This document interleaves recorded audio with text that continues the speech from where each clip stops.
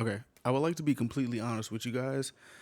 I found out that this video came out because I knew, well, not knew, I had an idea that Stephanie was probably going to do a video on this, but I didn't know that this video was going to come soon. And I was having a internal battle about this because, like, I remember in the video that I made of like figuring out what the hell is going on, I didn't want this story to become bastardized into like some internet shit. And what I thought was going to be my fear was the bastardization of this story. I would say within the last day, there's footage of Celeste being mean to her neighbors. Like I'm not. I would like to say I'm pretty internet savvy when I actually pay attention to some internet stuff, and I don't like this. I don't like this. This story has gone very very viral in ways that I did not want it to go, but like, my wants are not the wants of, what I'm saying. The main focus on this is Celeste. It's Celeste. Like, there's people talking about David, it's innocent, all these other, bro. I have my theories. I think that nigga David is not a suspect anymore, or he's not being, or he hasn't been arrested yet because they're trying to build a case on Cuz. Because you can't do this shit in LA. You can't do this shit in California.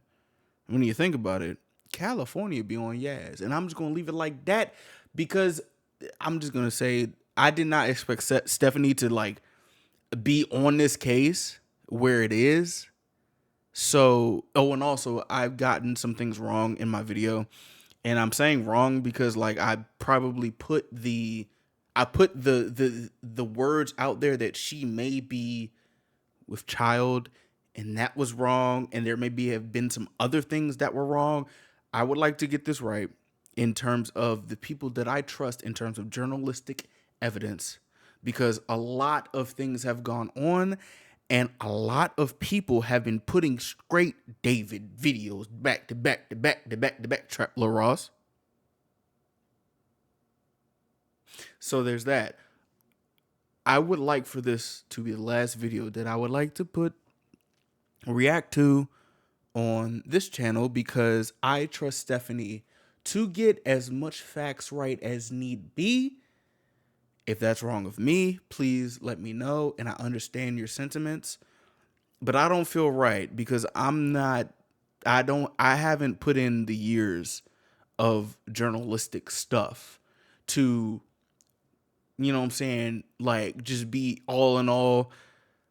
It don't sit right with me because there's a lot of other things going on, bro. Like there's like a video of, they said it was her in Silver Spring, where you could literally see her at the balcony, but some people are saying it's not her. Like, no, no, no, no, no, no, no, no. When I said I don't want this to be bastardized, I mean it. So I would like for this to be the last video on that joint. You know what I'm saying? So I would like to, tap into Stephanie's video. And this may be the last Stephanie video for a good minute. I would say 2 to 3 weeks, because we still got to go into the Giselle story that ties into the JE, you know what I'm saying? So I would like to just get whatever record straight that may be, like, to do it, just to be like not spreading information. So this may be a correction video. If not, then I'm going to find out that this is maybe a part 2 of it, because I'm not journalistically inclined, but I do trust certain creators to be journalistically inclined. So I hope you guys understand that. So I would say this bada boom bada bing is very very very very very very impromptu. For all the people that may be like, oh, where are the reactions? Where is this, that, and the third? Da, da. Just so y'all know, we watched Trigger episode that's on the Patreon. We watched Attack on Titan, and also I watched Alice in Borderland episode 1. That's free on the Patreon, amongst other, reaction videos. You know what I'm saying? Just for those people right there, but that's not the main point, okay? I want to make sure what's going on here was right, because I don't like the bastardization of this damn story, and I don't know why I didn't think that this would happen. I was just afraid that this would happen. So we're going to figure out what's going on. And I want to figure out what's going on with you guys. I hope that's okay with you. So let's go. Fuck, Bada bing, bro. bada boo. It's We're gonna be definitely here for a a weird while. place for a black hearse to pull up. If you guys don't know what a hearse is, it almost looks like a vintage looking car, and oftentimes it's associated with death because most funeral homes, it's a tradition. You will see caskets or coffins being transported inside of this hearse. There are chrome wheels. It's like a very intense looking car. You're not supposed to cut it off in traffic, otherwise Real shit, bro. If you cut off a funeral hearse like joint, you are a top tier asshole. Like, you're on top of a top tier asshole that like tries to vroom through a school bus with the stop sign on both sides. You're worse than that, because you know what that is. You know what that is. that's a very bad omen because you're cutting off someone's final journey to Exactly. their destination. That's very bad karma, is Very, what people say. very. And even if it just stops in front of your house, people say that's very bad luck. That means someone in your house might die. Wait, what? What's a hearse convoy going through a residential area? Wait a minute. Whoa. Wait a minute. I ain't gonna lie to you. Hold on. When my granddaddy died, we went to a funeral home that was down the street from our house. But they ain't going to that residential. Shout out to Allentown Road. I'm glad y'all fixed that road. But, huh? In front of your crib? How did... What? That's the whole thing with the hearse. There is this building in the middle of downtown city center with a whole line of people just standing outside, and a hearse pulls up, parks on the side of the street right Which in front city of them. center? It's interesting because when you see this video, nobody's wearing all black. It's not Girl, which city center? Aren't there like multiple city centers in like America? Because I know there's like Center City? There's a city center in DC. What are you talking about? Wait, what? like a funeral. This doesn't look like a funeral home. And they're also curiously staring at this hearse, like, why is there a hearse right here? There's a video, like someone took a video. Yeah. Standing in the what? line, showing the hearse, showing some other people in the line. And you can see that the back of the hearse is opened up by this man in a suit. And it takes about 4 men to, first of all, slip off this black blanket, uncovering this I've silver never seen white this. Hold on, colored what? coffin. Some people say that the coffin looks way too small to be a fully adult coffin. It's a casket, but Is it? it looks more so like a child casket. Where the fuck? Somebody on the smaller side. They Whoa, what? start rolling it into the building that everybody is standing in line trying to get into. And they look Oh, that's David's fucking when he put the damn casket in his show. I was about to say, whoa, I thought they had that girl's casket in a joint. I'm on to you, Stephanie. Okay. I like what you're doing. If you don't like this reaction, please go to Stephanie's channel. All of y'all, please go to Stephanie's channel and just watch what's going on. If you want to watch here, thank you. But this is not about me right now. Hold on. a little bit like, what is going on right now? And none of the people that are carrying the casket are saying anything. They just wheel it straight into the building. What the Eventually, fuck? when the doors open, the entire line of people are shuffled inside, and immediately the first thing they see is that casket, just front and center right there. There's the white casket on top. There's all these flowers next to it. There's this All right, hold on. Wait. Hold on. Because this is going to be a long video. I just want to let y'all know this right now. This is going to be a long video. I, as somebody who does not play with death like that, looked at this shit and like, yeah, bro is probably not bro. This nigga is a weirdo for putting like a dead ass casket in there. Yeah, I understand you're trying to be artsy, but you don't play with death. You don't play with death like that. Not only that, there's an armed and dangerous theory that the people that had songs of Armed and Dangerous, i.e. Juice WRLD and other people, have reached their demise. You don't play with death. That's one thing that you don't do. You do not play with death. I don't care. I'm not gonna lie to you. You know, I'm a Christian man. I don't play with death. I don't play with that dude, bro. I don't play with cuz. Because death can come knocking one day and you will be so distraught that you don't even know that it may be your time. I don't play with that. You don't put no caskets in nothing. No. No. Because when you actually see multiple people that you have loved in your life in a casket, it's a feeling where I've seen a lot of people perish in my life. A lot of people that I loved. If you've been here for a while, you know this.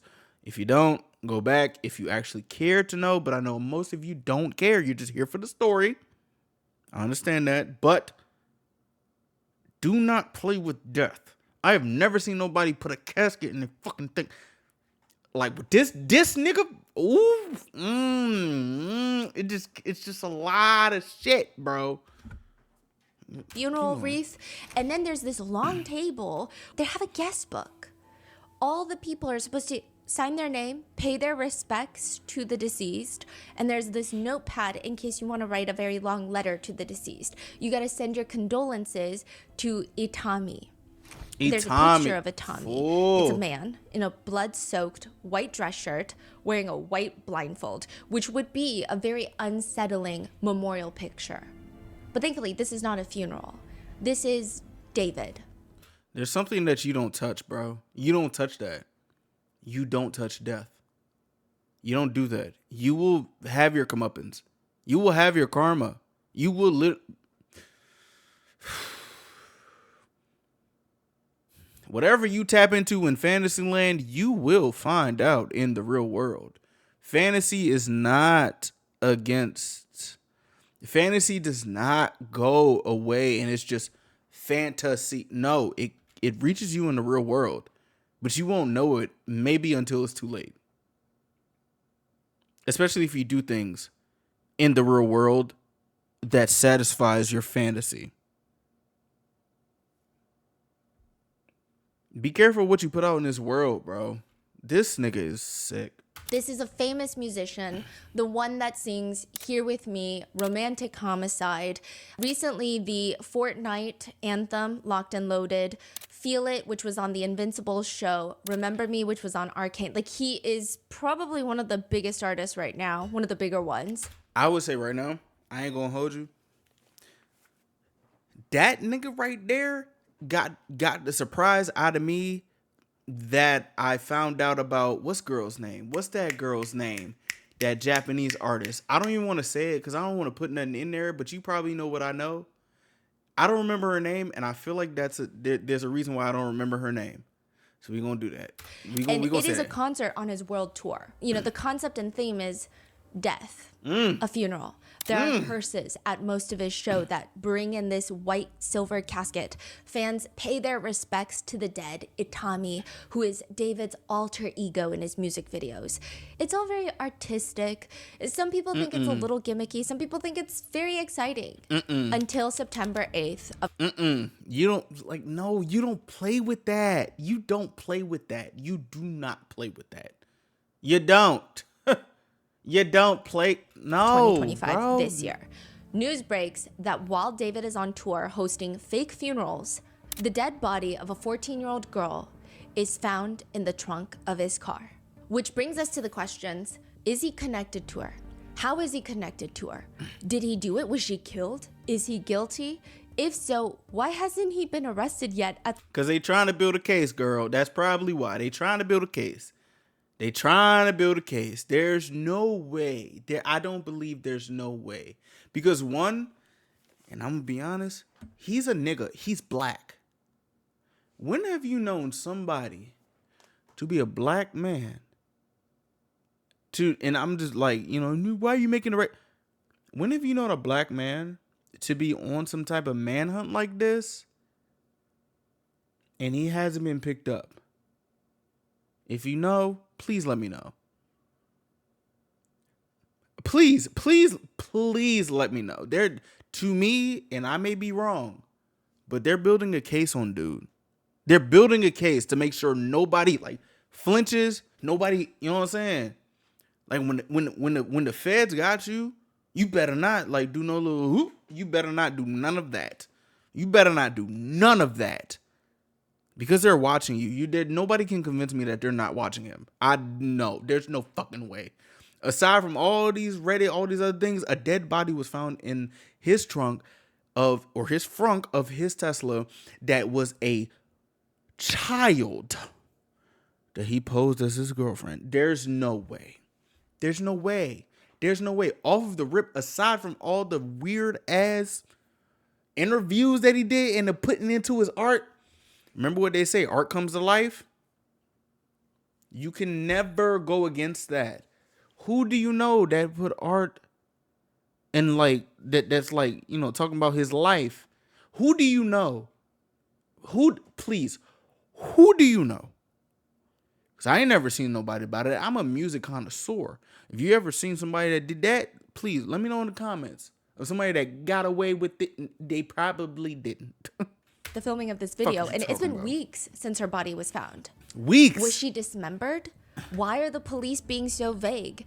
And do the funerals at the recent concerts mean anything at all? Because some netizens are saying, was David trying to tell us something?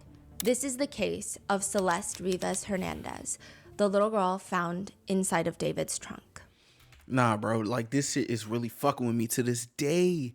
And people are out here putting like videos of her arguing with her neighbor, talking about, I'm not Mexican, I'm from El Salvador. I'm not on the, like, okay, maybe she may have been a little, I don't care right now. She was dismembered. Yo, like, what the fuck? It's possible for Rotten Mango to support Like, NCMEC, no, the gang. National Center for Missing and Exploited Children. Yes, They are the like, nation's what? largest and most... Hold on. Did they find the girls in DC? Did they find those missing girls? Remember Michelle Obama that said, bring back our girls? Remember that? Do you remember that? Do you remember that? I remember that. Did they find them? Like, what do we, like, oh, I hate this fucking internet, bro. People do not give a fuck about our children, bro. Influential child protection organization. And this episode's partnerships have also made it possible to support Rotten Mango's growing team. And we'd also like to thank you guys for your continued support. As always, full show notes are available at rottenmangopodcast.com. A few sensitive topics for this case include allegations of grooming, CSA, as well as themes like gore, potential dismemberment, and decomp. Now, You talking about this nigga's gore fetish? Oh, please. a super big part of this case is that as of filming this, there have been 0 arrest, convictions, or just really anything concrete besides these little tidbits of very vague. I just want to say, y'all remember this Young Thug thing that y'all was talking to me about during this Diddy case, and when Young Thug was talking about Cudi being a rat, and you see what happens? They have been looking at Young Thug since 2000, whatever, before 2015. I remember I was tapping into Young Thug when he had that bad teeth before he was locked in with Birdman and Rich Homie Quan. The feds will build a case with you. The police will build a case with you when they actually give a fuck about victims. Just be locked in. Just because Cuz is not arrested right now, just know, when the feds get an eye on you, they're going to build a case. They're going to build a case because there's literally no reason as to why he's not arrested right now. It's his shit. You know how many people, black people, let's just keep it straight to black, because it's a nigga. This is a nigga right here. I don't give a fuck if he's homeschooled or on this alt shit. There's a nigga with a dead body in his trunk. There's black people in the hood or whatever who got a little bit of weed in their shit, and they put a little bit more contraband in their trunk to say like, oh yeah, you know, whatever you say about, you know, Dave Chappelle and everything, and aside from all that homophobic, transphobic shit that he was talking about, from what y'all say, he has a bit that said, you know what, we killed this nigga, or something happened with this black man. Let's sprinkle a little crack on him to, like, you know, to make him seem like a villain. And you mean to tell me from that bit that was around the early 2000s, you don't think that's what it is right now? I feel like they're building a case on him. There's no way he walks free. There's literally no way. There's no fucking way. Very polished press releases that authorities have given out. We're going to be covering all of those details and specifying which one is confirmed, but basically function on the assumption that everything is alleged. We did our best to debunk and verify all of the online rumors, and there are so many online rumors. We went down a whole this is why I'm here right now. of just online speculations, screenshots, screen recordings, people posting unreleased songs, and one thing we can deduce is that we don't really know anything at this point. And that's the only thing that separates us from the actual truth versus what will come out in court or from the police. It's almost... October is tomorrow. This came out on the 8th. Think about that. Online rumors have been going crazy for 22 days. I'm recording this on the 30th of September. October 1st is tomorrow. I feel like they're building a case. And that's my opinion. I could be wrong. Of course, everything in this video is alleged, but let me know, please, like, yo, what? And also, I just want to say the internet, like, tapping into this joint will probably complicate the whole like investigation further, because like when the internet gets into it, it may complicate it. Like, real shit. Like, it may complicate it because, you know, discovery is a thing in terms of court, but like when an investigation is going on, they have to fact check everything. They just released the body remains to the family. And there's a lot of things going on about the family and how some people knew. There's CCTV footage of her walking down the street, being picked up. Like, these are things that I did not know in my video. I just want to be like correct in what's going on because, bro, a baby was fucking murdered, bro. A child. A baby girl was murdered, bro. You know what I'm saying? Like, nah. And like it seems like everybody is like trying to profit off of it. You know, there may be some people saying like, you're trying to profit off it. You're trying to get clout, bro. I have watched 7 to 10 videos of Trapper Ross doing updates on this David situation.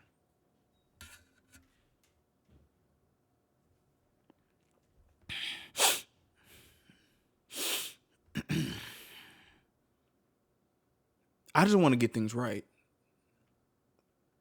That's for me. If you disagree, we can agree to disagree.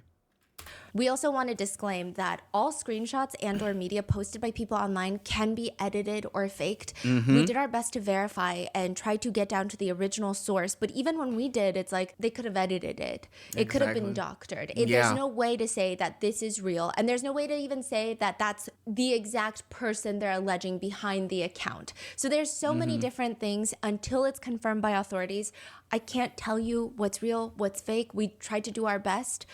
And then we can't even trust the authorities too.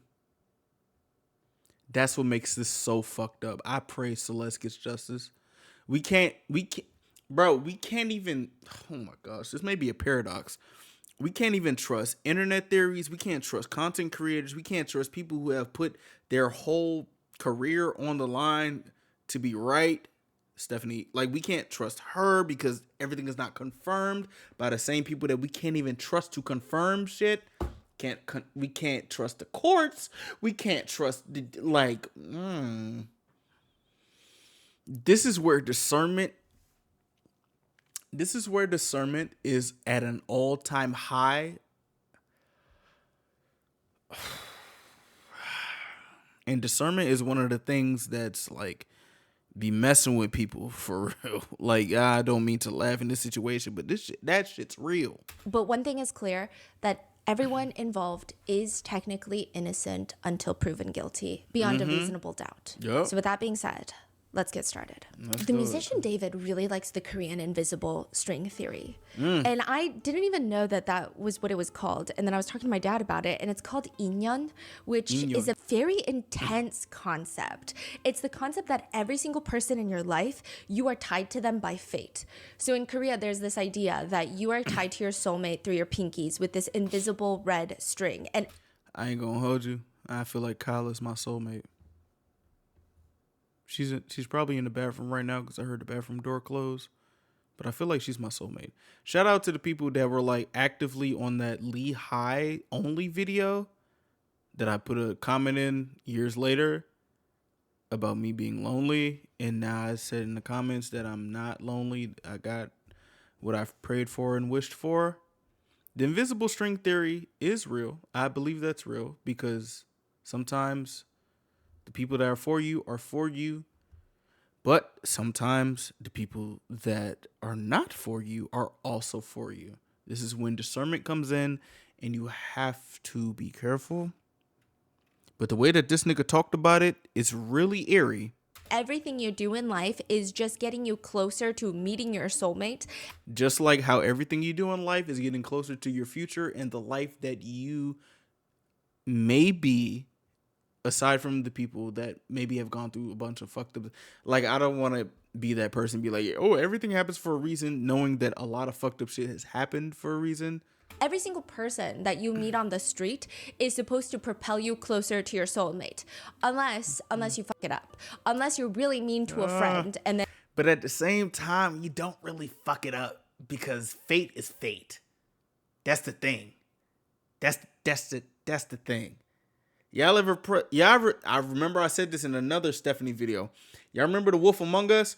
Do you remember when people used to like do videos, or not The Wolf Among Us, not just The Wolf Among Us, those Telltale games where you used to like actively tell the system what's going on, and they will do some shit to where you randomly are still in the same predicament, regardless if you made the wrong decision that you thought that should go into a different predicament?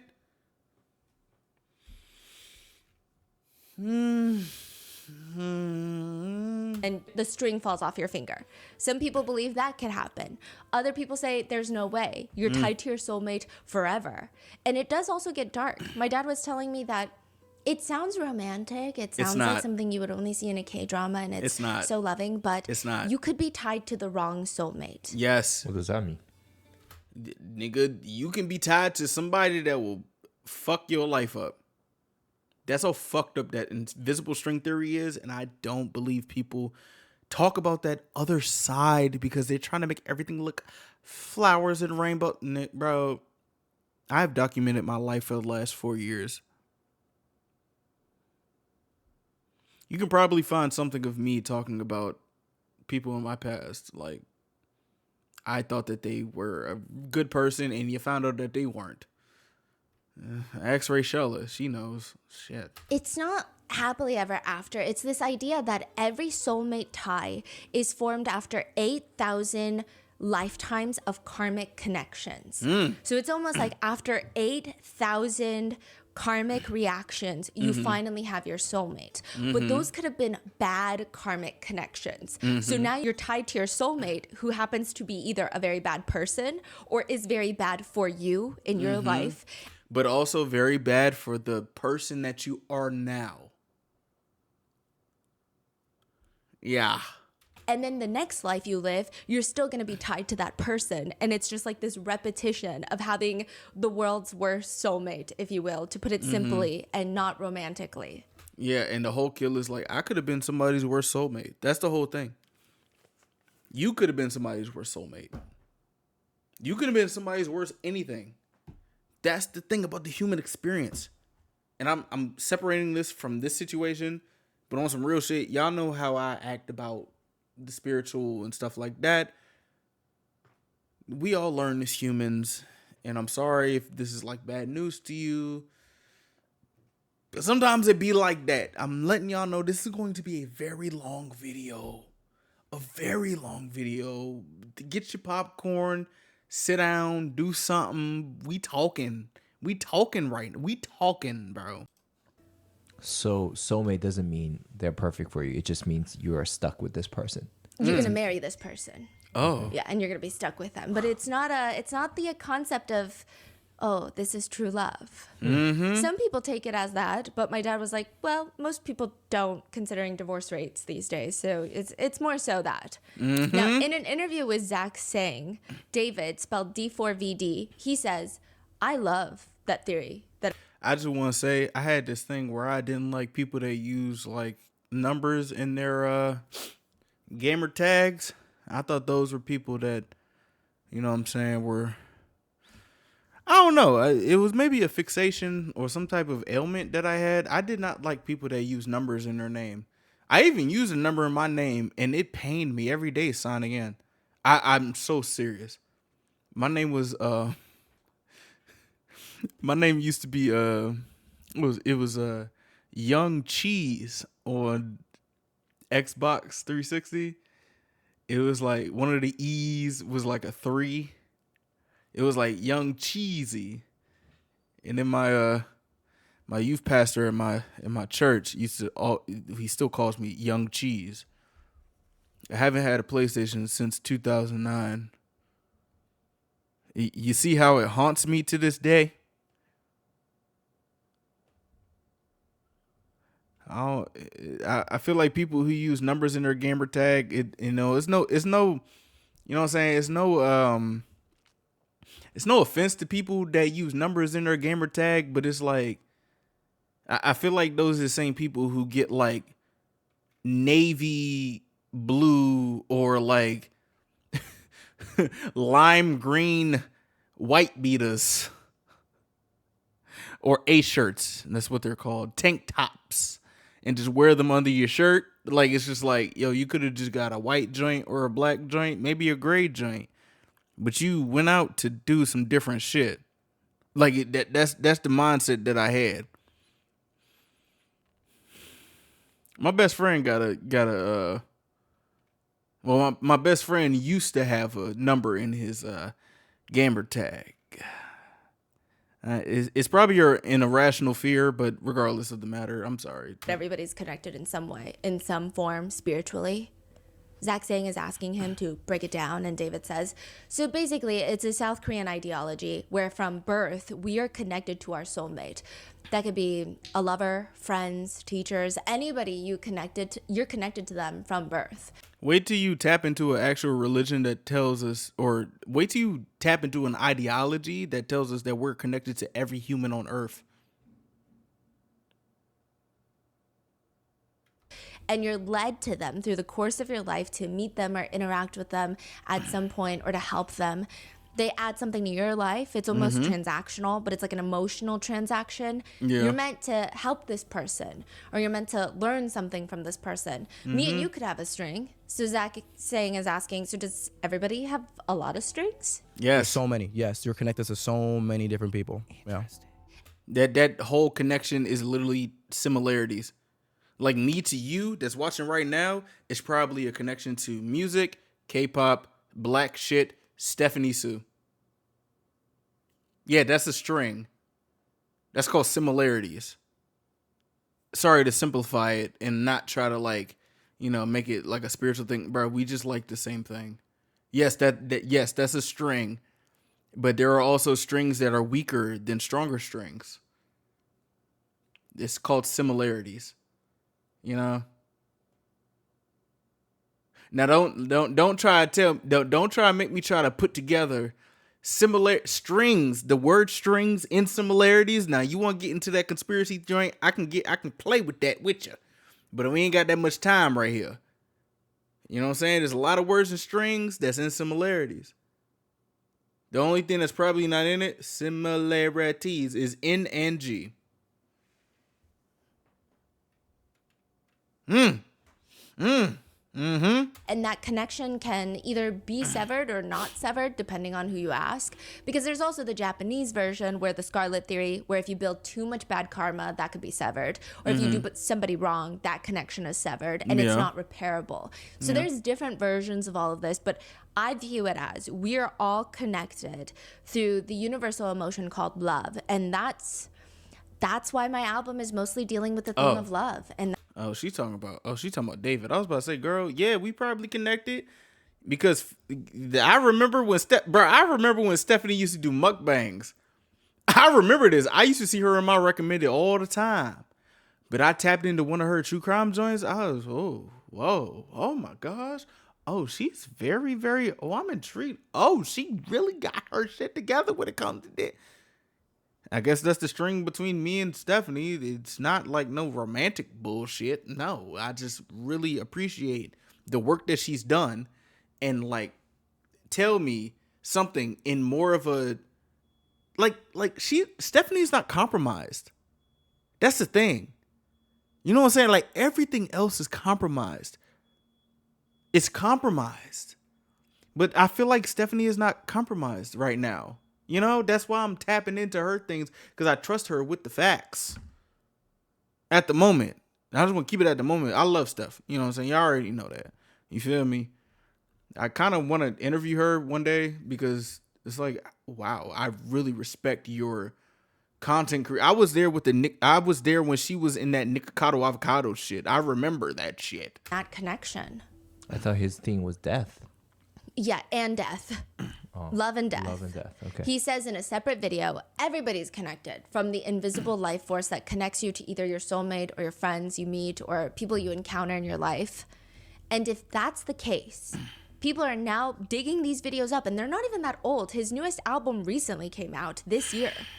He also dropped a song recently. I forgot what the song was, but I saw that shit because fucking algorithms be pissing me off. I saw there was a song that he dropped recently. It was on like the YouTube music joint. You know where they randomly put like an album cover and they say song.music or some shit? Because YouTube does that. And he randomly found, that's how I found that Meow song, Me.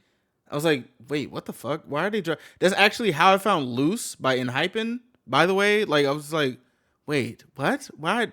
Why is this in this section of YouTube? Like, it's weird.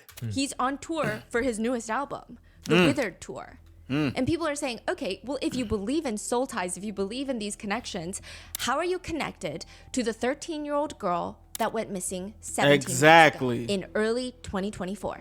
You know, a few years ago, I feel like there was this TikTok trend at one point, and I don't know how our brain rot keeps evolving, but it's song covers, very serious rap songs, very serious love songs. And it's like if they were all sung by Alvin and the Chipmunks, and it's just a high-pitched cover of the songs, and everything sounds goofy, and sometimes it's honestly better than the original song. Do you remember where all the TikTok sounds were also going viral? And it's like high-pitched. Sped up. It's sped up. That's one of the reasons why Summer Walker dropped a sped up version and a slowed down version. I think it was Over It or Still Over It. That's that music shit, bro. That's that music shit. Wait till you realize the reason why Cardi dropped her album was because Atlantic Records still is not tapped in. Atlantic Records got a new overhaul. I don't want to talk too much, but again, I don't know anything. You know, Drake, this is a tangent. Drake suing UMG is just a random occurrence, right? Yeah. Yeah, Kendrick and Drake being on UMG is just that. Yeah, okay. It's sped up versions of every song. Yes. That's how David gets famous. His song? Really? Not by his own music, but by Alvin and the Chipmunking everybody else's music. No fucking way. He would make edits where he sings someone's song, Beyonce, Billie Eilish. And he's singing it? Yes, and then he would Alvin and the Chipmunks edit it. I mean, yeah, Blood talented though. Like, yeah, he talented, but that don't mean shit. Everybody's talented though. You feel me? We canceled Daniel Caesar. Blood talented as fuck. We canceled him because he tried to defend Yes Jules when she was over here talking about a nigga shirt. Like, it's the nigga, man. Nobody give a fuck if you talented no more. Niggas will call you out on some shit. Remember when Ariana Grande got that tattoo? Yeah, niggas will call you about that shit. You feel me? Fuck is you talking Sometimes about? it would just be the track of it, and then he would edit it to sound like Like, bro, Alvin and the what? Chipmunks. David's whole career trajectory is by far one of the strangest things that I've ever read about, and it's not even. It's just strange. Girl, it's not strange. He tapped into the actual market. There was a thing back then where Jake Paul said the way to get fans is to tap into them psychologically. And that's all I'm gonna say about that. We still watching the Paul brothers, right? I think the fact that the first few songs he drops hit 1 billion streams on Spotify. Oh my And gosh. every song and release after that has been so successful. I didn't know anything about David. I knew his songs. I didn't know him online because a lot of people actually knew him online through his TikToks, his viral memes and his TikToks. Bro, I promise you, bro, the only two things I knew about David was that, like, he made songs on BandLab, which is where I mastered my covers because I don't know how to master for shit. And also, he started making Christian content, and I saw him making Christian content, and I was like, who is this nigga?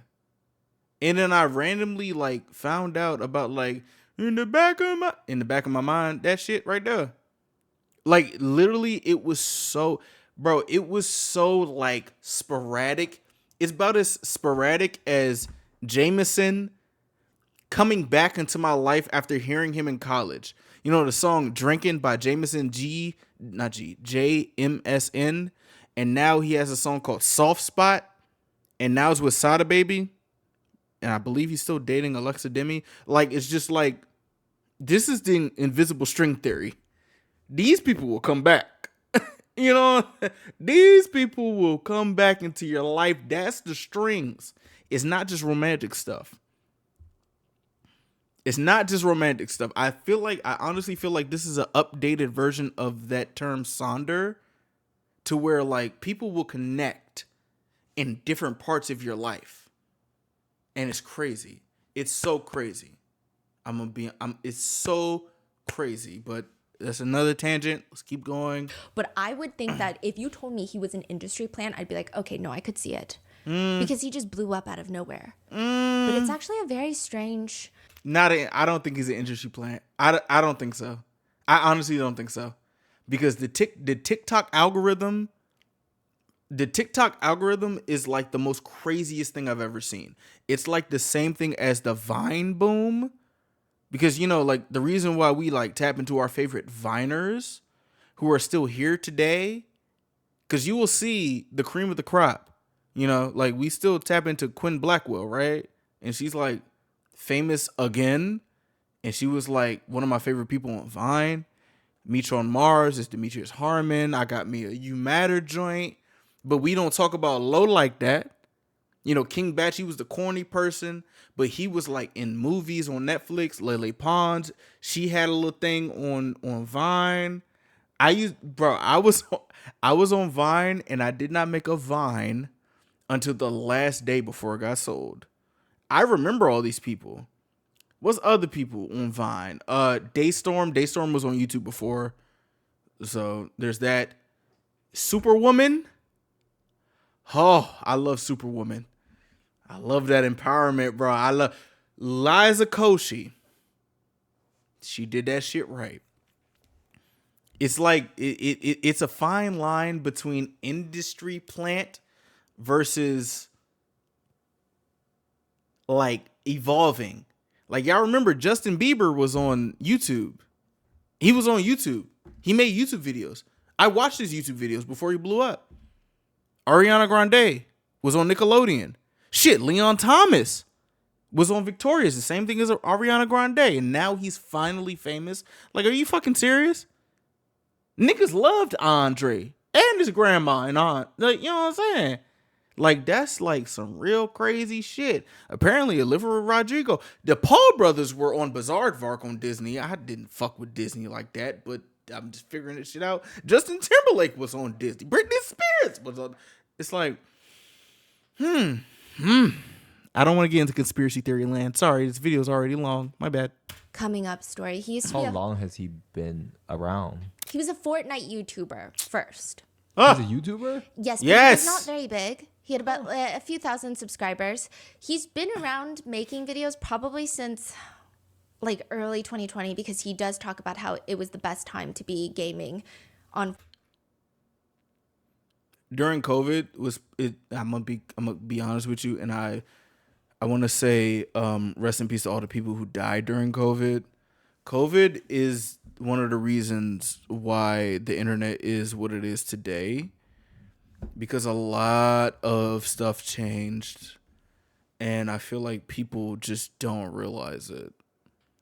A lot of stuff has changed. You know, like during COVID, before COVID was when I started my channel, and I'm like, okay, timing. Like I'm gonna be honest, when COVID happened, we all, and obviously we probably weren't all, but when COVID happened, I found out about K-pop before I was kicked out of my dorm, which is why there's still videos of me on my channel in my dorm. Around March, I had to find a way. Like, yo, I had to find a way, and things happened, bro. And I think it was around, what was it, 2021? I don't remember, but like, yeah, the internet changed during COVID, and celebrityness changed during COVID. I be trying to talk to y'all about it, but I feel like nobody gives a fuck. That's the thing. Nobody gives a fuck. And it's like, okay, we're 5 years removed from it. And now look at where we're at. Look at where we're at. Fortnite was during 2020 COVID.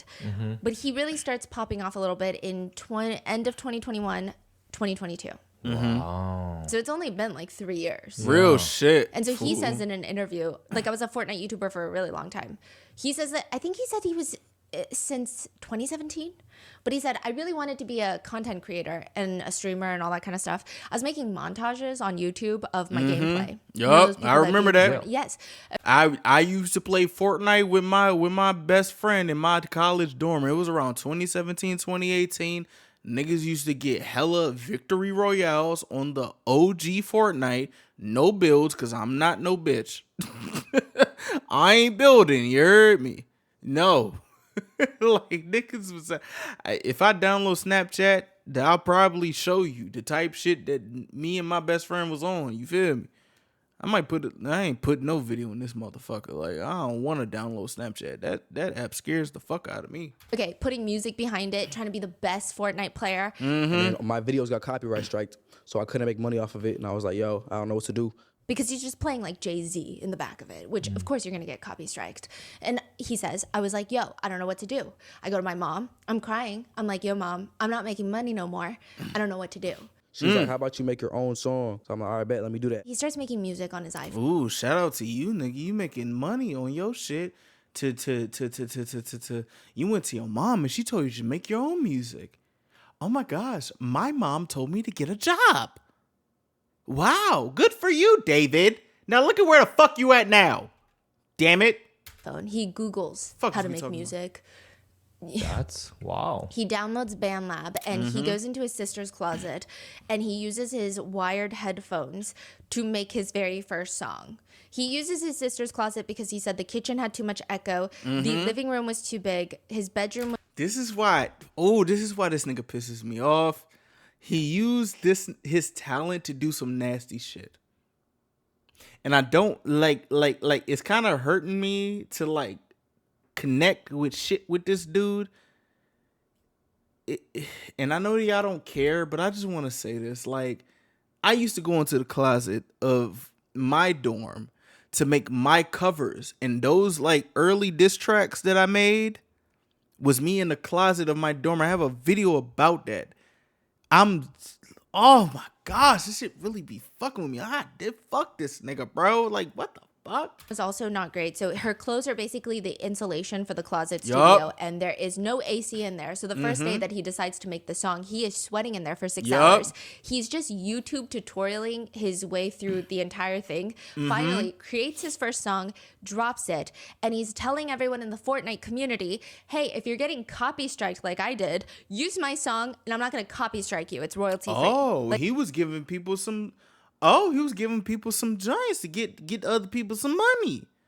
Okay, so in the beginning, you found out that copyright be fucking you in the butt, and then you realize, oh, use my song, bro. That's good. That's good marketing. It's so sad that you use this shit to start dating a 12-year-old.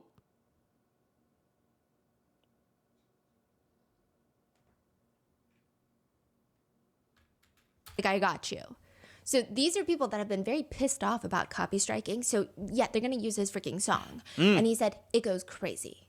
But it really only goes crazy in the Fortnite community. Meanwhile, he's working at Starbucks. She's saying this as if like Fortnite was not that shit though.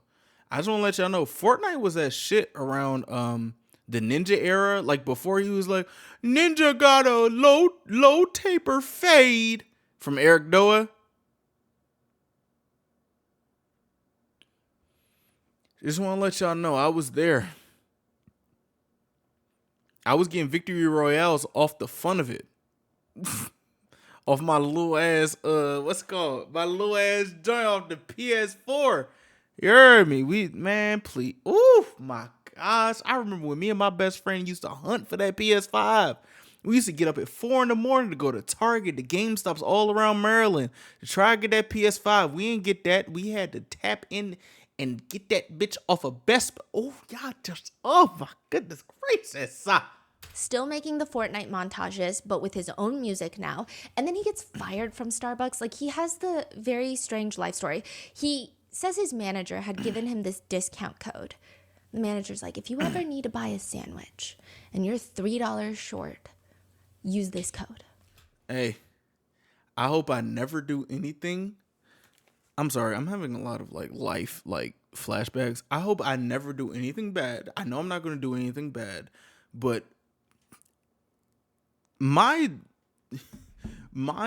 story at Noodles and Company was crazy. I used to give people like random discount codes. I used to pay for people's meals because I know that paying for Noodles and Company with $10 plus for a fucking bowl of noodles was too much. If somebody tapped in, mind you, it was at Bowie Town Center, and niggas know if niggas was not being able to pay for their shit, I'd pay for this, and then I wouldn't even tell them to cash at me, bro, because that shit was mad expensive. My manager didn't fuck with me for real, but he used to play with me for real. I got the videos to show it. There was one time my manager was like playing with me and my mans for real. I told him I hit this nigga with a fucking pan. Stop playing with me. Y'all remember the Noodles and Company's days. I used to pay for people's meals. I used to give people free joints. I used to give people free shit because there's no way that y'all paying $16 or $20 for a damn a bowl of butter noodles and a Rice Krispie treat. Bro, I was feeling for my people. You heard me. And then when I found out that they didn't give a fuck about the people, when our main person she got COVID, bro. Shout out to my girl Jay. You heard me? Shout out to my girl Jay. She got COVID, and she was the person I used to look up to. My manager said, are you able to take your shift? That was one of the things that I was like, bro, I need to get the fuck out of there. They used to call me in from Bowie State University. That's where I went to school at. I'm just giving y'all the joint. They used to call me. I used to save the shop. And this is a tangent. I'm sorry. This is a long video. So I used to save the shop. And I ain't get no thank you. I was stressed out, all these other things. I used to tape broccoli to the wall. I used to tape like a mushroom to the main computer in the background. I used to play Michael Jackson in the joint. I used to play Pharrell. I used to play all these things. Hey. I wish y'all that knew me in the Noodles and Company era would know how I changed. I'm glad that y'all are here. For the people that were here in the Noodle Company era, it was a lot. I got my best friend, a job, all these other things. And then I quit on the spot one day because I wasn't respected. You know what I'm saying? It's a lot. I'm sorry. This is why I will never go against anybody in a service industry, a restaurant, or nothing. All my service people, I love the fuck out of you. Because you're serving people with good eats, this is that and the third, and you know you got the opportunity. If somebody is rude to you, you know you can spin in their shit. But you know that you don't because you're a good person. Hey, thank you for keeping it solid. People are rude as hell. I worked at News and Company for 3 years.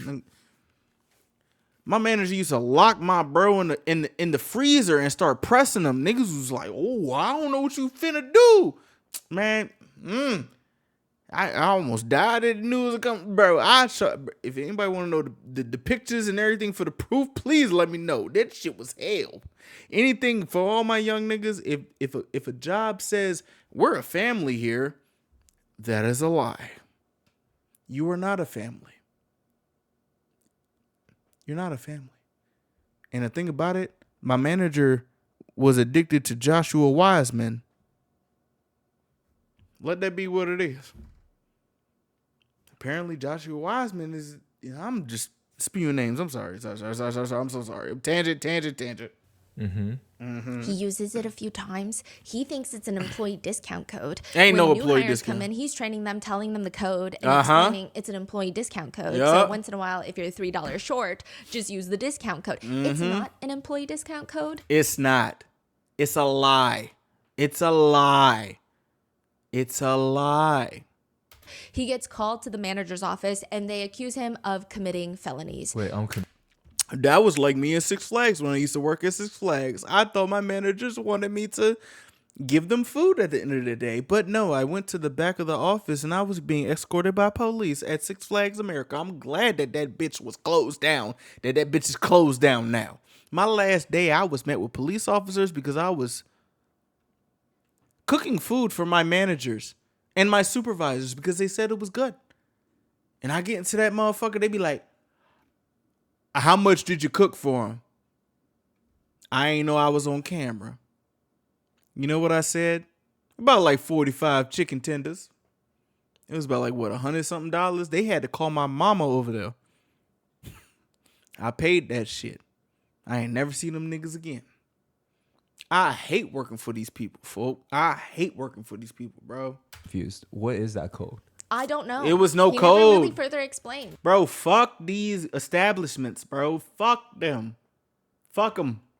They lying. They lying like shit. Fuck is we talking about? I couldn't even, bro, I was banned from Six Flags for like a week. They didn't let me come back. I don't know if my grandma still have those Six Flags, I don't know if my grandma still got those Six Flags IDs. Them dumbasses gave me 12 Six Flags IDs. I could use it, and I did use it. I don't give a fuck if I was banned. Nigga, I was a worker. Crazy as hell. If I remember this, when I'm editing this shit, I'm going to post my picture on Six Flags, and I'm going to post my picture on Noodles and Company to show you that I was a worker before this YouTube shit. That is weird. Man, please. So is that like kind of like a hack? Like, oh, just use this, you get a little discount, and he just start telling him, why just use this. I think so, and I think he only saved like $14. He only used about $14 of it, but the manager says you're committing felonies. There ain't He no gets felony. fired. It ain't no damn It's not the same felonies. type of felonies, nor It's not a felony. Fuck that shit. It's not a felony. These damn managers over here talking about it's a felony. Bitch, no, it's not. It's not no fucking felony. comparable talking to the severity of what he's accused by the internet as of right like, now of having committed. But This nigga actually committed a felony. No, he committed disgusting. That's what he committed. David states that Starbucks accused him of committing many crimes, and he was fired. That's what your dumbass get for working for Starbucks, nigga. That's exactly what the fuck you get for working for Starbucks. Shit. Fuck is you talking about? And he said, these are all the sandwiches that you stole from us in the past 3 weeks. Like, this is what his manager is telling That's what him. they said about my chicken tenders at David Six argues Flags. Again, he thought it was a discount code and he was like, just take it out of my paycheck, but they refused. Uh-huh. He's like, the whole situation was just crazy, bro. And I was like, you know what? It's a blessing in disguise. That means I get more time to work on music, which I'm already about to make money on. You know what I'm saying? So I'm about to make money on music. I really don't need this job right now. I really just focus on Fortnite, focus on music. People were just demanding more music. And David says, it just kind of became this thing where the music was getting more popular than the Fortnite videos. Oh. My SoundCloud numbers surpassed my Fortnite video numbers. Oh. It's getting crazy. Oh. What are those songs that's released, or are they just like random songs? They're out. They're out? Yeah, they're out. They're They're big? still out. They're big now. Even the first few? That he Yeah, made? yeah. But they're not doing the crazy numbers that his next few songs make. So after these Fortnite songs, he's still making these songs, but he decides that not just on SoundCloud, he wants to get attention on TikTok. So TikTok, he mainly is still just posting Fortnite videos and now Alvin and the Chipmunks. That's his Alvin and the Chipmunks era. He also starts posting random memes and everything is like Alvin and the Chipmunk pic. See, this is why I like Stephanie. She tapping into this old ass shit. I ain't no color like this. This nigga in a man. Oh my gosh.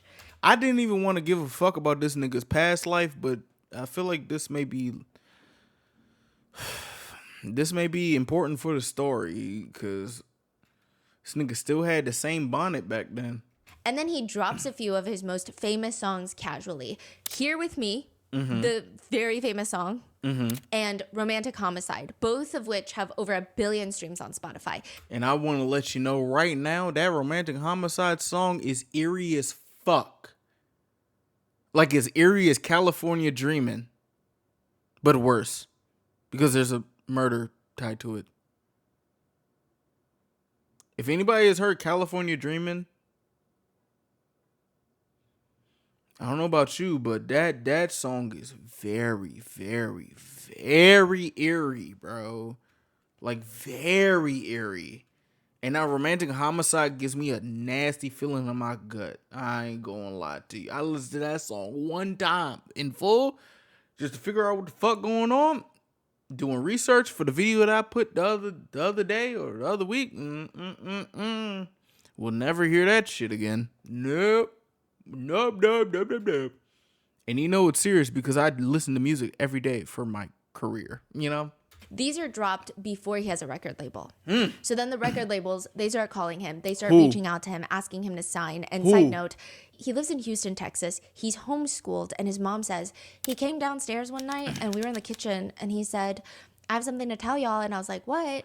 He was like, this label was calling. They keep calling this label and that label's calling. And we were like, what are you saying? Like, stop playing around. His dad legitimately thought they were getting scammed by phishing emails until they're flown out to LA and they have meetings with multiple record labels. David's mom has this little journal called David's Music where she takes notes of all the meetings with the labels. And then eventually they signed with Interscope, which... Oh, hell no. Oh, hell no. Wait a minute. What, nigga, what? Is that BTS? Who the fuck is that? When did BTS sign with Interscope? What? labels. David's mom has this little journal called David's Music where she takes notes of all the meetings with the labels. And then eventually they signed with... BTS is with Interscope? Wait, what? For real? Oh, it's Geffen. My bad. I was about to say, wait a second. I was like, wait, whoa. I didn't know they was connected to Interscope, but Geffen and Hybe and that shit. Because I see Boy Next Door up there. Interscope, which is owned by Universal Music Group, UMG. Oh, It's actually very UMG. fascinating. So in 2022, he has 118,000 monthly listeners on Spotify. And right now he's sitting at 38.5 million monthly listeners, which I believe on Spotify, only 100 or 200 artists in the entire globe have 35 million monthly listeners or more. I peeped that he was like a very, very, very, very like random joint, but I didn't tap into his music then too. I think I was watching like a podcast and it was like, there's somebody that's on the charts by the name of David with a 4 in his name, but I didn't like tap into it because I was like, oh yeah, maybe this TikTok artist probably like reached some shit. Like, oh, yeah, cool. It's this TikTok era is way different than the ringtone era in like '07 when Soulja Boy was like. Has had a recent push in his music because of everything that's been happening, but no, But he's been like, Yeah. he's gotten that big. Wow. he's opening for SZA's SOS tour. He opened for that tour. You're not trying to hear, cuz I ain't gonna hold you. Nah, you I good. think that a lot of people like to find reasons to hate people who suddenly get famous. And like, again, I'm telling you everything that's happened in the context of that time, not in 2025. This is when he first starts blowing up. And when so was just it? giving you the context. From what I can tell, he was very generally well liked at that point. It's very hard for people to even argue that he's not talented. No, he is I know talented. that there's lots Yeah. of musicians that pop off on TikTok and people are always like, they're not even that good. Man, please. That nigga, just because you talented don't mean shit. Yeah, you could be talented. That don't mean shit no more. Are you a good person? There's a lot of evil people that are talented. And you know the type of people that are talented but are evil as fuck. And you know that. You know that. Talented is not it no more. You know what I'm saying? Like, talented is not it no more. Shit, there's a lot of talented people. Man. It's not even great music. It's just TikTok viral songs. Nah. Most people would probably admit, maybe not now, but 2 years ago, that he does seem objectively talented. Nigga, we found out that Doja Cat was a shithead. And she's probably like, with all the things that she's been doing, that don't matter that she's talented. This is not the era of like praising people for being talented. Do you have humanity in you? Can we get a little bit of humanity? Please? Like, that's all we ask, because we're in a time that humanity matters. Yeah, you can sing a song, sing a tune. Shit, if you lived in the DMV, PG County, you see a lot of talented motherfuckers with some bad morals. Ooh, you be surprised. Shit. Talent ain't it no more. This ain't the era for you know what I'm saying, celebrities. This is not the era for that. A lot of his aura also comes from the fact that he's very abstract, if you will, on how he creates music. He definitely has a whole process to it. He still likes to primarily record on his phone, even if he goes to the studio to collaborate with very big artists, which he has done. I just want to keep it P. Michael Jackson used to make beats from his mouth, but you know, I do respect people who make music from their phone. I mean, yeah, your phone is the same thing as your computer, by the way, but you know, it just makes sure you got a good mic because there's adapters for your mic. I don't feel bad discrediting because you know he's like on the chopping block for murdering a child. You know, I don't feel bad for it. Yeah, because, yeah, okay, I don't give a fuck if he's talented. I don't give a fuck. He will come back home and record it on his phone, and that will be the one that's released. Which I do think a lot of people liked that. He said at one point he was making 9 songs a day. The overwhelming majority have not been released, but I think in hindsight, this adds to lots of people's speculations that there have been unreleased songs. So Yeah. it's clear that he has a huge vault of music that has yet to be released. I think a lot of people also like the fact that he did get a vocal coach at the height of his career, which a lot of artists will have one, and a huge factor for that being you can blow out your voice to the point where you cannot sing for weeks at a time, Yeah. which would be your livelihood. It's very Yeah. important. Yeah. Well, David says that he had a vocal coach for a minute, but quote, but then I realized I started this thing in the most unorthodox way possible, just off Fortnite and BandLab, so I quit. And I turned to YouTube tutorials, looked it up on YouTube. I remember I was training for the big show in Houston the other day, and I was like, how to do vocal warm-ups and how to do vocal runs, just on Tap into my dude named Jerome. He in the vlog. If y'all haven't seen the vlog, this is I guess a plug, but there are people who do vocal warm-ups. That man Jerome in the vlog, the Texas vlog, did our vocal warm-ups for I'm not gonna say damn near everybody, but he did vocal warm ups, and he is I believe a writer for the boys in terms of K-pop stuff. Cool. You need a vocal coach that can teach you some real shit, regardless of how big you are. Okay, I'm gonna be so. LeBron has trainers because trainers are important because trainers will craft your skills. You're not big enough to not have trainers. I don't want to hear nothing. I don't want to hear nothing. You still got trainers. Nobody is up in the, you know what I'm saying? Like up in the jump. These main people still got choreographers. Don't play. Don't play. You don't get no points for not helping help. You don't. YouTube before the show, and I was just going crazy on YouTube, bro. Which sounds like he's a very relaxed artist who doesn't really care. But one reporter who interviewed David for a magazine cover says he is not going to let anything stand between him and making his dreams a reality. His career blows up so quickly that there's just no transitioning into it. David says, I went from never going to a concert. The first concert I went to was my own. And now I'm doing a 50 show tour. That's It was tough. crazy. I mean, having no prior knowledge of any concert, any show, my parents never took me to any concerts, and then having my first show be my own show was probably the best way I could have approached live shows. And also, you probably got the same type of feeling that made you untouchable. That made you feel untouchable. Feel that energy from all those people, because once you go to a show, like I've never had my own show where I had like thousands of people there, but I did a talent show at my school and I was so terrible.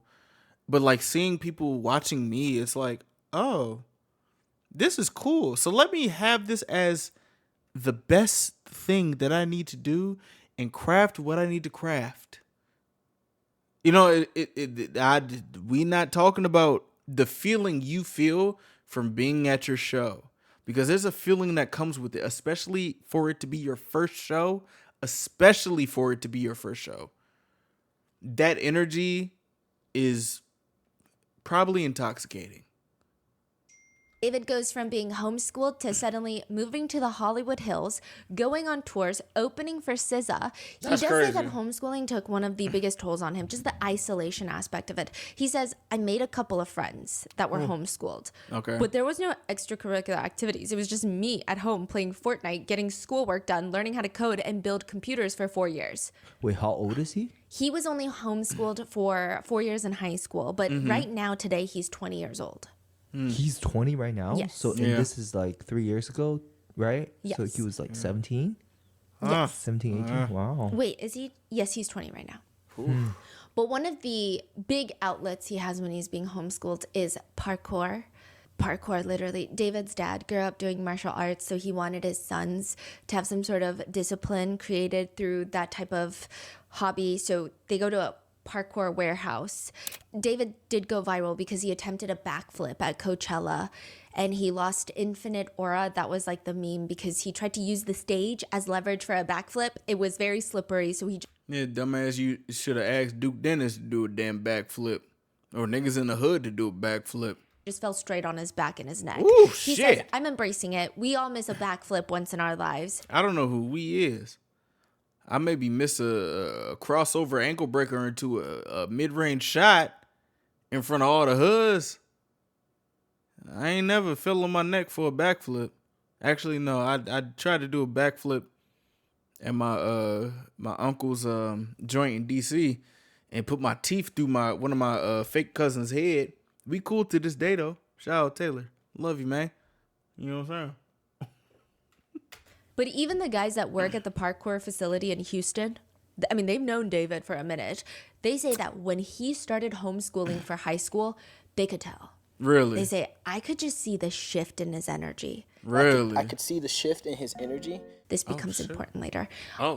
I've always kind of noticed when he would come in, just headphones on, it was just the fact that I think he felt very disconnected. David says, transitioning from public school to homeschool is tragic. I thought I had a lot of friends in middle school. I And then understand. after being homeschooled, nobody's hitting me up. Nobody's asking me where I'm at. Why am I not coming to school today? It made me question what is the real friend? Like, do I have any of those? You know, something that I do want to say about that is like I went to school. So I went to like middle school and high school, and like I know it's not the same type of I know it's not the same type of like experience of somebody that's homeschooled, but when I grew up, I had one of my favorite friends across the street from me and one of my favorite friends to the right of me growing up. And my mom never let them come over for real. I had to go over to their house with permission from their parents. You know that thing when it comes to black parents, it's like if they want you to come over, they would. And that's something that has stuck with me. And I know it's not me being homeschooled, but it's like, bro, like it's really something that just like makes you feel ostracized, but at the same time, you don't have the ability to talk about, I would say, the struggles of somebody who was so close to friends that you may have saw in school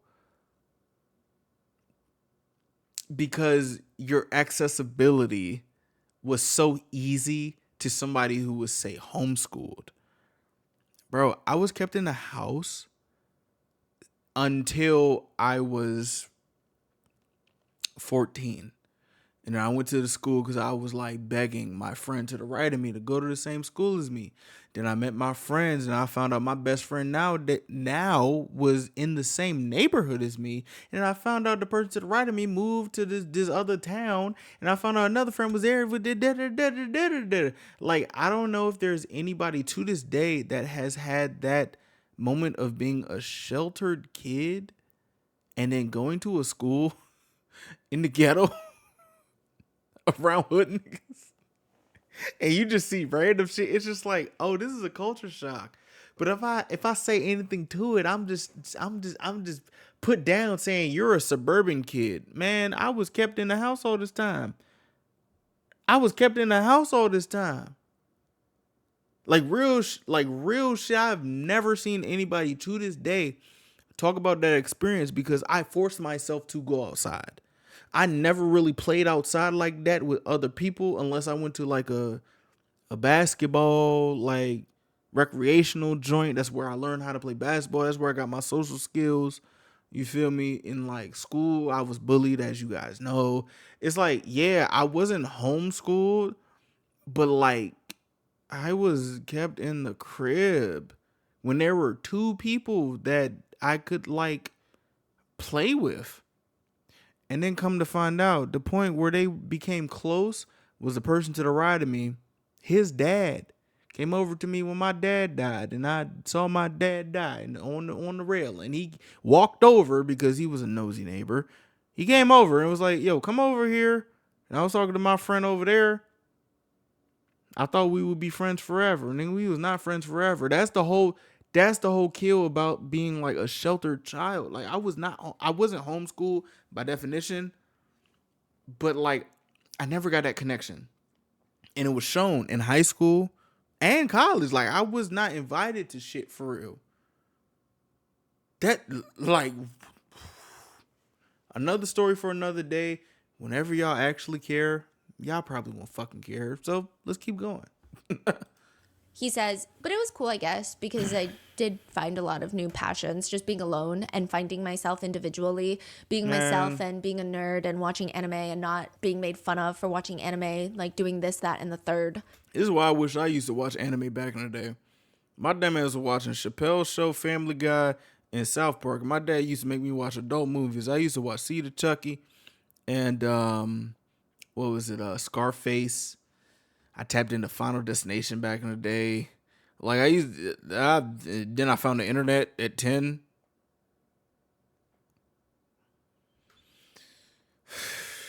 I ain't tapping into no gore though. I don't even watch Final Destination anymore. I don't tap no. So just to give you an idea, David's whole aura online is creative, artistic, religious, grew up in a super Christian household in Texas, somewhat sheltered from homeschooling, but ultimately very talented. People say that he's genreless, or well, that's what they said, that he He's alternative. He's not genreless. was very genreless. He didn't have a specific style that he stuck to. He seemed very experimental. He doesn't give off that very strong bad boy fucking around in LA type of aura. He Oh, Stephanie don't got no. Okay, Stephanie don't got no senses on this jump. seems very chill, family oriented. September 8th, 2025 at 12:30 p.m. Employees from Hollywood Tow, they call the police. Yo, I'm not gonna lie to you. These niggas that be like keeping to themselves. These niggas that be keeping to themselves be having thoughts. I'm gonna be honest with you, especially if it's something that you tap into as a kid, because you can't tell me that this nigga David has not tapped into some crazy shit, because this nigga loves gore. And there's like a specific type of person that taps into gore and actually liking gore. You know how like Ken Carson has a song called Live Leak? If you actually tapped into Live Leak, you know how fucking crazy that shit is. You know what I'm saying? Or Rotten.com. Like, bro, like, I used to like find out about shit off of a fucking, off a damn, what's it called? Off a damn, hold on, what the fuck? Yeah. Ooh. I used to find out about like these sites. And it's like, oh my gosh, I don't want to watch this. What the fuck? Imagine somebody that actually taps into it. And that's something that they tell on the outside. These niggas be having thoughts. You ever overthink before? Imagine your thoughts are destructive as fuck. This is the new age. These are people who are on the internet and tapping into the wrong thing. Like real shit, bro. These are niggas that are tapping into the wrong thing. And that shit is like not. Nah, bro. That shit is. No, bro. Like we're tapping into people who are tapping into like murder content. And like, and it's like, I can't keep it real because it get real. Like I remember in high school, there was like those beheading videos coming out. Like, it's a certain type of person that actually wants to watch that and then show you versus the person that's like, I mean, I know about it, but if I ever see this on my timeline, I scroll away. There are people that will look at that. Those are two different type of people. This is why this internet era is so fucked, because I'm somebody that came from that era and I turned away from it. Think about the people that didn't turn away from it. And then that shit personifies in their mind to actually act this shit out in real life. The report reads, there is a 2023 Tesla Model Y that is emanating a foul odor and attracting flies. In the A few front. things are worth noting.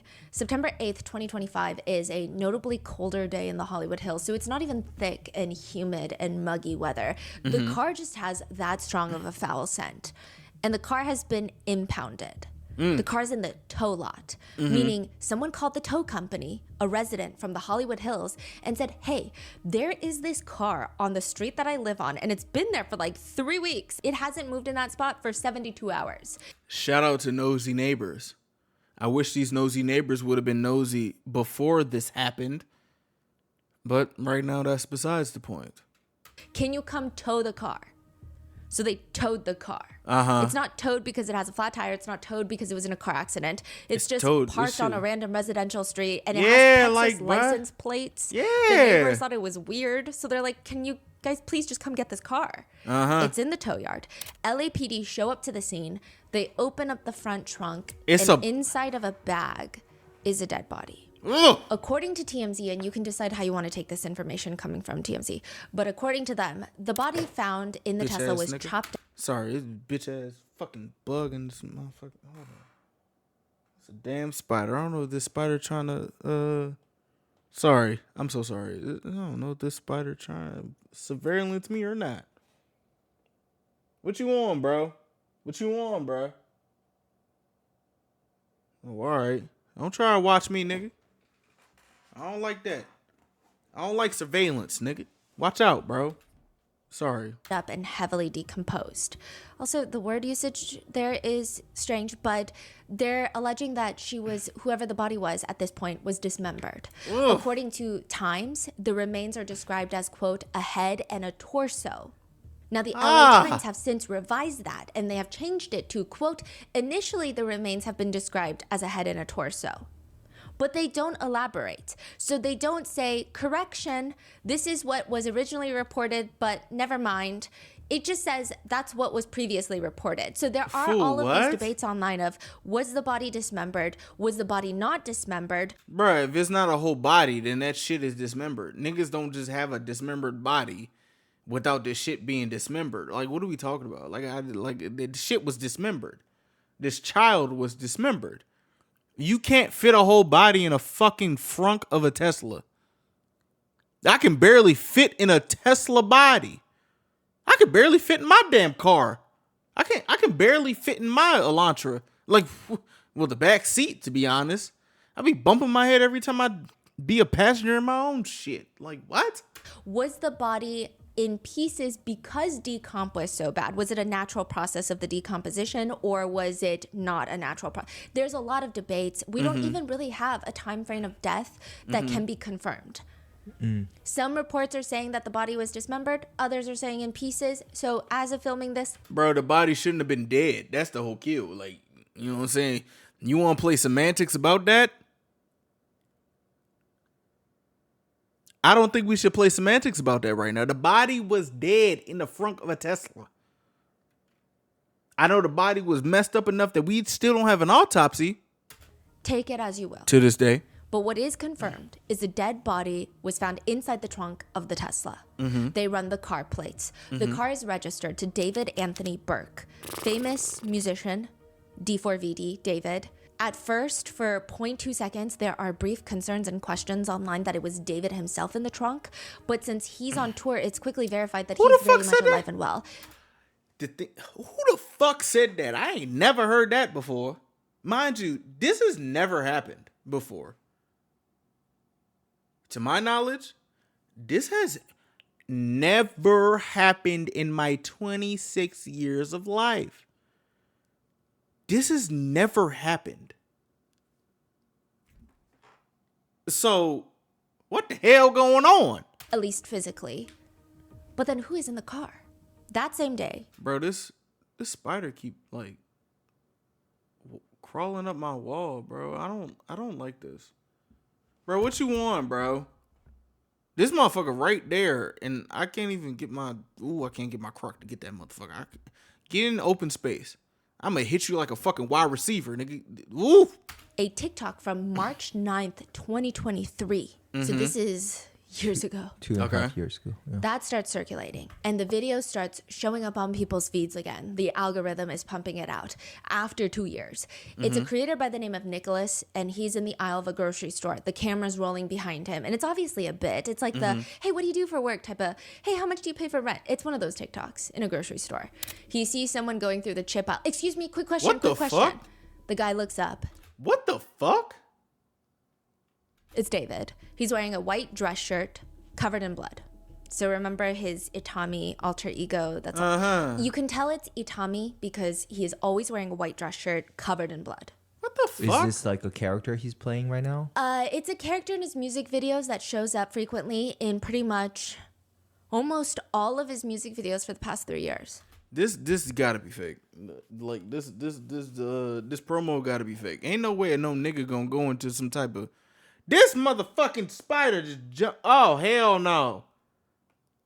Is this nigga watching me right now off of a spider? Like this is frying the fuck on me. I ain't gonna hold you. I still got this shit right here. But I was saying, bro, there's no way a nigga gonna walk around in a bloody dress shirt with Tide in his hand. Man, watch out, bro. Stop it.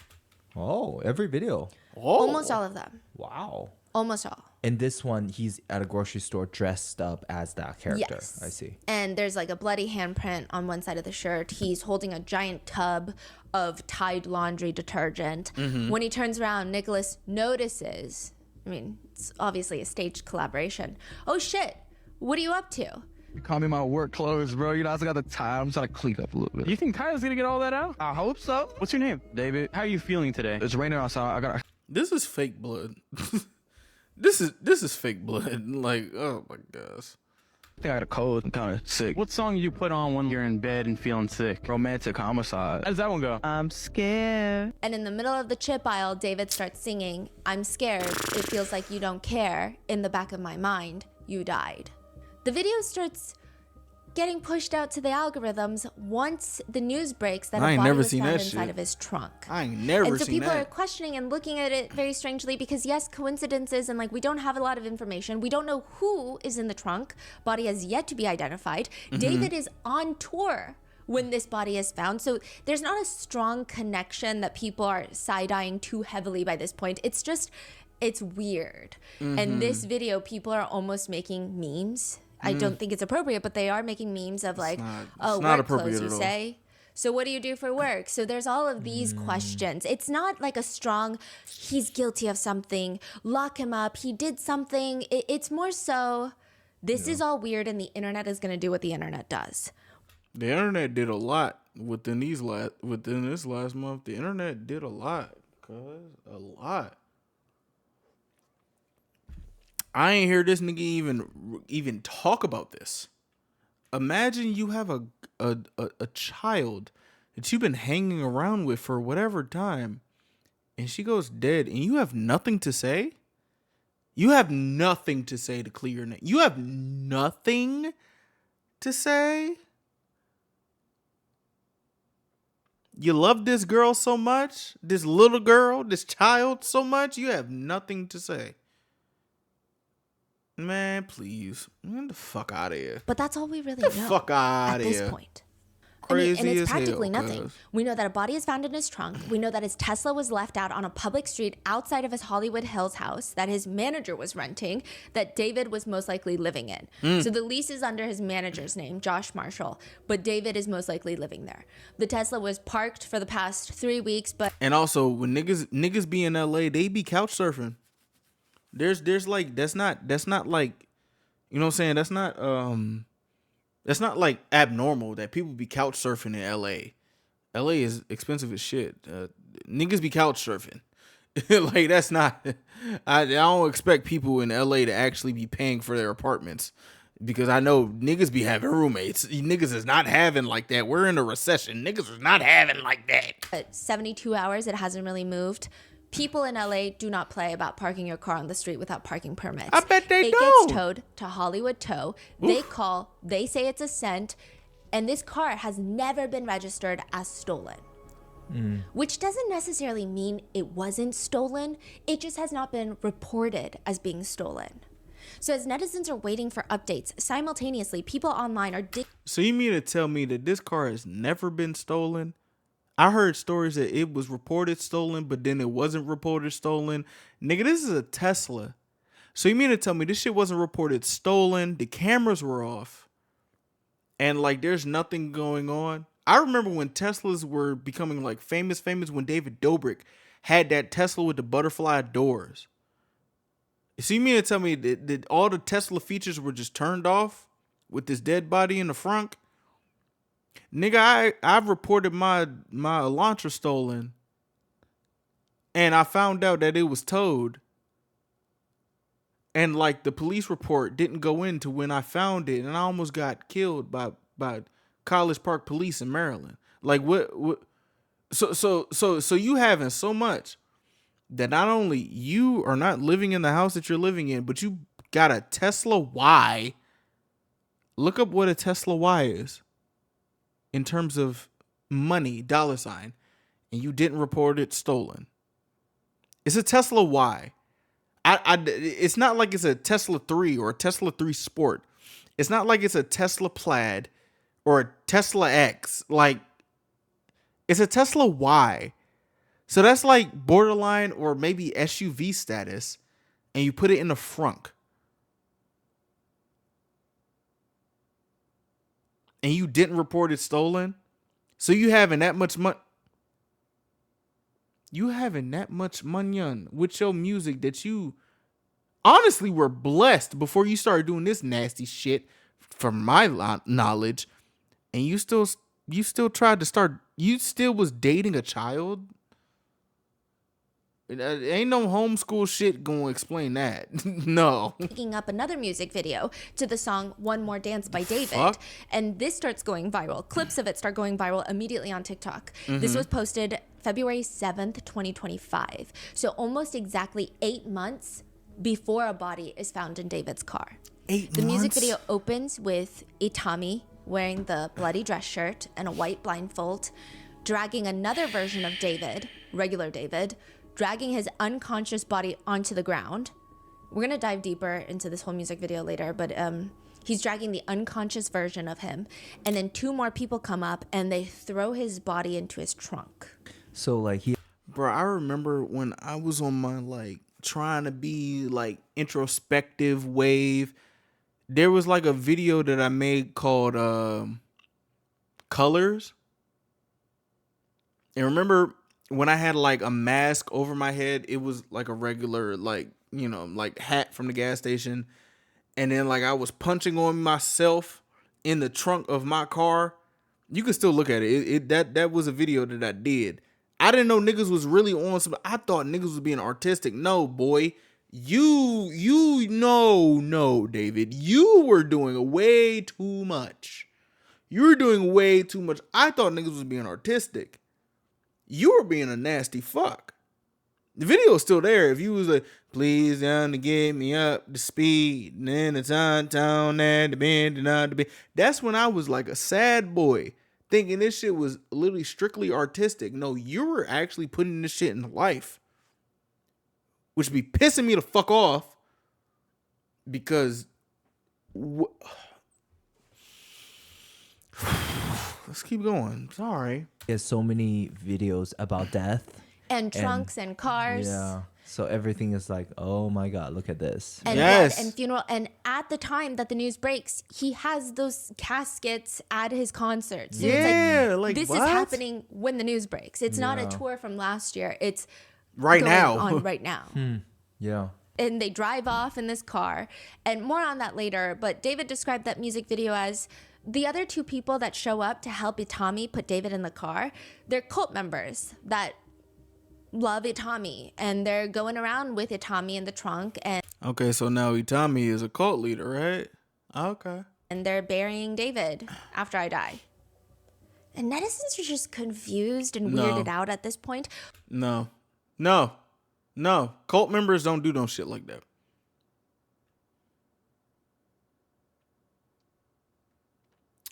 No, that's not how cults work. But again, none of the comments by this point in time are saying that he's guilty. They're just saying, this is very strange. This is odd. This is weird. What are the odds that he has a music video where he's shoving someone, albeit himself? Girl, talk about the girls that all look the same in the joint. I know she's gonna do it. I'm sorry. I'm just, being dramatic. My apologies. Into the trunk of a car, and then there's a dead body found in the trunk of his car. Like, the odds of that must be pretty low, right? Others are saying it's not that low. Putting bodies in the trunk of a car is like a movie stereotype. Everybody does it. Yeah, that's why you But put it in the that's front. not an admission of guilt. That's not really evidence. A lot of netizens at that point feel like perhaps it's a reach. Perhaps we should all go outside and touch grass. Bro, I'm not. No, nigga. Yo, child girlfriend is chopped up in a fucking car that's registered to you. I don't give a fuck if people are saying you're framed. You still had a relationship with this child.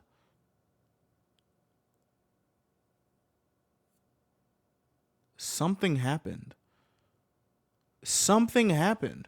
It's actually a strange, traumatizing circumstance for everyone involved, probably even David, is how netizens feel. Man, please. I mean, first of all, whoever is found deceased, their family members are traumatized. But David is 20. He's on tour. His car is in. Bro, y'all niggas are giving this nigga so much grace that you didn't give Chris Brown when he beat up Rihanna at 19. Y'all, oh my gosh. Oh my fucking goodness.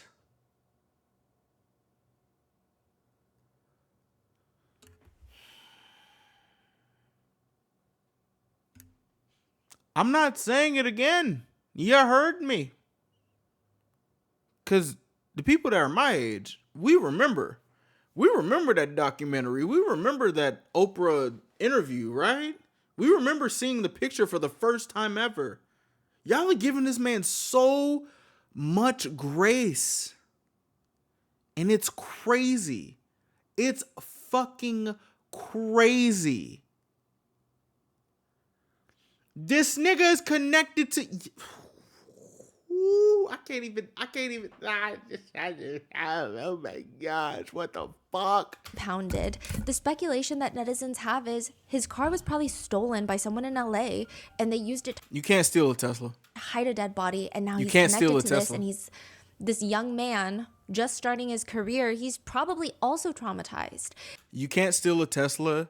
You can't. You can't jack a Tesla for real. And if you do, you probably do some inner workings in said Tesla. But even though, like, the nigga came out to Tesla to paying people to be quiet. Or maybe this is something that's going to be said in the joint. I'm doing a lot of talking in this video. Yo, And all these speculations are just getting crazy because there's been no official statements being made. The police don't arrest David, so everyone's just making statements. Some people even get very mad at brands like Hollister and Crocs. Hollister and Crocs have a collaboration. I didn't know David this thing was the even had main model Crocs. for that collab. They quietly pull most of his images from the Hollister website. Huh? This is before the body is identified. Okay, just to give you an idea, when the body is found in David's trunk, there's a layer of suspicion, there's a layer of strangeness, but it's an overwhelming feeling of this is weird, and we typically don't like to give people in Hollywood the benefit of the doubt because they all do some weird stuff. And also, you don't typically give black men the benefit of the doubt too. So add that as a layer too. We're going to add that as a layer. And I'm not saying the nigga is being framed because he's black. Nope. No. Not doing that. But that's an extra layer. Get this nigga the fuck off these campaigns. However, I mean, look at his past career, look at his history. He seems like a nice guy, and he's on tour, so it's not like he's in LA and they find a dead body. Wasn't Ted Bundy a nice guy? Wasn't he a nice, attractive white man?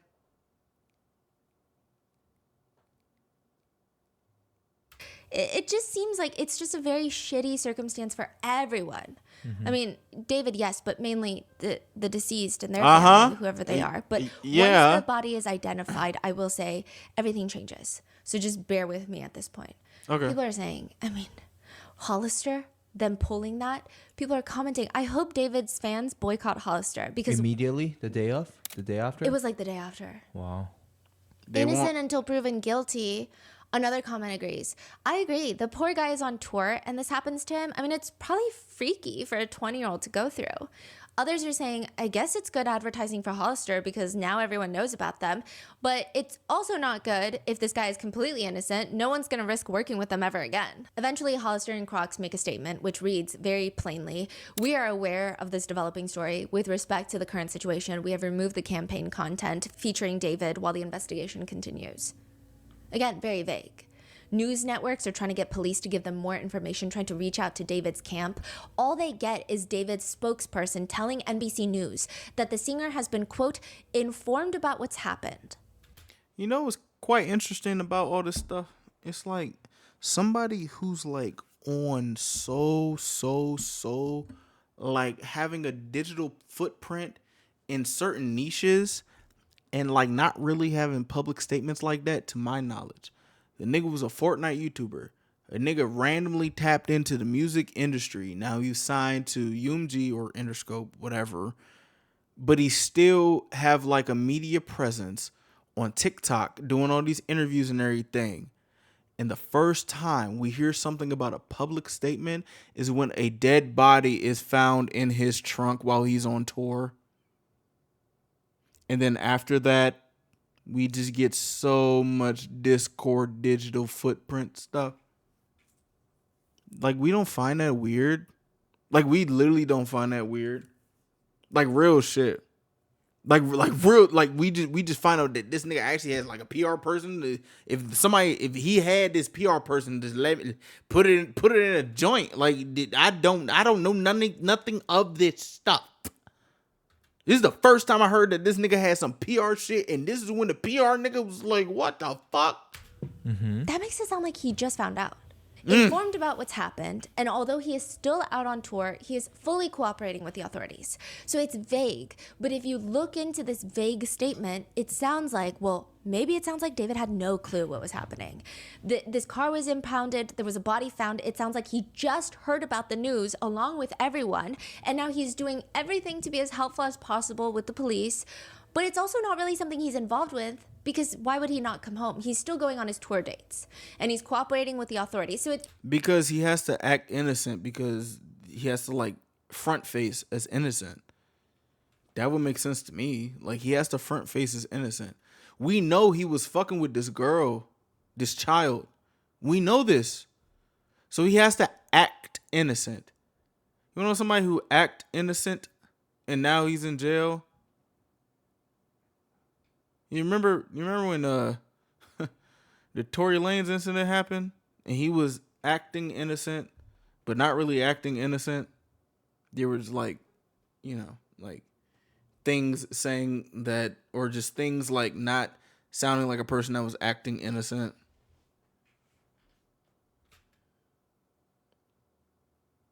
I don't know if you don't remember that, but I remember that. I remember when the story happened. That was during COVID. 2020, actually. I remember when the story broke. And what happened after that?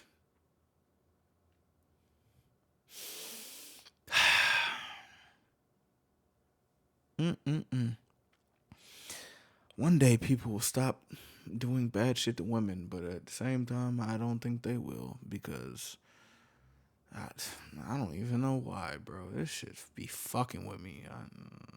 feels like it's his car, but that's about the extent of the connection. Oh, he's still going on tour dates? Yeah, the very next day he has a show.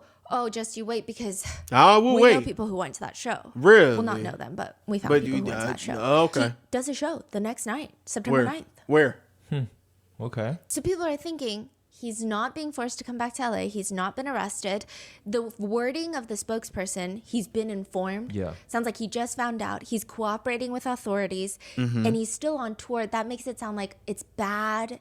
It's a really sad situation, but he's just not involved. More than sad. That's the feeling. More than sad. People feel sympathy for him. More initially. than sad. It also just doesn't really click that David would be involved. People are saying, I mean, look at these TikToks of him. There's one where he's walking down the street and he sees a performer. When this shit popped off, I ain't gonna hold you, Slim. I literally first was introduced to David, and he was giving Christian motivation or Christian type TikToks.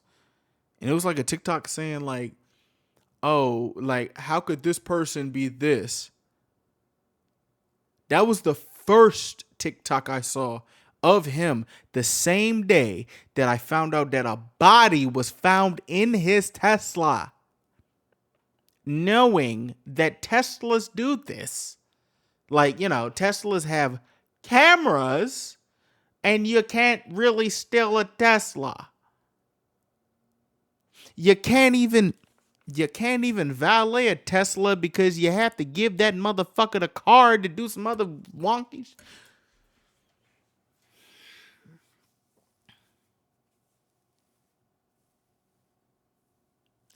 Mind you, apparently they found the dude's Tesla card in a gutter.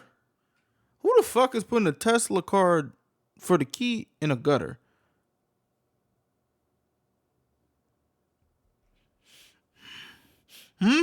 Who's doing that? I feel like this is the first crime in terms of a Tesla that I've ever seen. Niggas doing crimes in a Tesla? You niggas is dumb. Actually, no, this wasn't the first time. Well, around the Tesla, it wasn't the first time. Damn. On the side of the street, playing a guitar, singing David's very famous Here With Me song. David just casually hops on and gives everyone on this road a private concert. He seems really humble. The person who posts the TikTok says he is so sweet. Like, he was so kind to everyone. Okay, cool. He's kind to everybody right now, but dude needs to be in the institution. if he's really like that type of person to say like, oh, I'm two different people. I'm Tommy and David, but I got the same 4 where the A go. All right, okay. So if you're like insane or whatever, go to an institution, get help, or go to jail. Like, what the fuck? Or go to jail, then get like, no, you're not about to be outside. You're not finna be outside. You can't be outside no more, fool. This is your story, Slim. And if this nigga goes free,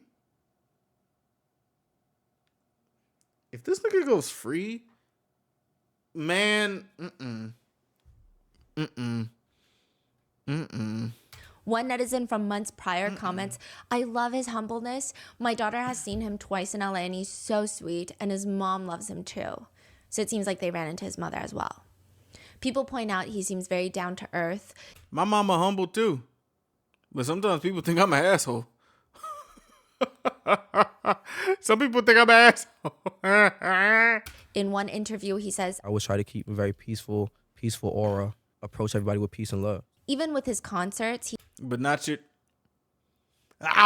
he says he wants to make it feel like a show. He says, quote, I try my best to sing to them and make it the best experience that they can, because some of these kids, it's their first concert, and I'm surprised that it's my concert that they're going to first. So I try to make everybody feel as important as they need to be, and it's just, it's insane. So people are saying, look at him, he's such a likable person. It doesn't make sense. In a separate interview, he's asked even about the strangest place that he's made a song. He says, IHOP bathroom.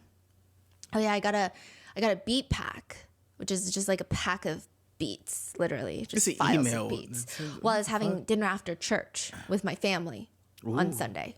Ooh. So again, family oriented. And I was at an IHOP and then I got some beats and I was listening to it on my AirPods and I instantly got inspired and I was like, Bro, I'm not going to... No, fuck all this shit, bro. I'm tired of all these fake...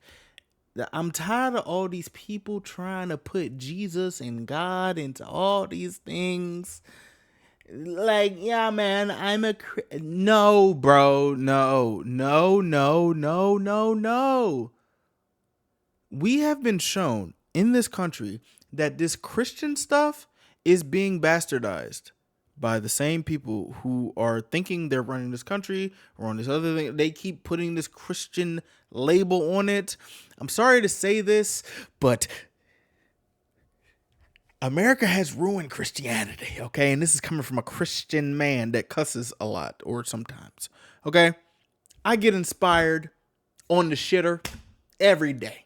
I get inspired going to my car. I get inspired downing a bottle of whiskey. I get inspired after a weightlifting session, and I'm in the bathroom doo-dooing all of my stuff that I was eating before the night before. Now stop it. Stop it. Stop. Stop it. Stop. Stop. Stop. Stop. Stop. Stop. Stop. Stop. Stop. Stop. Stop. Okay? Y'all using all this religious shit, nigga. There was a... Stop shifting the focus. Stop shifting the focus, okay? Why were you with Celeste when she was a child?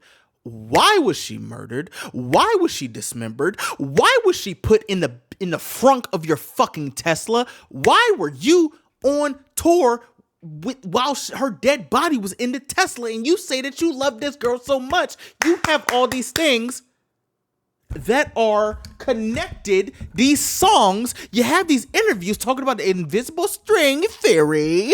What the fuck is the connection? You have to speak to this, nigga. You have to speak to this. Fuck all this other shit, fool. Fuck all this other shit. Nowadays, people don't care that you're Christian, because Christians have shown us that they be using Christianity as a crutch. I don't give a fuck if you humble.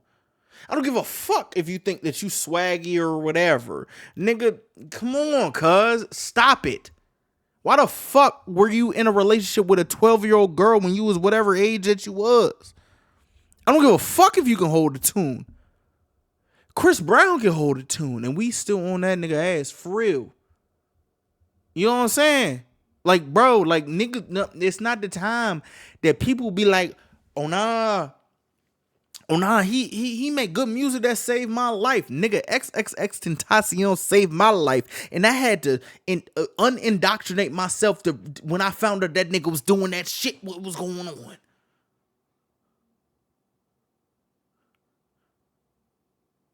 Stop this, like, bro, like, oh, here's an angel. Why would he ever do?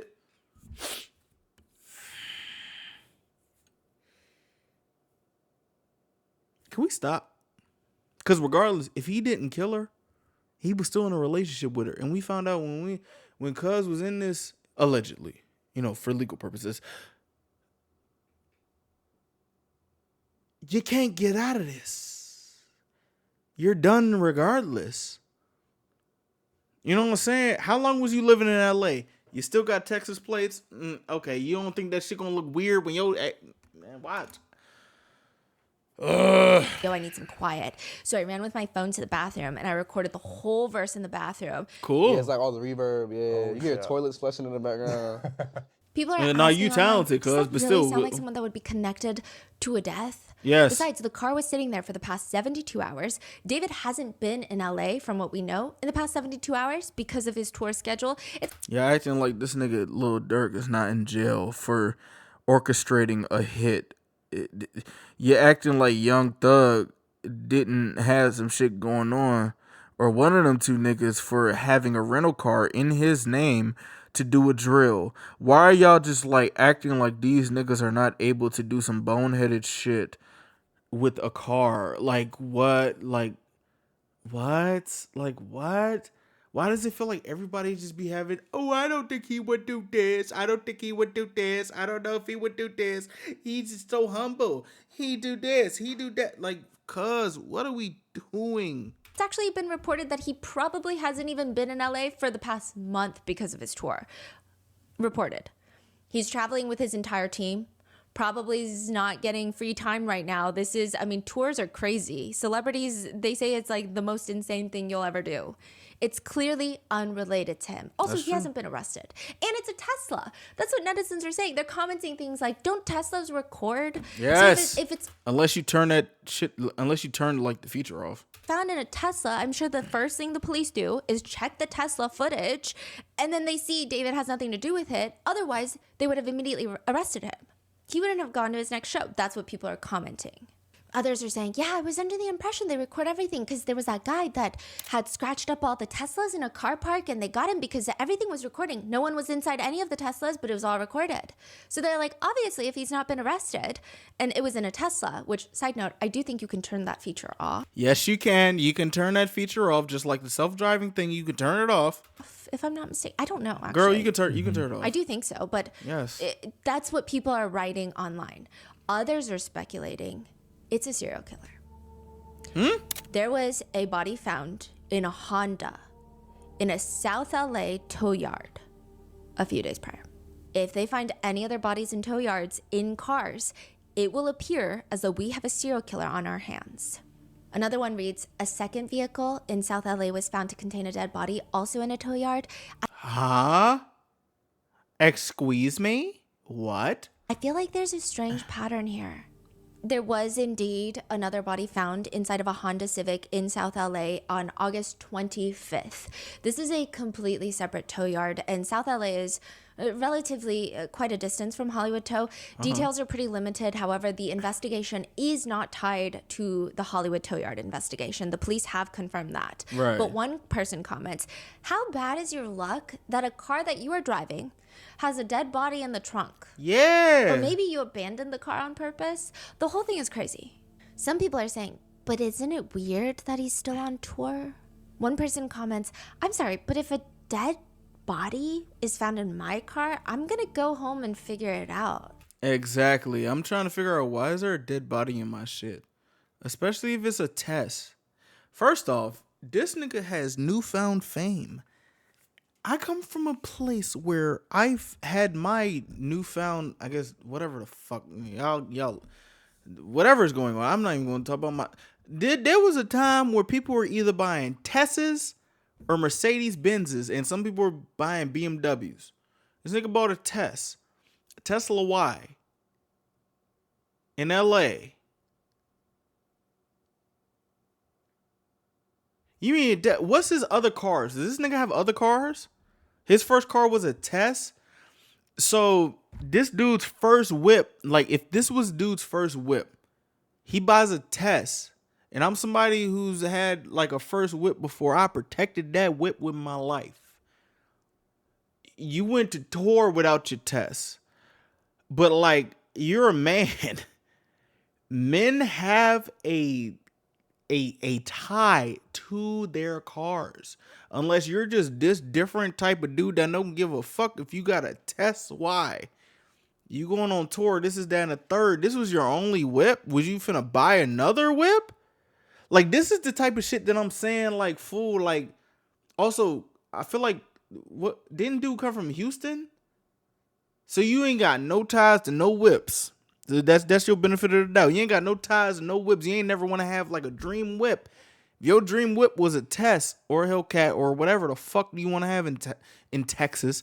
If your dream joint was a Tesla in Texas, Houston, Texas, where you know all the joints or all the hubs be is Houston. Your shit is in LA. You don't give a fuck about your Tesla, bro. This your car. This is your car. So you must be this most different type of nigga that you don't give a fuck about your first whipperoony, bro. Not only that, like it's just like so many different things. Like you ain't give a fuck that there was like a dead body in your shit. Cause I know that you be on the internet. You probably were on the internet scrolling through whatever. After your tour, after your song, going in the backstage in the green room, you probably went on your phone. Because you a new age nigga and all of us go on our phones. You know what I'm saying? Like, we all go on our phones. And I'm somebody that say that I don't go on social media like that. But I do like a good 20 minutes of a scroll on, well, when I had Instagram, I scroll on Instagram, scroll on TikTok, checking the comments to see if anybody says something like nice, you know what I'm saying? I want to show some love, go through the YouTube comments, That's a whole 20 minutes. You mean to tell me in that 20 minutes you ain't never seen no shit like that? Ain't nobody in your team ever tell you, hey, bro, they found a dead body in your car. Nobody told you that. You telling me nobody told you that? Huh? It seems weird. But others are fighting back. Like, it's not like he's Sherlock Holmes. He's going to go home and figure what out? The police are figuring it out. He's cooperating. He should cancel all of his fans. Like, do the fans get refunds? So people are having these back and forth conversations. We were able to connect with people who went to the concert September 9th. So this is like less than 24 hours. Well, probably a little more than 24 hours since the body has been found in his trunk. I don't know when he found out about it, but it's less than 24 hours since the public has known. He has a concert that night. Where? In Minnesota. And they were under the impression that David is not connected at all. Who was the people in the crowd? Yes. So everyone at that point has heard of the news, but nobody's thinking, oh, something. So nobody yelled in the crowd, David, your car has a dead body in it. Nobody in the crowd where we all get the same news at the same time. There are people on their phones swiping down onto their control panel. It pops up on the news because that shit popped up on my news that I didn't even know. Nobody does any like floop, floop, floop. There's no swipes ever in the crowd telling, like, finding out about this and then saying, bro, this nigga, the nigga on stage got a dead body in his car. So nobody said that? In a crowd of thousands of or hundreds of people, nobody said that. That probability is kind of crazy. More. It's just a really bizarre event that happened. Yeah, so we were talking to, I'm just going to say them because they don't want to be identified, but they, as in, it's a group of friends that went to the concert in Minnesota. And I was talking and asking a bunch of questions about that concert. And they said, no, I mean, everyone in the crowd, nobody was under the impression that something suspicious was going on. It was not a weird energy of like, oh, it's sus, but I already bought my ticket. It was genuinely, he is not connected. In fact, there were even conversations of like, We need to make sure that mainstream media does not try to drag down a person of color without evidence, because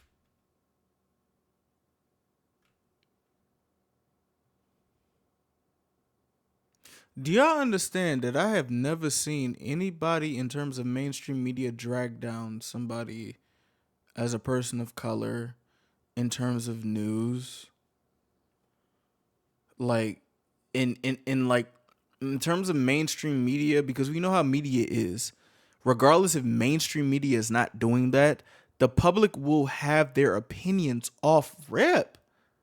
Off rip, especially with a wild case like this. Like, a body was found in the person's car that you're watching singing right now.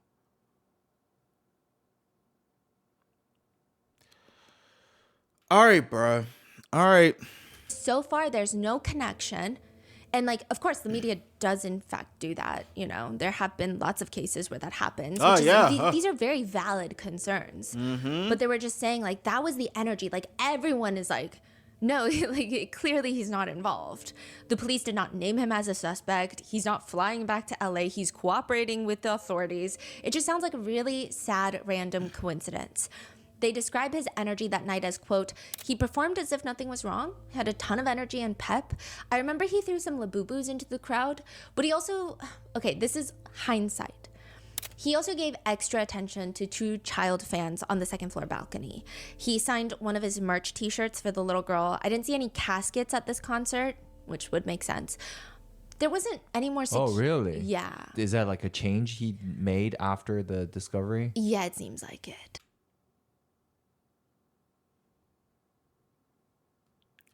Were these caskets on the same tour?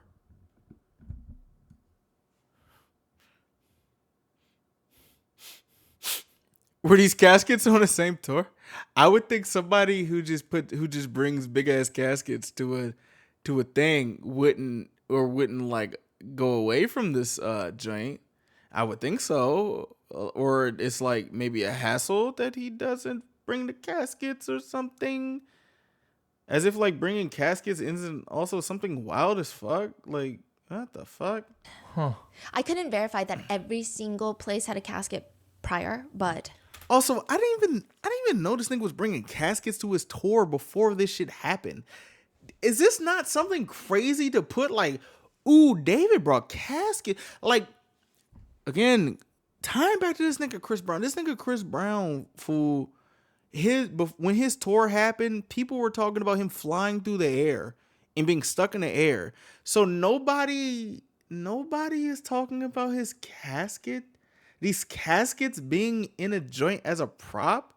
And he's like, no, please sign off to somebody that you love. Maybe that's me not being on social media for the time that I don't be on social media. But I did not see nothing about that until after this stuff happened. This one doesn't. yeah, which would make sense even if he's not connected. Yeah. Just out of respect, it would make sense, right? Yeah. So that at that time, they did not think that was strange. There was also not heavy security present. It was just a normal concert. They say in hindsight, the only thing that they found strange, okay, they did find this strange at the concert as well, but even more so now, is that David kept encouraging men in the crowd to keep being performative.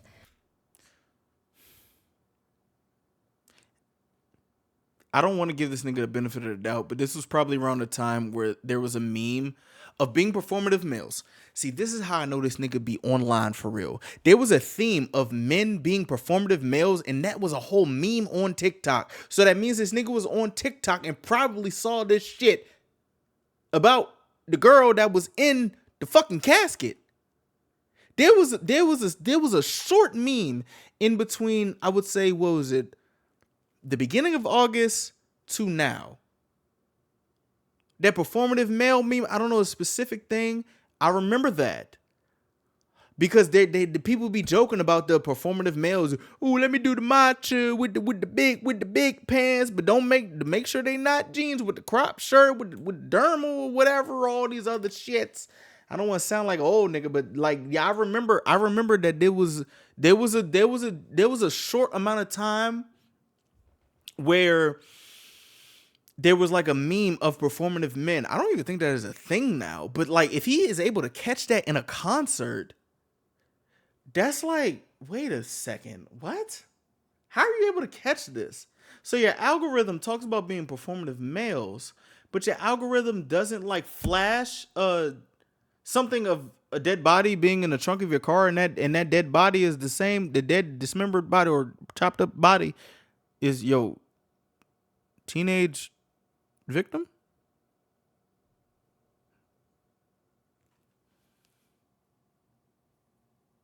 Because I had the same algorithm in terms of like the performative male thing, and this randomly popped up on my TikTok. Doing my 20-minute scroll, this randomly popped up, and then boom, I got a text from TMZ. I don't even follow TMZ, nigga. I don't follow TMZ on X. I don't follow them. So what the hell is going on? So you mean to tell me you have not seen that? Niggas was not even mentioning you, saying like, bro, whoa, what's going on, bro? Hold on, bro. You do all this fan service. So you mean to tell me to this day, right, when that shit was happening, you didn't check your DMs or your requests? You ain't do that? You didn't check your DMs or requests? Okay. Yeah, okay. But I will say David is chronically online from what it seems. And I do know that was like a huge conversation recently, like performative men conversation. It was so quick. But he just kept saying, stay performative. And like the men, stay performative. Do you like matcha and La Boo-Boos? And they said it was just weird. It was just kind of... Do you like matcha and La Boo-Boos? Do you like matcha and La Boo-Boos? Kind of like weird things to say in a concert, because you're like trying to hype up the crowd, you're trying to connect with them, and then to be like, where are my men at? Where my men at? Stay performative. Get your matcha and laboo. Nigga, do you know damn well that the majority of your, I don't even know the majority of your fucking audience. You know how like weird I feel to even like be on a guy's side about some shit.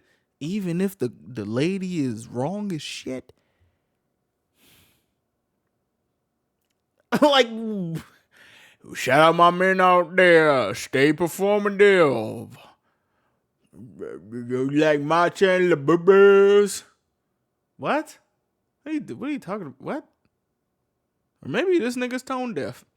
It don't matter. All this shit don't look right. This shit don't look right. You're not helping. It's weird. Like, are they supposed to, is that a diss? Is that not a diss? Like, who's being dissed? It doesn't make sense. It was weird. Or like, where are my performative men at? Where are my performative men at? Strange. What? There was no encore.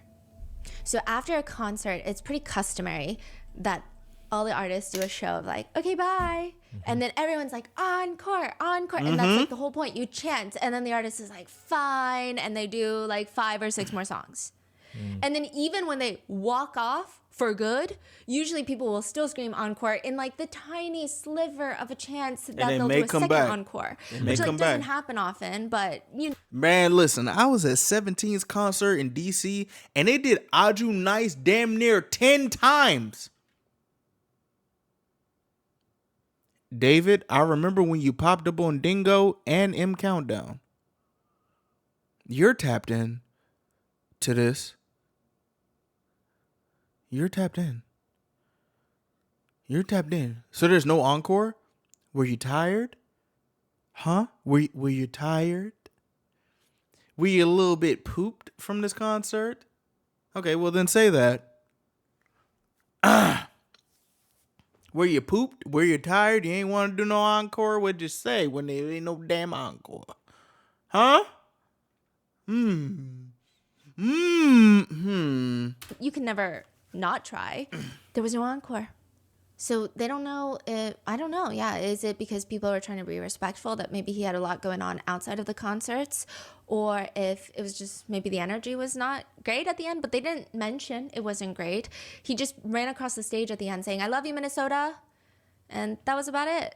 I will say that the concert goers that I talked to, they very much regret attending. Had they known all the new developments, they never would have gone. And they actually feel like it's been weighing on them that they went. Real shit. But they do fool. say, genuinely, if you see online people had gone to that concert, you'll see that some people are just dogging on them. And they're saying at that time, you have to realize like it was different at that time. Real shit. Because Yeah, things yeah, were yeah. developing and they're Yeah, developing yeah, at a yeah. quicker pace right now. But That's at real. that That's time, real. That's most real. That's people, real. even online, they either didn't know David and they were making memes, or they were making jokes, or they knew David and they were like, oh, this is like sad situation all around. Bro, these niggas talking about some sad situation.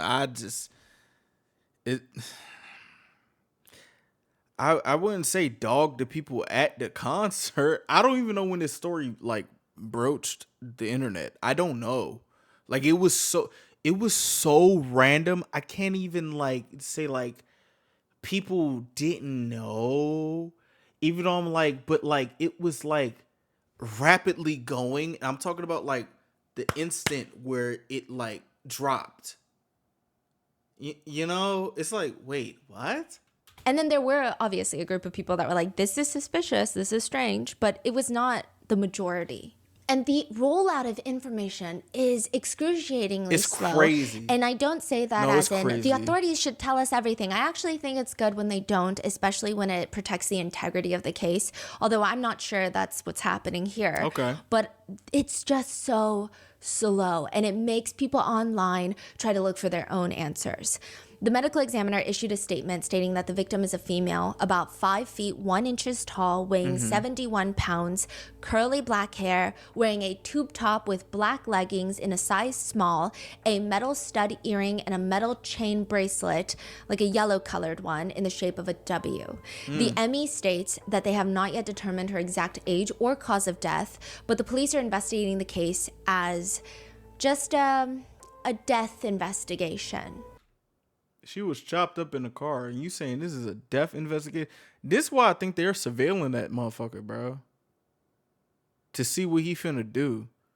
There's nothing tied to you that people don't even not look at you. You better not do anything. If you shit in a toilet, they're watching you. If you make a peanut butter and jelly sandwich, they're watching to see the ratio of peanut butter and jelly. Okay, Mr. Etami, wanna do all the? You wanna make a little story about all this other things, this performance art shit? The feds is watching, cuz. The feds is watching, folk. So a lot of people were initially fixated on the victim's height and weight, with some saying either this is a very malnourished person or this is a child. Yeah, 71 pounds, Yeah. crazy. 70.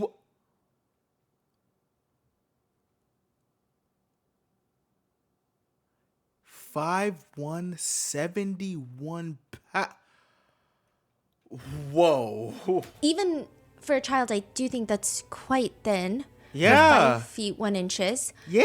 8 days later, however, September 17th, 2025, the body in David's car is identified as 14-year-old Oh my Celeste gosh. Rivas Hernandez. Fool. News reports often state that she was 15 years old, but according to the ME reports, she was found severely decomposed on September 8th, 2025. Her birthday is the day before, September 7th. So it is very likely that she would have not made it to her 15th birthday. And like, bro, like it be fucking with me. Even every time I hear the info, it just fucks with me, bro. She didn't even get to make it to 15. I don't give a fuck if you niggas posting CCTV footage of her arguing with neighbors. I don't care. Nigga, what the fuck? I don't care. The ME further states she appears to have been deceased inside the vehicle for an extended period of time before being found. And the timeline is a little hard to piece together. There is a report that states that August 27th, so this is 12 days before Celeste's body is found in the trunk, a report is done where authorities come out to give the car a citation. And they do note a big dent in the rear end of the Tesla. They mark where the Tesla is parked with white chalk to A big dent in the rear end of the Tesla. A big dent in the rear end of the Tesla. Okay, these are details I did not know about. A dent into... where authorities come out to give the car a citation. And they do note a big dent in the rear end of the Tesla. Okay, just so y'all know, Teslas are like not really the best built cars. So if it's a dent in the rear end of the Tesla, either they like rammed into something, or I don't even want to say what I think the other thing is. Oh my gosh. They mark where the Tesla is parked with white chalk to see if it's going to move around. Oh, the car has been sitting there for 12 days? Okay, so With a it's all really dent? vague. Some neighbors are saying, we've seen that Tesla around for like the past 3 weeks, just kind of, they don't necessarily say moving around, but it seems like no one's paying exact attention of where that Tesla is Yeah. parked every day. So they're like, I feel like we've seen that for about 3 weeks, like that car. Yeah. But it is confirmed that the car had not moved in the past 72 hours, because that's when you can tow it. That's why Right. they did the white chalk. They eventually tow the car. Okay. But the police came out to write the report. Yes. When was that again? That was 12 days before. So they Okay, so police will probably give the citation and just be like going about their day, doing citations, maybe hitting their quota or something, just for somebody, because people don't just leave their cars for like 3 weeks. Especially a Tesla. If you own a Tesla, you're not leaving that motherfucker for 3 fucking weeks unless some shit's going down. So usually say like, oh, all right, unless I'm wrong and there's just some wonky shit going on. Unless I'm wrong, it's like, all right, so the police will leave a citation on the car. You come outside, say you going to work or whatever you're doing. It's a Tesla Model Y. So it's like, there's reasons as to why you buy a Model Y instead of buying like a Model 3 or S, you know? Or X, the Model X or something. Like, it's just like, you bought a Y. Like, why? Like, okay, cool. You just wanted a Y. Like, all right, cool. You wanted a Y, and it's just you driving this motherfucker. Anyway. But, like, people, like, or police will put the citation for you to see it, and then they just go about their day. just report like a big dent. But But it's not like immediate. It's not like 72 hours, let me come back. It just seemed like it was, But it's a dent in that no bitch. one it didn't seem urgent. It's a dent in it. Either somebody ran into that joint, that car ran into somebody, or that car ran into something. Yeah. But then Tesla also have like insane, you can log it. Like, Yes. so you can check everything. Yeah. Where has it been? The neighbors say the car has been around, and the medical examiner says the body is decomposed to the point that examiners could not determine age, eye color, and ethnicity. When it is revealed that the body belonged to Celeste Rivas Hernandez, people I'm so happy she's saying her full name. Shout out to Stephanie for that. find out that she went to school about 80 miles out of Los Angeles in Lake Elsinore. Celeste has been reported as a missing child multiple times prior, but most recently, she was reported missing April 5th of 2024. So well over a year ago. But the big question now is, where has Celeste been since April of 2024? How is she connected to David? How did she die? Where was she for the past year? What was she doing? Was she with David? The only tidbit of information the public gets once she's been further identified is, some people knew about this information prior to the identification of the body. A lot of reports on TMZ were talking about it, but I think maybe some people take TMZ with many grains of salt, naturally.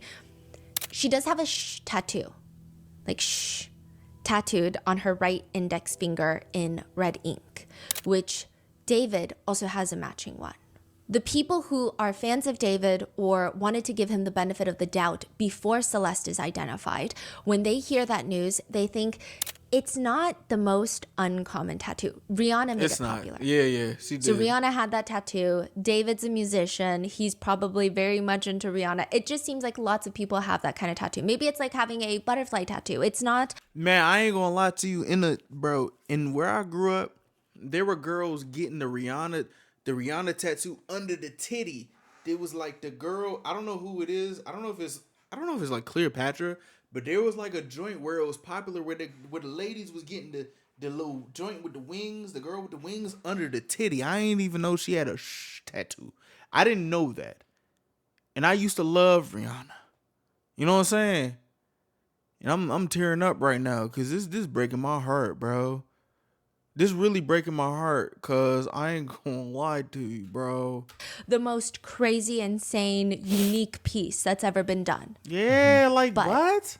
Comments read, there's only 3 options. Mind you, that nigga David was wearing the wig that she was wearing in a picture. The blue wig. This dude needs to change his circle, or he's involved, or he's got too many damn cars. So people are saying either someone in his circle did this, because David was, there's also reports that lots of people had access to the car. That's what the police said. Okay. David's well, then- crew, probably his camp, his team, everyone had access to most of his vehicles. I'm assuming he's a celebrity. He's on How tour. many vehicles It does he seems like have? everyone could get it. Maybe You gotta say how many vehicles he had. You gotta say how many vehicles he's had. Bro, I'm tearing up off this shit, bro. This is crazy. assistants used it. Maybe his manager used it. I don't know, right? So it seemed like lots of people. His manager used his whip, and this nigga got this house with $20,000 a month. See, this is the shit that's like frying me. It's like, bro, these niggas got any priorities in their life? What? Whose house was it? It was like the manager's house where they were paying $20 a month for this fucking house. You paying $20 a month in rent, and you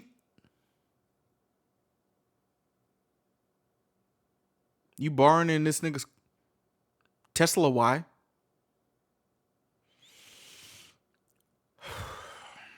Were in and out of that car. So people are saying either someone in his circle did it, or he's involved, or he has so many cars they're getting lost and stolen, and all these weird things are happening. That's weird. Why do you have multiple cars getting lost and stolen?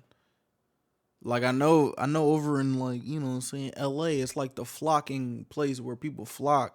Why are so many of your shits getting flocked? Flock means like stealing. But or then, B&E, whatever. the same day, a tweet starts making the rounds online of the original poster. So this is the original poster of the tweet. They're saying, David Discord chat shows matching name Celeste Rivas Hernandez. Not a good look at all. Looks like some people knew. Basically alleging that, yes, the body has been identified. And not only that, there are connections between David and Celeste. They're saying this is not a random link. This is not a random body that's been found inside of David's trunk. This is somebody that he knew, perhaps intimately. And this OP on Twitter, they start posting screenshots of a Discord server. So Discord, if you guys are unfamiliar, it's like a messaging app. People join a server and then you can just like talk to everybody on that server. And David is in that server. So this is David's Discord server. And he's been very active. He's previously spoken about Discord in interviews. He's even pre-released songs on Discord, I believe. And also the Discord's deleting shit. I don't know where we're at right now. I've been trying to avoid this case until like things happen, but I found out Stephanie like talked about this. So this is a very big part of his life. October 23, 2022. What? 18 months before Celeste is reported missing. She would have just recently turned 12 years old. David asks in the Discord, Celeste in here? Question. I didn't know that this was when she was 12. I didn't put the pieces together. 12?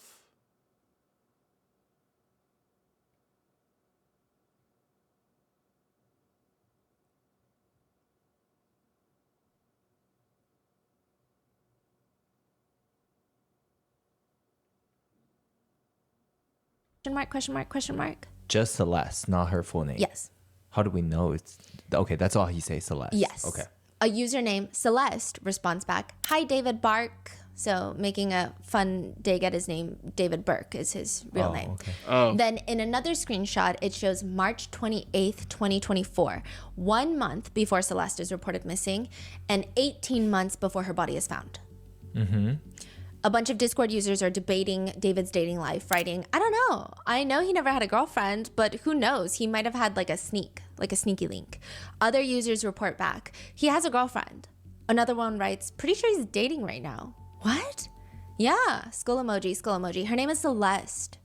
He said he was never in a relationship ever in his story. Like he put on his Instagram story that he's never been in a relationship. Someone just comments, she's so pretty. Wait, show me. That's about it for that conversation. Then August 5th, They didn't 2024. So 4 months after Celeste is reported missing. Hold on. They didn't show.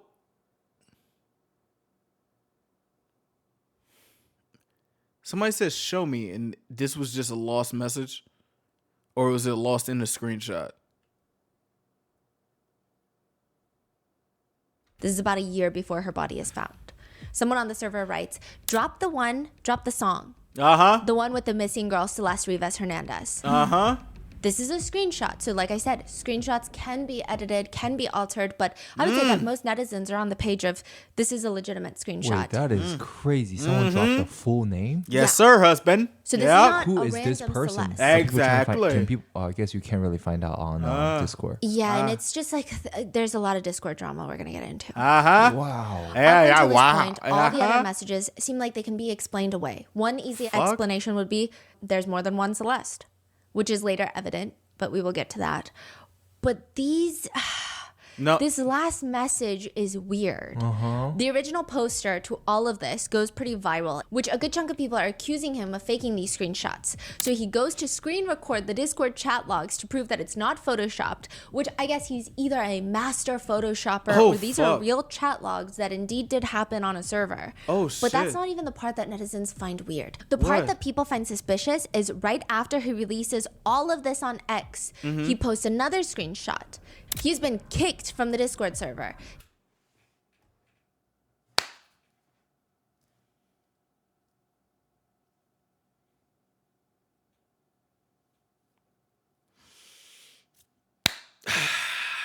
He writes, yeah, so I screen capped every username and ID, sent it to the authorities. Can't post them on here since I don't want to get sued for defamation or doxing them. Then another TikTok starts going through everyone's algorithms, which appears to be David in a parking lot getting out of his black Tesla with a caption, David photographed an area where the victim lived. I will say, we have no clue where this picture was taken with 100% accuracy. We don't.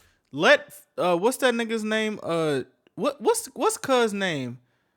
The dude that like is able to do that Geo joint? What's cuz name?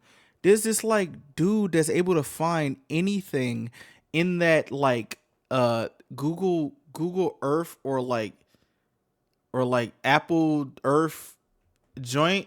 I forgot the name of the game. I think I played it with Kyla. It's a Geo something, and he's like the main person that's like able to find everything and everything. Have that nigga on the case to see where that shit was. Have metadata for the picture. It could be in Lake Elsinore, it could be in Kentucky.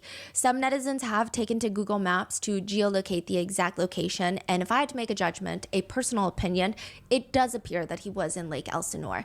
And if netizens geolocation spot very well, that picture was allegedly taken really close, about a 6-minute walk from where Celeste Rivas Hernandez lives. What kind of photo is it? Like It's just him in a parking lot talking to another kid. someone sneakily took a photo, or is it like a post photo? No, it's like someone's, I don't think they sneaky, but it's not posed. Oh, someone just snapped a Yeah. photo. Like, here's David. Probably like a Snapchat photo of like, oh my God, Look at David. David's in our town. Right. Okay. And Lake Elsinore is a pretty small town. I mean, we lived in LA for almost a decade. I've never really heard of Lake Elsinore. So it's not, I wouldn't say it's like a destination everyone goes. If you're like, he was spotted in West Hollywood, it's kind of, oh, well, there could be lots of reasons for that. I don't know if that's a coincidence. But people thought that was very strange. That coupled with Celeste's mother told TMZ that Celeste had a boyfriend named David. So Celeste's whole family has been very quiet about this entire case. I would expect that they are working, hopefully, very closely with law enforcement, but there are other speculations and rumors of why they've been so silent online. But Celeste's mother has spoken to TMZ, and she stated that Celeste had a boyfriend named David, and that Celeste had been missing for more than a year. And all of this added together is definitely not making David appear like he has no connection. I'm not saying he's guilty. I would not be able to know such a thing, but it appears he's connected, in my opinion. And it feels like by this point, every 3 minutes, a new video starts going viral. This one is taken in a classroom. Celeste's alleged former teacher is in a class with his students. He's a science teacher. out of nowhere, and someone's like sneaky recording this, one of the students. He takes out his phone, busts it out, and tells his students that he used to teach Celeste. It's like a little strange. I don't think he knew one of his students was recording him, but he's like, that's her in my classroom in front of this poster right here. I ain't gonna lie, bro. If the teacher is talking about this shit, it's like, hold on, cuz. Like, you can like reverse search the teacher for this. And if the teacher's on some clout chasing shit, then you can call him out for it. But if cuz is real live, like, talking about this shit, then it's like, yo, what the fuck? When I taught her, she met this dude on social media. He was a rapper in LA. He came and got her. She ran away from home. She was gone for like a month. The cops found her in Hollywood, brought her back to our school. She came back to our school, kind of told people this story. She disappeared again in May of that year, May of 2024. That's when her friends told me what happened, that it was this rapper, and then I found out yesterday that she's now dead in that rapper's car, cut into pieces. You want to know how they met? I feel like I just said it. Social media. This was probably a fucking lesson about social media. I just want to let y'all know, bro. Like, I don't know if this is like a trope or something, but like sometimes y'all know what it's like to get starstruck, right? You've ever seen somebody that you like and it's like, oh, I would do so much for this person. I'll do this and that. Like, there is like, and that's what the joint that I was tearing up about is like, that there is a possibility that some people get starstruck for the wrong person. And it's like, that motherfucker that got that power, that's the power imbalance. Somebody is starstruck, don't know what's right and wrong, but they feel like they are feeling euphoria with this person. And it don't matter if that shit is bad or good. Right now in this joint, this shit was bad, bro. This shit was bad. Like, there'll be sometimes you just say, "Oh, nah, I want to live with cuz." Say some beef is happening in your house, and you think that you got refuge somewhere.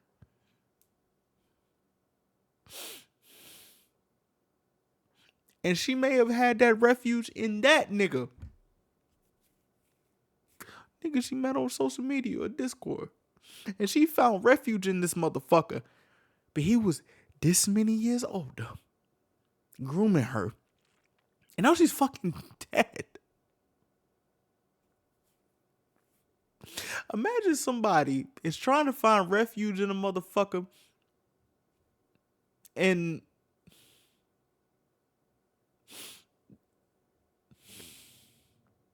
now she's dead. Bro, and now there's people making a meme about this shit, talking about this David situation and everything. And now people are dropping videos of her arguing with neighbors. Like, bro, y'all niggas don't. This is what I was so afraid of. These people bastardizing this fucking story. Oh my. I ain't gonna lie to you, bro. I got some liquid courage and some more coffee and water because I don't like how the internet is treating this case. I don't like this. I really don't like this shit. I don't like it. Like, this is literally something that I'm like hurting about.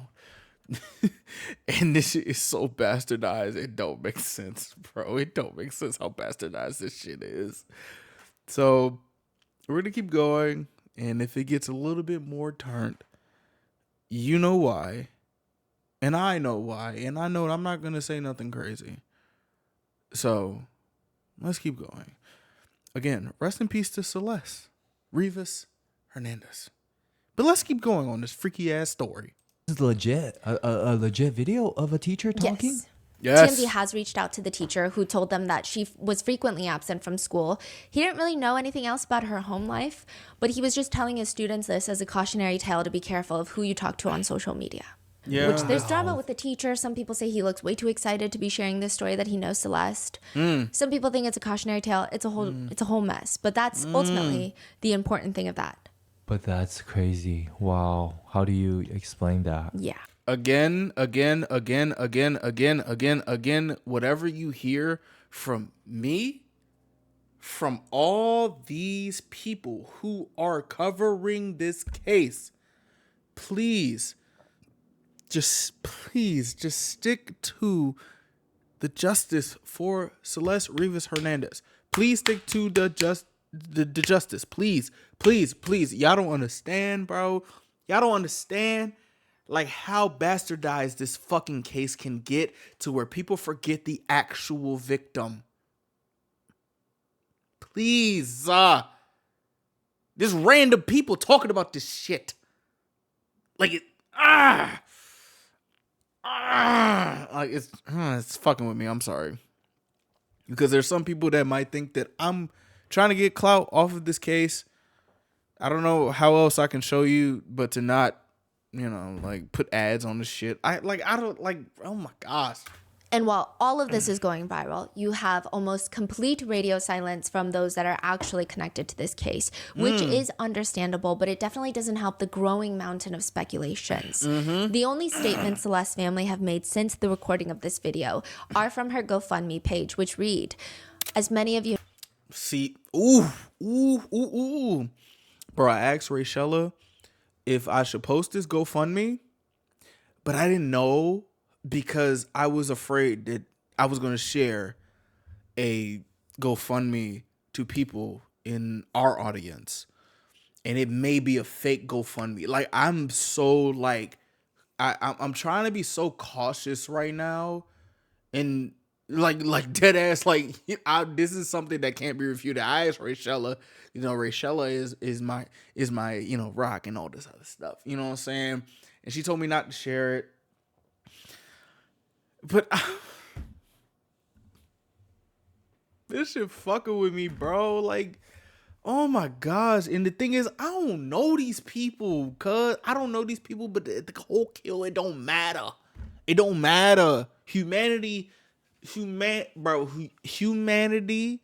supersedes this new age internet shit. No, Celeste Rivas Hernandez has been identified as the body found last week.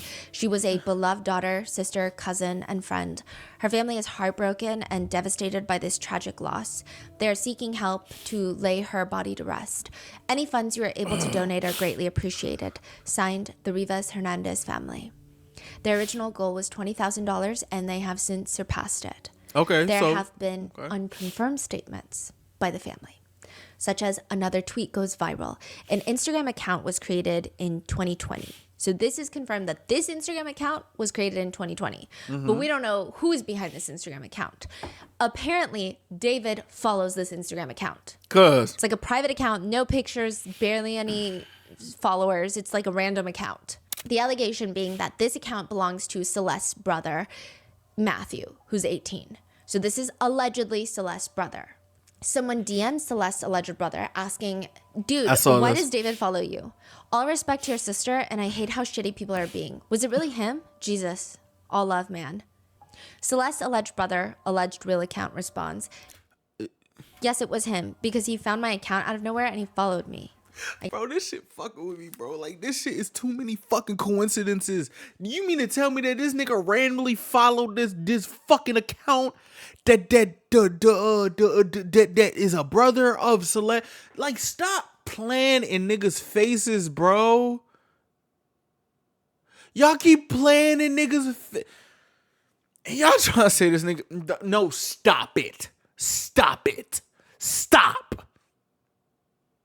I'm done with this all this other.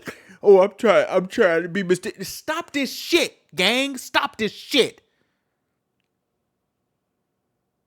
You flying too close to the motherfucking sun.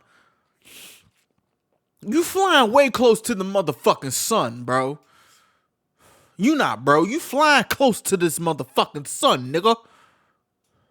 The fuck going on, bro?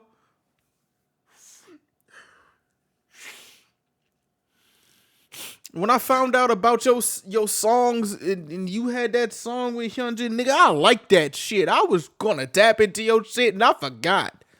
Fuck is you, nigga? What? The fuck is going on?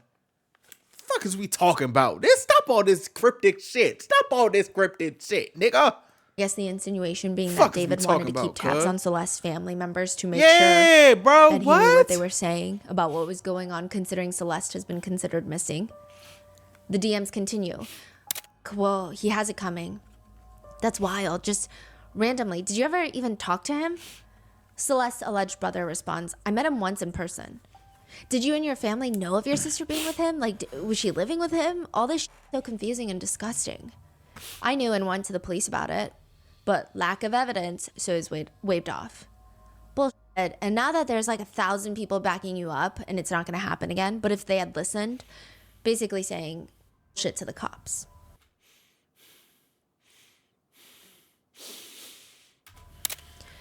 Even then, they don't do anything. They haven't done anything towards him. That's how it is with celebrities. Just look at Diddy. They don't do shit. I know, it sucks. Fucking crazy. People suffer for it. How long has she been gone? Dead? 2 weeks. Damn, that soon? People have been saying like a month. The dude's a weirdo. His songs all have weird messages and imagery. What do you think happened? Like he just didn't want her to expose him being with her? I don't know. Damn, was your sister in love with him and choosing to stay? I'm guessing it was all him just manipulating her. Yeah, she was always saying that he was waiting until she was 18 to get married and stuff.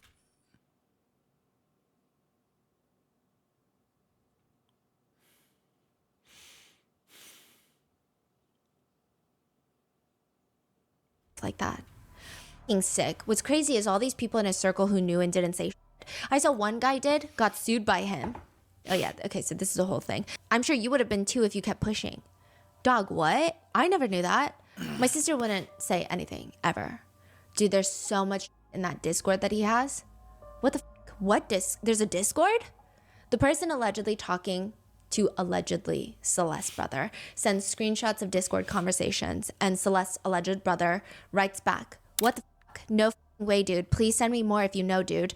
Like, this shit is crazy. Like, it was like a secret amongst the family, but it wasn't a secret amongst the family. It's like, cuz from where I come from, niggas get their ass beat about they little sister, bro. About they little sister, fool. You don't understand. Niggas will beat you to the end of your life if you fuck over their little sister, bro. Cuz, I ain't gonna hold you. I went to Kyla's family. Her family, real life, set me straight, knowing damn well I ain't gonna play her. You know what I'm saying? And I respected that. Like, niggas is not, like, what the fuck is going on? Niggas don't give a fuck about they little girls, bro. They little sisters. You heard me.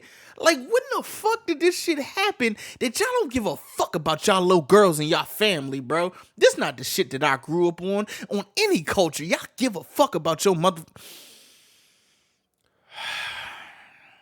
I don't want to turn up, but it's like, yo, when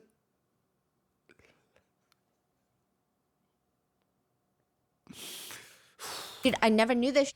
I wish I had known. I could have used this. I don't even have Discord. What's on the Discord? Is it the one that you just read, or there's Yes. more? It's mainly that, and then a guy was talking about how there were allegations that he heard rumors that David was talking to minors. And he had said something about it, and David threatened to sue him for defamation. And see, this is like, I ain't gonna lie, this is some new age shit, because I know a couple niggas that will shoot a nigga if he try to play with his little sister, gang. That will dead ass shoot that nigga with a real bullet. And it just seems like, oh, cuz get to go scot-free because he was one of them.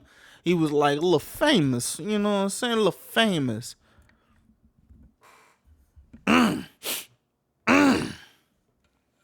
Cuz give you a little chicken and you gonna act chicken about it. I mean, I'm not saying that the family was, but like, bro, like,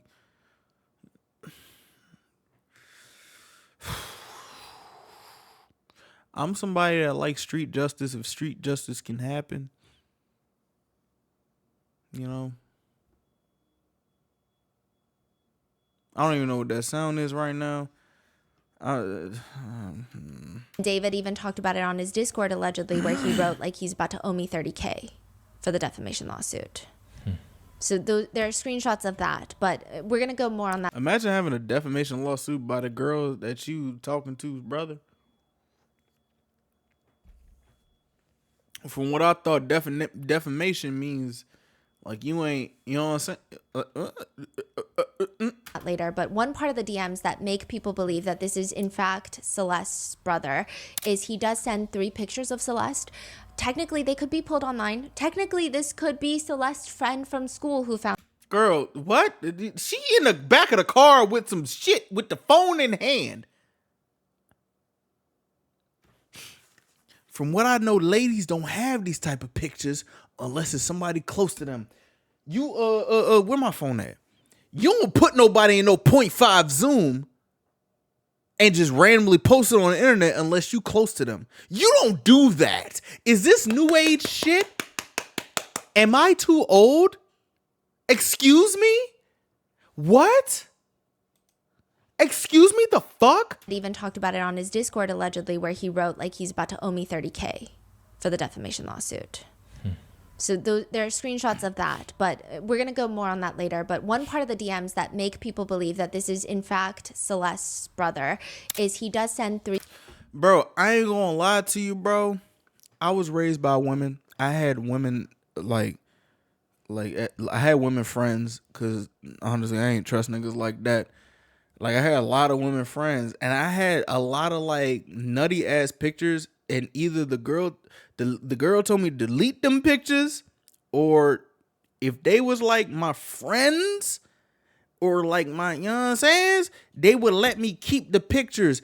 What girl do you know is gonna let some random nigga post a 0.5 zoom of her in a nutty ass position? The 0.5 zoom, her talking about some, oh, you going a look candid video. If you're one of those people, please let me know. You just let random niggas just post, or not post, but just have these pictures in your phone of these nut ass pictures unless you know them. Please let me know. Please prove me wrong.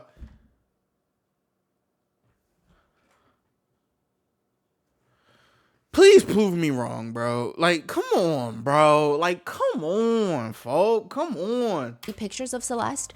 Technically, they could be pulled. What is that? Is that a Louis Vuitton bag? See, that, stop. Stop it. Discord allegedly, where people believe that this is in fact. I don't know. Nope. Brother is Play he it. does send 3 pictures. What is that of bag? Celeste. That's a Louis Vuitton bag.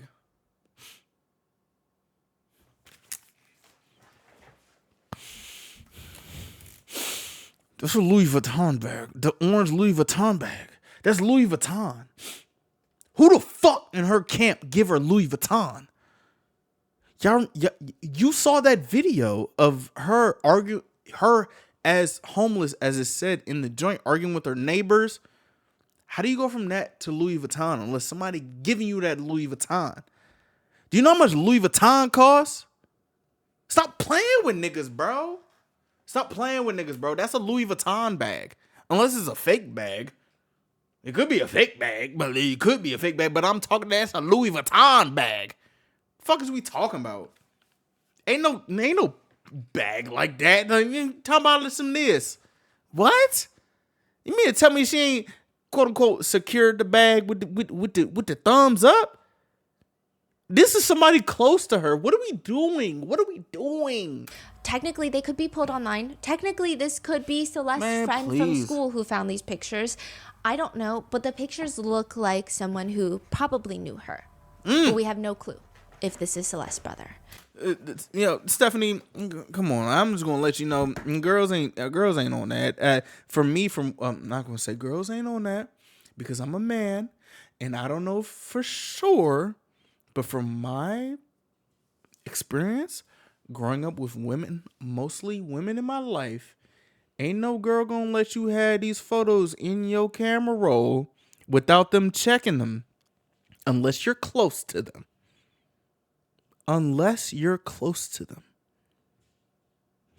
Please prove me wrong. I would like to be proven wrong. And if this conversation is real and if it's even taken place. So far, the only confirmed statements that the brother has made as of filming this is he has apparently told NBC LA that Celeste's family are grieving and are aware of the singer David, and that Celeste knew David. He just gives one statement that says she was on her way to see a movie with him but never returned. He also states that David would frequently pick up Celeste in the very Tesla that she would be found deceased in. So this nigga used a Tesla Y as his daily driver. This is how I know this nigga ain't have that many cars. Why the fuck is you using a Tesla Y as your daily driver? And you got all this money to have all these cars, using a Tesla Y as your daily driver.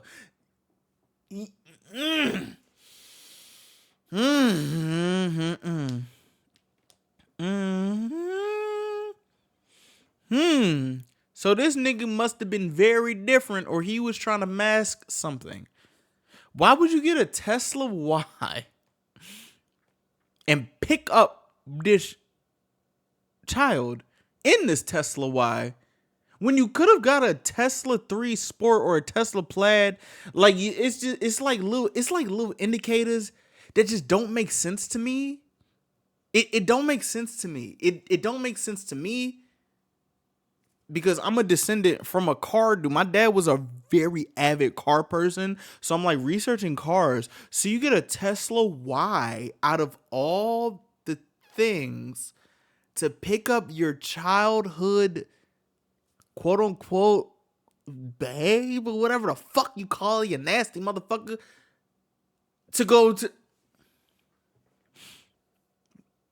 But apparently he had multiple cars. Your daily driver was a Tesla Y? Okay. Oh, so the whole family is pointing finger at David directly Seems like it, yes. by these statements. Wow. Yes. And another statement to NBC News states that Celeste's 18-year-old brother says the family is struggling and, quote, I'm just trying to stay positive. I'm just trying to move forward. My mom's grieving real bad. My dad's grieving real bad. Celeste also has a sister. Now, this is again unconfirmed, but it has been widely accepted that Celeste's sister seems to have reactivated Celeste's old Instagram account, renamed it to Justice For Celeste, posted a few stories. So the stories read along the lines of bringing this account back, please share, last seen in Lake Elsinore. So these are like the, and another story where, can we please spread this story? There's a link to the GoFundMe, and another one that reads, we lost our Dean Blunt Lover 444. So that was that really her account? I don't know, bro. girl, but we did everything. Flyers at her school, TikToks, Instagram, Facebook, police, family searching everywhere. Even our family in Mexico shared and prayed for her. And another post reads, my mom hasn't spoken in a week. She feels she failed her daughter, but she didn't. She did everything. Our house is quiet and broken. Aside from that, nobody else has really spoken out. Ruby Alonso, a resident of Lake Elsinore, she told the LA Times that she's known Celeste and the entire family since maybe Celeste was in kindergarten. She has a son around Celeste's age. She tells the LA Times that after running away, she does recall Celeste being brought back on one occasion by herself. How does she know Celeste? Just like their family? Yeah, they all live in Lake Elsinore, and her son is around Celeste's age, so they probably go to the same I schools. see. And she said that at one point Celeste came back from running away by herself. Okay. And then there was another time where the police brought her back home. Wow. So was this like truancy? Like what? The police also knows a lot then. And that's why people believe that the LAPD is being very hush-hush. Some people originally thought that they're being hush-hush because David is a famous musician. I ain't gonna. Please, Stephanie, please say it. Please say it. I don't want to say it. Please say it. And they want to cross their T's and dot their I's because of what happened to the likes of Sean Combs and pretty much a lot of musicians. Which I think is the case, but I also think that they're taking their time to probably cover their own problems. So they know this girl probably has a connection with David already, but they didn't do enough. For example, yes. Bro, David is not on the level of Sean Combs. And a big topic of the conversation is, had this 14-year-old girl been white, Thank you. the whole town Oh would have my been flipped gosh. upside down. Thank you. Oh my fucking goodness. Thank you for saying a little tidbit. we're not slow to the fact that she does not come from a white background to where the police is dragging their feet to where she has been missing since August 5th. Like, watch out, bro. Watch out. Like, what are we doing? Like, bro, and then now everybody want, oh, no, let me damage control. They always connected to that. We finally found a foul smell from a joint. And now people, now the police covering they, man, watch the fuck out, bro.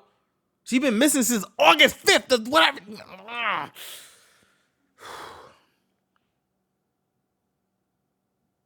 I don't want to make it a race thing, but it's a race thing.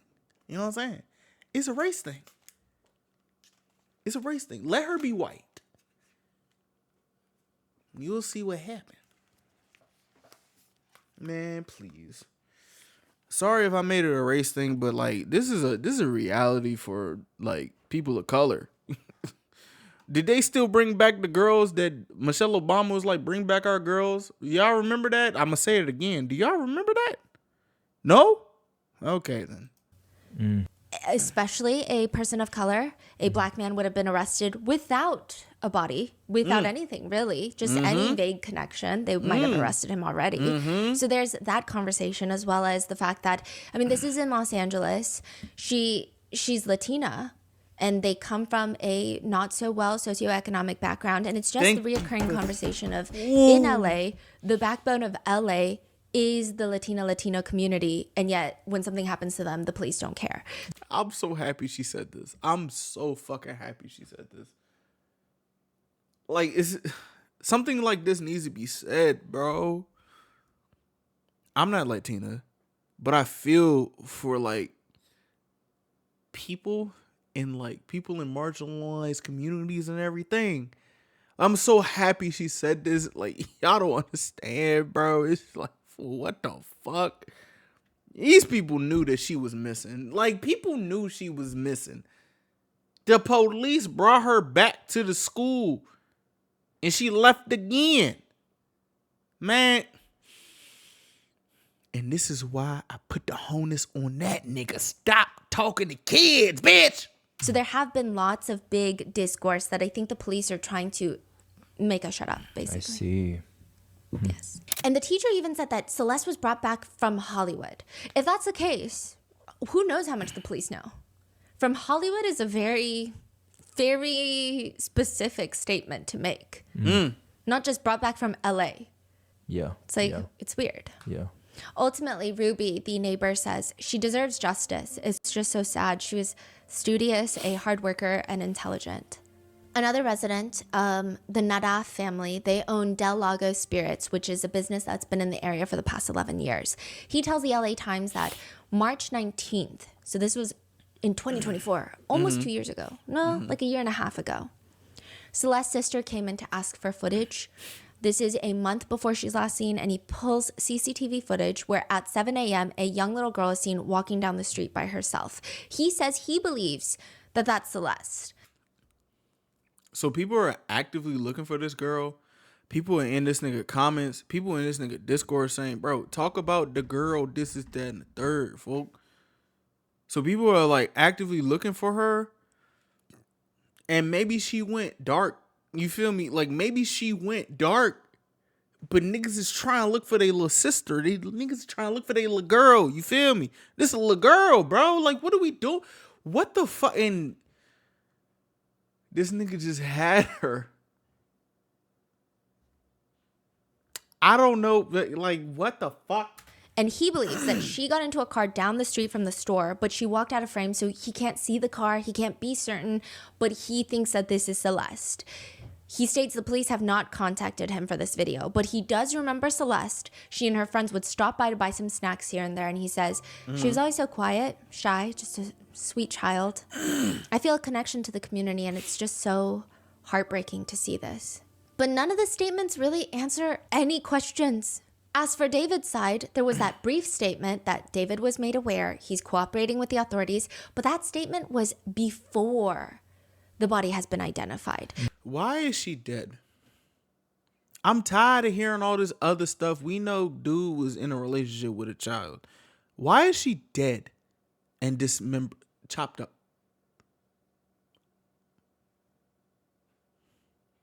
Why? Why?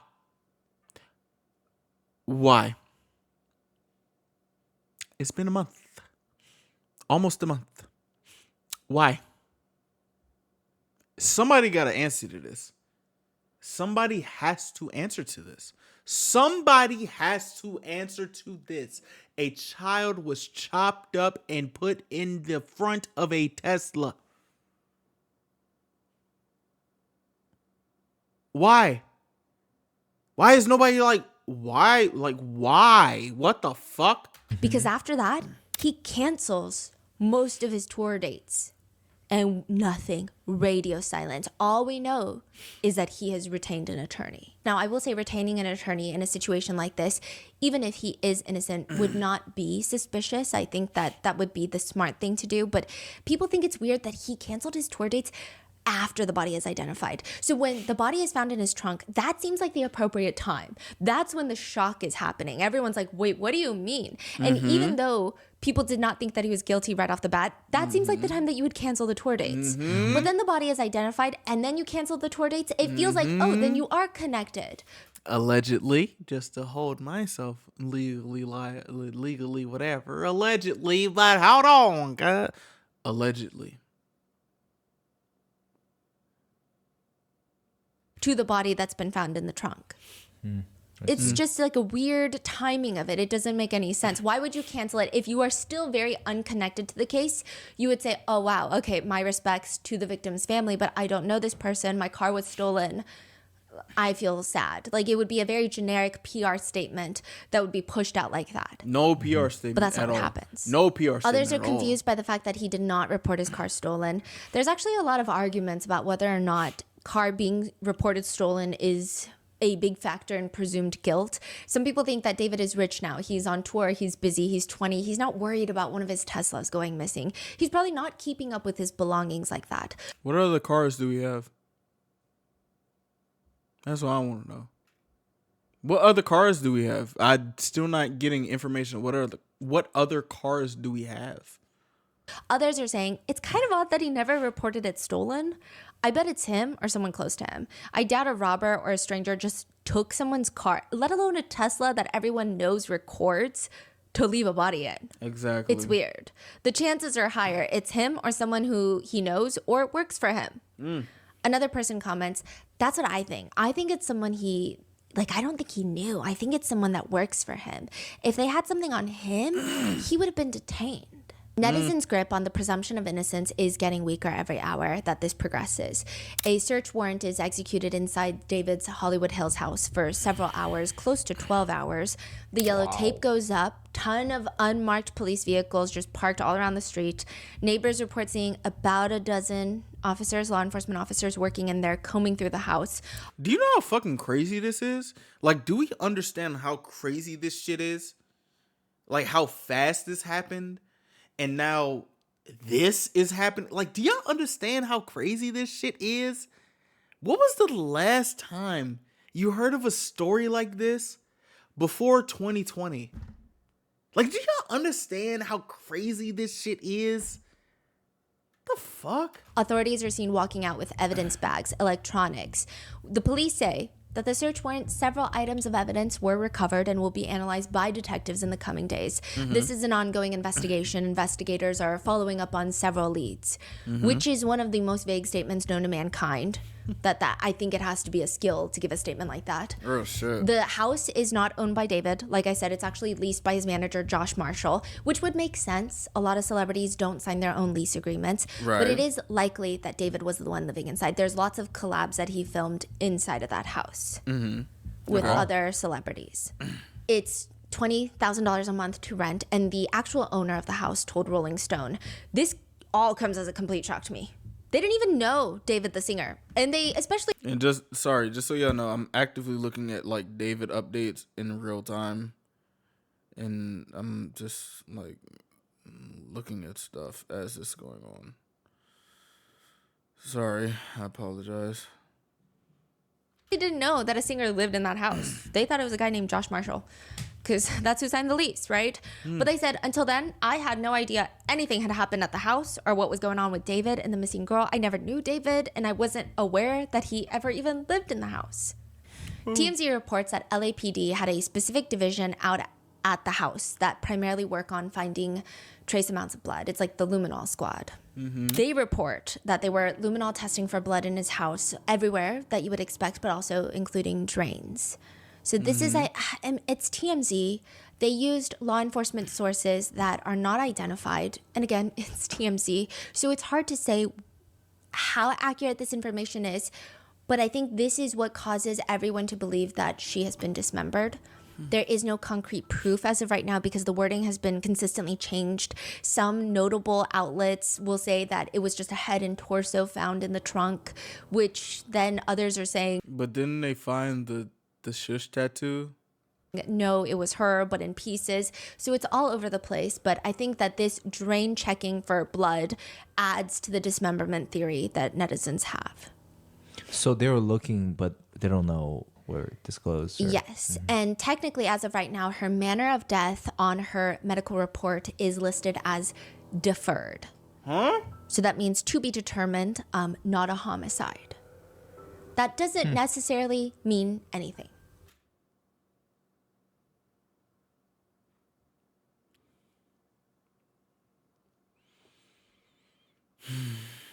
That doesn't really mean much. And we'll get into theories of what the cause of death could be if it's something like deferred. But the investigators seem to be operating as if they're investigating a homicide, even though they consistently keep saying it's a death investigation. The investigation is being led by the LAPD Robbery and Homicide Division. I honestly think we should like talk about that dent in the car. Can we please talk about the dent in the car? Like, I don't want that to go away. What's up with that dent at that car? A death investigation. They executed a search warrant.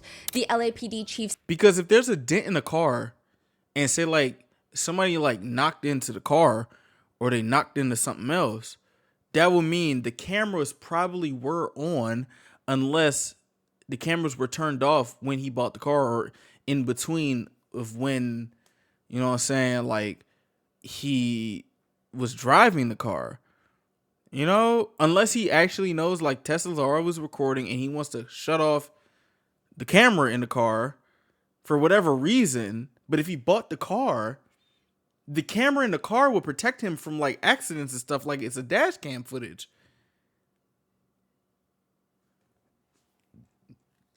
When did he turn off the camera in the car? That's one thing that I would like to know. Because there's no way niggas is buying a Tesla and turning the camera off rip. I understand if you're turning off self-driving mode off rip. But the camera? Off rip? Off rip. Out the lot? Off rip? Or off the delivery? Off rip? That's a little odd. I hope she talks about the dent in the car. Because when did that dent come from? states, we have a lot of resources dedicated to bringing to a conclusion, but to go beyond what's already been made public would be inappropriate. As for whether LAPD are looking into David and Celeste potentially having a relationship, he says, whenever you investigate a homicide, and this was crazy because I was talking to the RM team about this last night, literally last night, and my husband was like, oh, a homicide. So it is a homicide investigation. Yeah. Because we were just reading through it so quick, we didn't even catch it. Yeah, because this is the whole thing. Everyone's like saying deferred. Like you guys were saying, not sure. I don't know. But then the guy literally goes homicide. Yeah. I think it was like one of those things where everyone's like, it's definitely a homicide because in a trunk. But then for him to just straight out say it, it was like the only confirmation that we've gotten so far. Because so far they've been, it's a death investigation. Yeah. Everything's so close to them. Whenever you investigate a homicide, the detectives look at all of the associated issues as well. And in this case, that's something that they would be looking at. So it's just very vague. While authorities have been searching David's house, the internet has been collectively searching his very extensive digital footprint. And it's bad. I mean, I think we've all seen the viral clips of another musician, Young Thug, in court, just jamming out to his song that's playing in the courtroom, because the prosecutors have admitted it into evidence. They're using his lyrics as evidence, and he's just like vibing in the courtroom. He's enjoying himself so much. Later, the judge recites the lyrics. Hey, this, that slime shit. Hey, YSL shit. Hey, killing 12 shit. Hey, fuck a jail shit. Hey, cooking white brick. I'm not new to this. Hey. I hate that I was jamming to these songs because it's like a judge reading that is just, oh my gosh. Oh, and he dropped the album where he's saying the N-word with a hard R as the first song. Like, fool. This is... Hey. I'm so true to this. Hey, I can put up a whole slime of 100 licks. Slime. True to this. It's probably crazy I'm even singing this joint. I remember this song. And this was in like 2015, 2016. I remember this song. Or get slimed. It's that slime shit. Which was supposed to prove Rico. Also, the prosecutors admitted his lyrics, quote, I never killed anybody, but I got something to do with that body, to try and show that Young Thug was engaged in criminal gang activity. The whole thing was a mess, but it was very important because people are now concerned that this is going to become more and more common. Lyrics or social media posts or memes becoming evidence in the court of justice. It is. Regardless of whatever said, lyrics should not be held in court. You niggas are actually like detailing your crimes in raps.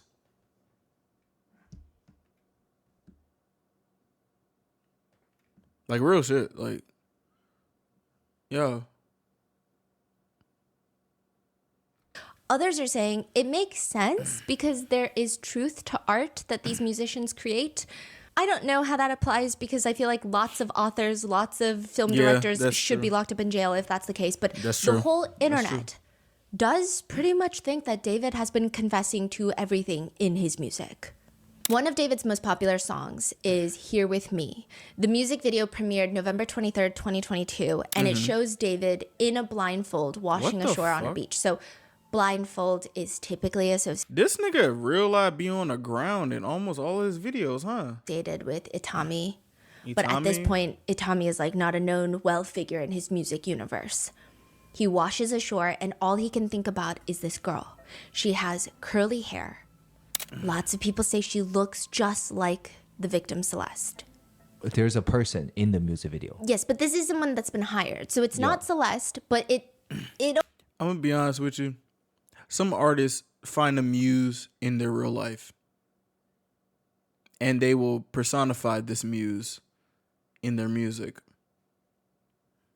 It's literally like, it's not as complex as y'all think it is. It's not. It's not complex. It's literally not. It's not. Okay?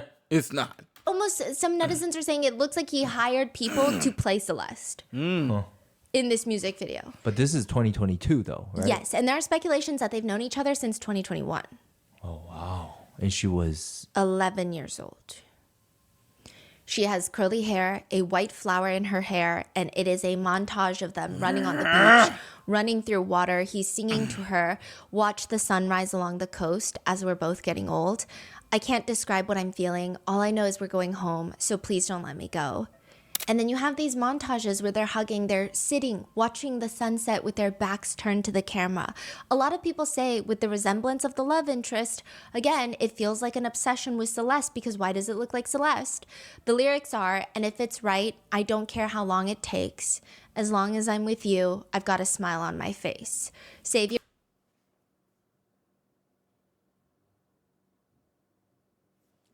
tears, it'll be okay. All I know is you're here with me.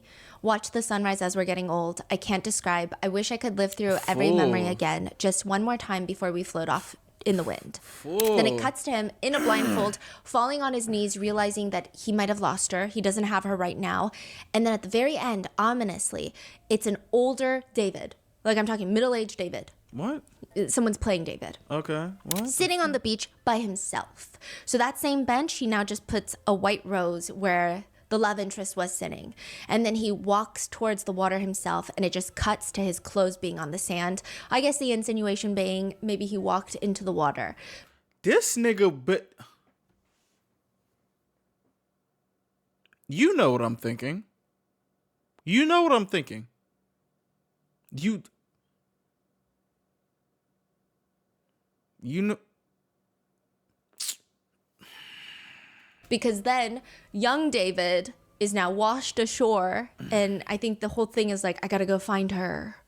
It's like an analyzation of the love of his life and growing old, wanting to grow old. So I guess it's the idea of, No, fuck that. No, fuck that. Fuck that.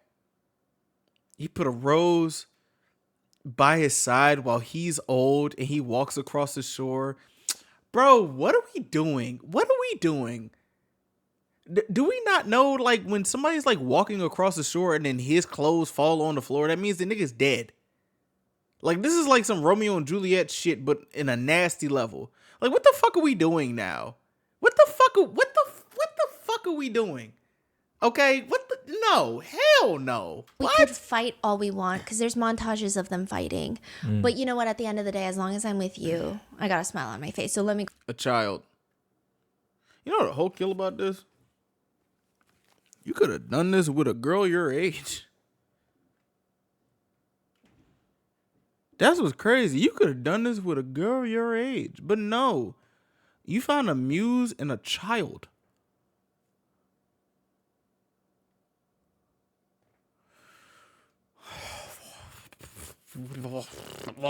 Go find her again. Seems to be the vibe. Previously, all the comments on this music video were about sharing how people went through their loss with this song. Some people were talking about how they got married to this song. Like, you're attaching yourself to people's reality. And your reality is on some crazy shit, fool. Like, oh no. Oh no. Some people are saying it's a song that reminds them of their grandparents, or how they yeah, just like, don't what? have a lot of time with their loved ones. But as long as they're together, Yeah. it's a good time. It's just a lot of emotional comments. You're literally like fucking you're contaminating our minds with this nasty shit. If you have anything against, if you like saying like that's not it, say something about that. Talk about it. You know, like speak on that. You got a lot of explaining to do. You have a lot of explaining to do, cuz niggas got married to your song, talk about their grandpa, like, no. And this is about you being what a kid. Oh gosh. Some people are writing, I was in the NICU with my son singing this song. And now, what do you see the comments now? Yeah, people are just, they read, I don't care how long it takes. Hits a lot darker when you realize David wrote it about waiting for Celeste to be of age, except he didn't actually wait. Another comment reads, as we're both getting old, bro, she will never grow old. Even monsters make beautiful music. What a crazy world we live in. Rest in peace, little girl. Another reads, a demon with the voice of an angel has never felt so real before. It's unclear if this song is about Celeste. There are allegations that he might have potentially known Celeste since 2021. He posts a TikTok that makes people feel that way. We're going to get into that. But David says in an interview that the song Here With Me is actually inspired by the Disney movie Up.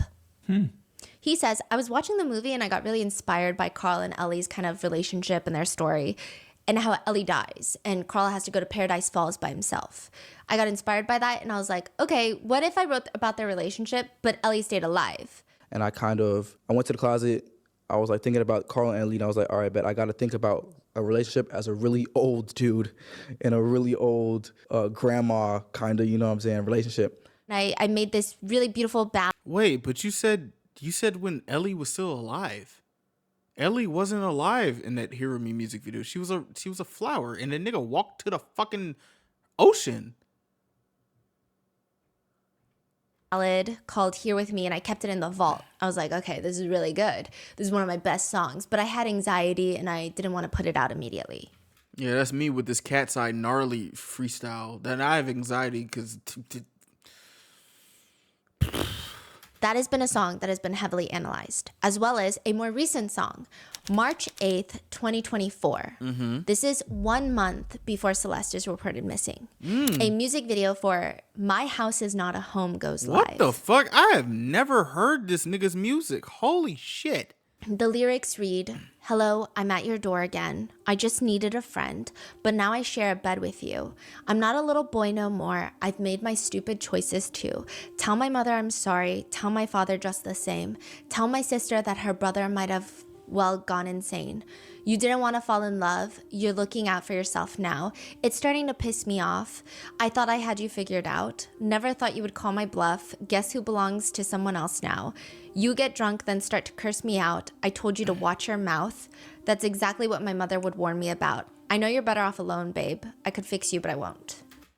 I'm gonna let you know what that shit sounds like to a regular person. All these lyrics sound like a nigga that has probably tried to control a young girl, and she like realized like she's young and she can blossom into a flower, but your old ass is trying to keep her in your grasp. And his mama was like, if you don't leave these girls alone, they can get you another one. But maybe the mama ain't know that he was with a young girl. You mad that this young girl was trying to blossom. This is how I know that niggas like you don't even know how shit goes when it comes to dealing with women. Yeah, sometimes they will go and do whatever they want, but when it's a whole layer of you grooming somebody and you're getting mad about that not only you're talking about you trying to fix her, you cannot fix a woman. What are you, crazy? You cannot fix a girl. You cannot fix. First off, you can't fix a human, nigga. You see, this must be some Arrested Development shit, because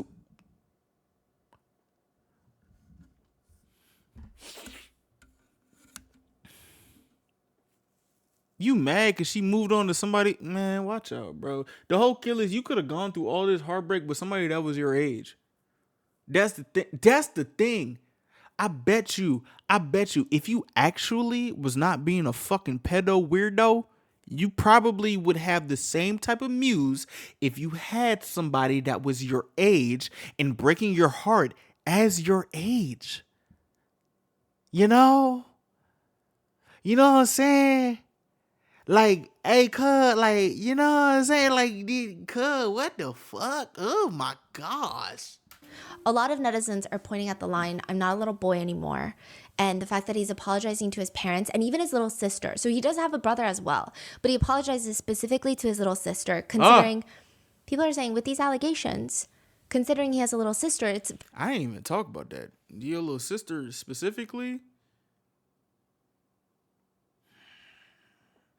Man, watch out, cuz. very startling. Watch out, bro. I guess it's Watch always out, startling bro. if someone is accused of having inappropriate relationships with a child and they end up having a little sister, or Watch they end out, up bro. having daughters. It's Watch always out. even more of This is very alarming nasty, information. alarming, The top comment for that music video now reads, with 4,000 likes, he's not beating this case. Every song is a confession.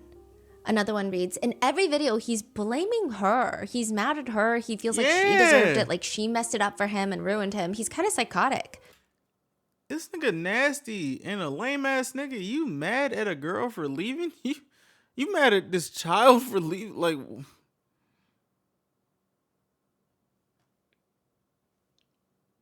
what, you thought you was gonna control her?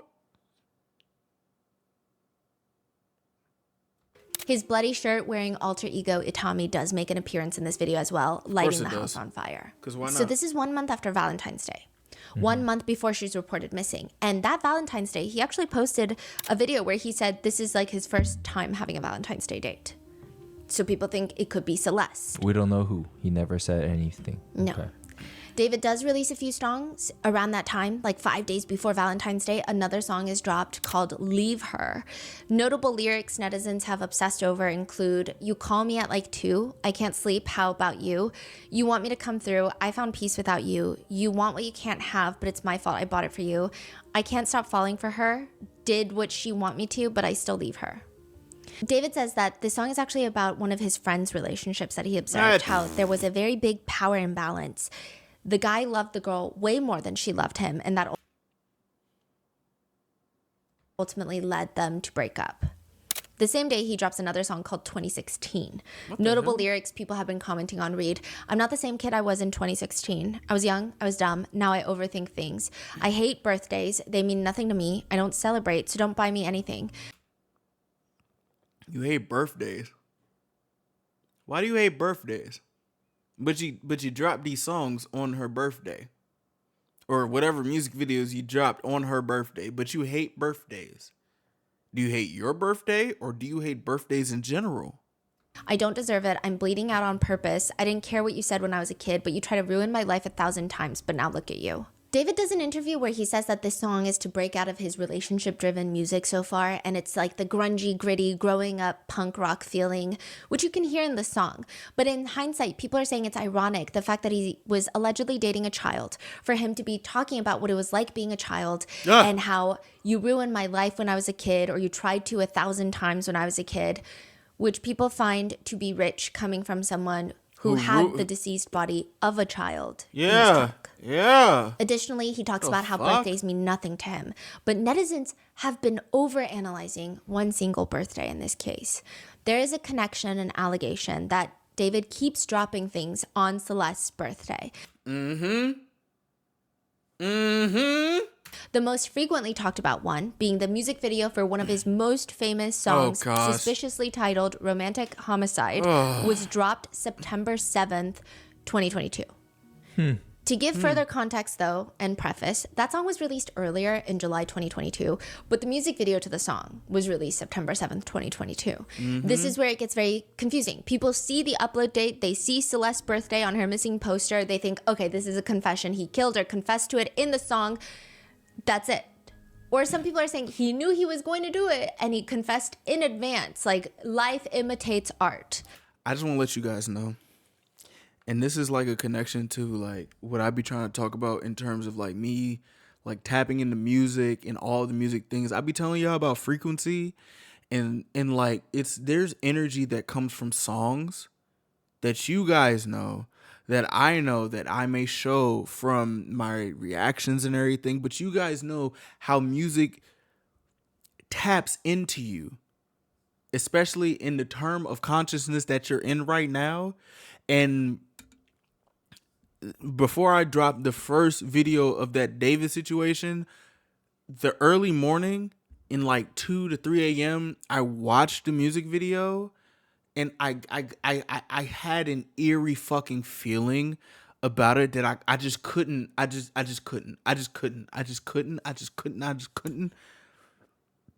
I told you guys, whenever hearing this motherfucker's voice, there's an energy that comes with it that you cannot ignore.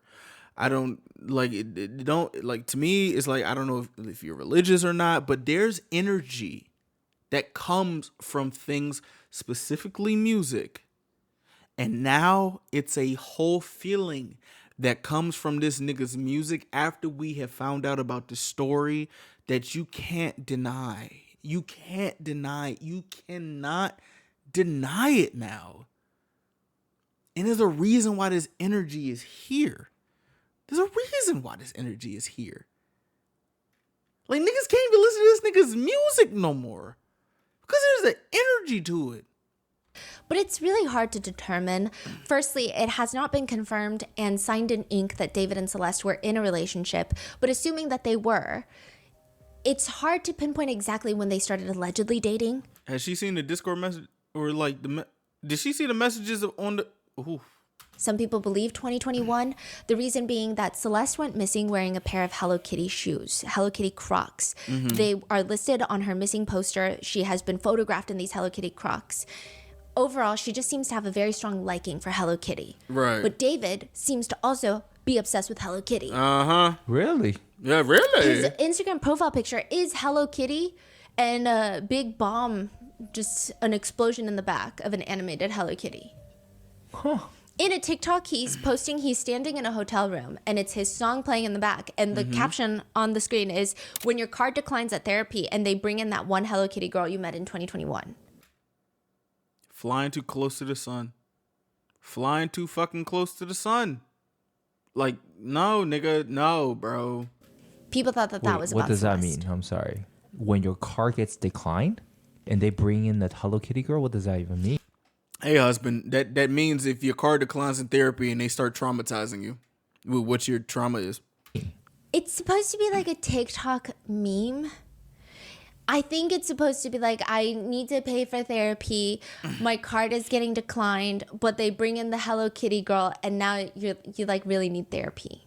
You're like on your knees. They're traumatizing you. You tried to talk about your trauma in therapy, and you ain't paid for therapy for the session, and they bring the person that is the reason why you're in therapy right now. That's pretty much it. Is the vibe. Okay, But the most okay. important part is Hello Kitty girl that he meets in 2021. Bro, I love You these see two, him cuz. fall to I his love knees these two. before face planting onto the hotel floor, and it's his song, I Can't He had Hello Kitty on his chain. Stop Falling for Her. This is posted February 7th of 2024, so just like a few months before Celeste is reported missing. What's important though is in it, he's wearing a Hello Kitty keychain shit. around his pants belt buckle. Oh, One of Celeste's friends leaked a photo that Celeste had allegedly sent her. There's no faces. You just see, it's like if you were to hold your phone pointing to the floor and then take a picture. So you see Celeste, allegedly, Celeste pants and Hello Kitty Crocs, the same one that she's been photographed in. And then you see David in the same outfit, allegedly David, and she's kind of tugging on the Hello Kitty keychain that's attached to his belt loop.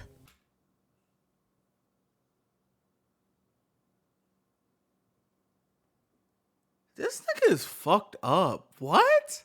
Oh, that's a photo that Yes. you've seen too.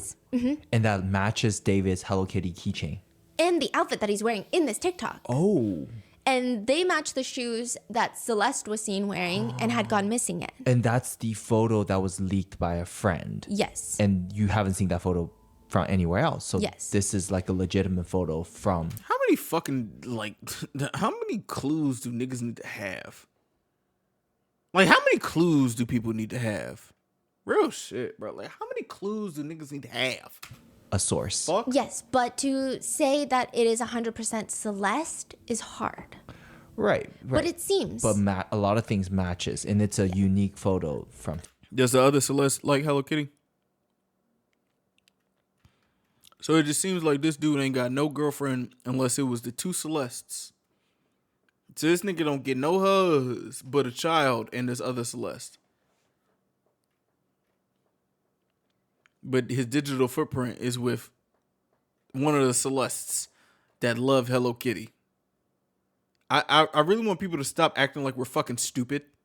Because it's really pissing me the fuck off. Someone. I think I am being overly cautious. If I were to say my personal opinion, it Bro, doesn't you know look what like you- Celeste. Who is this? Like, you don't, I mean, okay, sure. Okay, sure. It's not so, like, what do we, Stephanie, come on. You know what I'm saying? I know you gotta do what you gotta do, but come on. It does. I mean- it just, the odds, there's too many coincidences. And Oh, she's saying it is, oh, I was about to say, hold on. I was about to say, girl, you smarter than me. Like, what? What? the chances of it But being then it somebody is else- true, like with today's AI, it's Yeah. hard to really tell what's real and not. So, I don't blame you. For, Yeah. Can't you check the metadata on the picture to see where it came from? I mean, iPhones will tell you where a picture is taken. Like, I have like memes that I didn't even know were like created in 2006. I didn't have an iPhone until like 2000. After 2000, what? 15? Like, my first iPhone was an iPhone 5C. It's like, Now, one TikTok David reposts are two people getting married, and everything is covered in Hello Kitty. It looks like a wedding in Japan. And the words are, "This is me and my future wife, if you even care." To which the comments read, "She went missing wearing Hello Kitty sandals. ... I ain't gonna lie to you, nigga. My ex that I don't speak of loved Hello Kitty. That's why I fucking hate Hello Kitty. Also, one of the reasons why I don't tap into Bob's Burgers, nigga. Also, another reason why I don't tap into Travis Scott, nigga. Like, And this nigga over here talk about some. He just talked about straight Hello Kitty. The way he knew she liked Hello Kitty and then made it into his whole persona is His really whole sick. shit. Then another TikTok from December 2024. This would be 8 months after Celeste is reported missing and 9 months before she's found dead. It shows him waving around 2 Hello Kitty skateboards. And the words on the screen read, "Guess who's building Hello Kitty boards today instead of dropping an album?" In the caption it reads, "Hello Kitty comes first, I don't make the rules." So netizens are like, who is the Hello Kitty skateboard for? You know, the whole kill is like, this nigga just loves Hello Kitty. And with my info learning about shit, so you don't tap into no type of Sanrio or nothing. Like what was the black Hello Kitty? I don't know that nigga. Karomi or whatever. It's just straight Hello Kitty.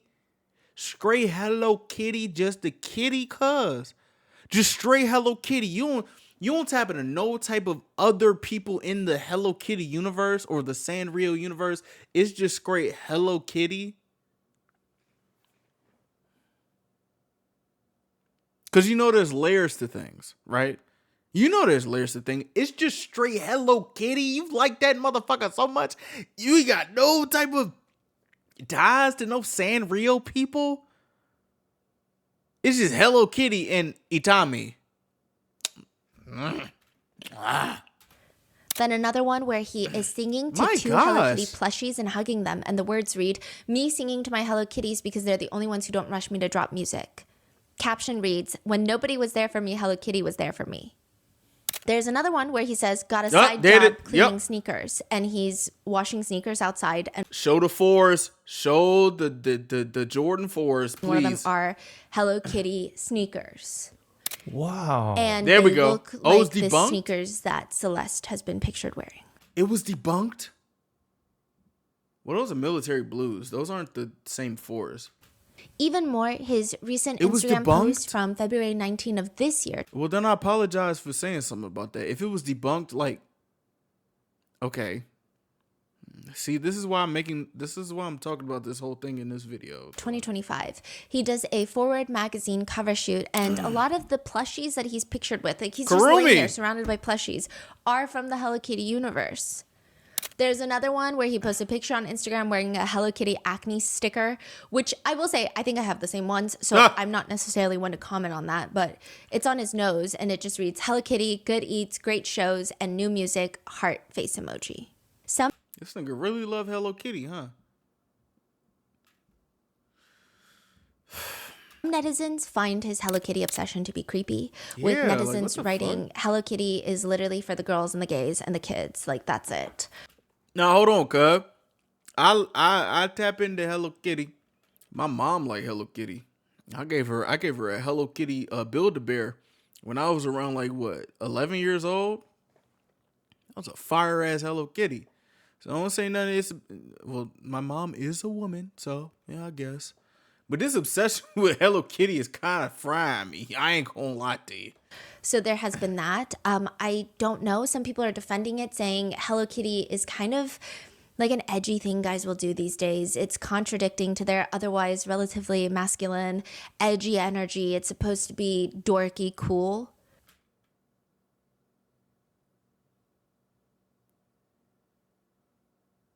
Okay. But that's not the problem. The problem is Celeste went missing wearing Hello Kitty shoes. So the Exactly. connection seems to be too strong. And then back to the date of the birthday, there is a Discord message circulating which shows a deleted user on Discord. So it just says deleted user interacting with other people on David's Discord. And on September 7th, 2022, someone tells the deleted user, "Happy birthday." Uh-huh.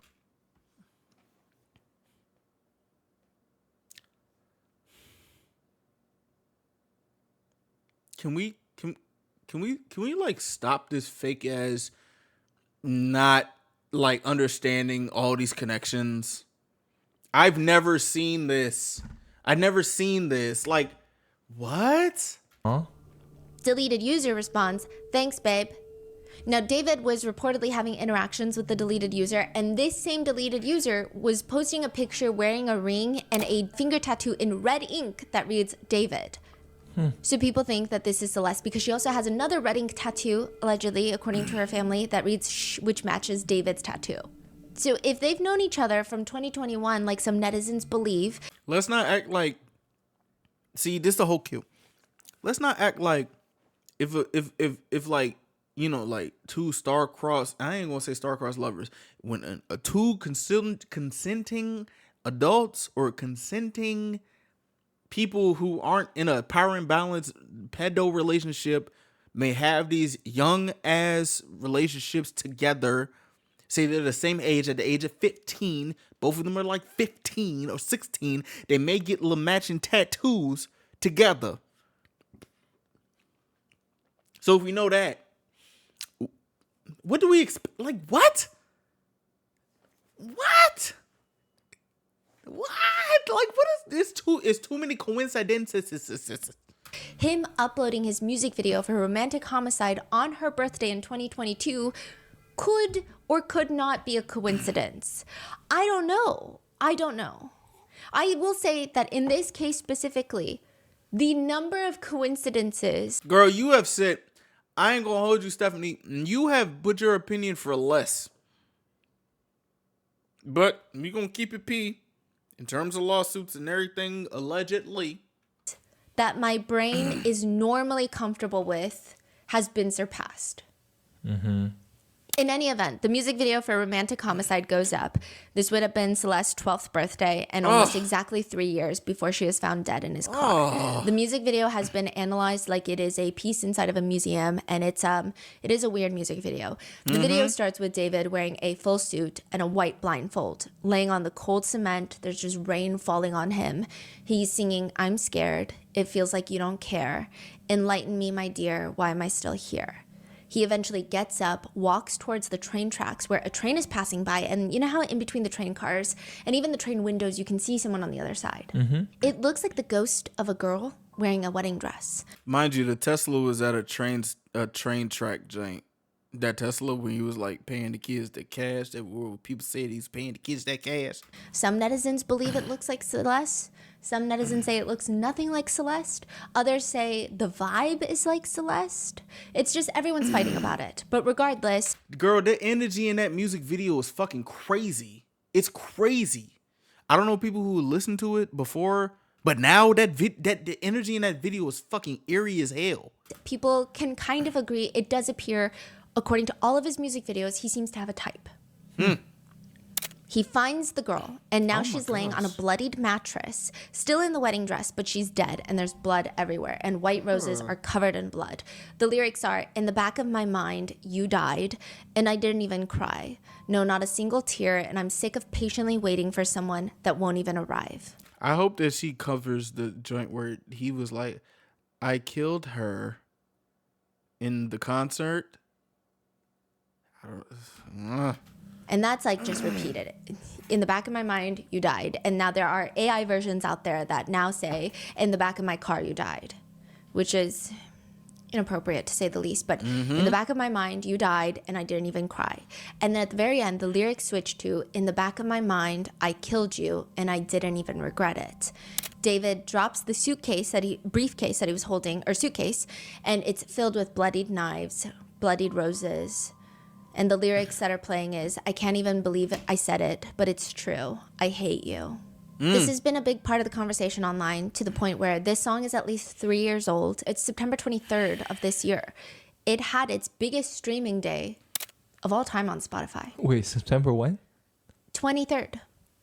So after Celeste had been identified. That's nasty. Oh, just like people started listening to it more and more and more. And at the same time, as people trying to figure out, like, on top of the people that are like streaming this because they still fuck with David, there's like another side where people are like checking out this joint because like they're trying to figure out what's going on and how this could be connected. But at the same time, this dude's streams are going up. Fuck. Like, oh my gosh. And then The song is back on charting to Billboard Oh 200. my I will say, gosh. if I just would not use the song. I mean, people have been posting TikToks to talk about how shocked and sad they are at the news, but they're using his music. Yeah. So it just doesn't seem like a great choice to be making right now. Some people just genuinely have it stuck in their head because so many people are using it on TikTok. I mean, there was this now viral moment where Kai Cenat is like having his mafia-thon. Fuck. And I think like someone was accidentally like singing, or like I don't know if they were scrolling through TikTok, but he starts singing 2 words of it and then he stops himself and he looks very stressed out.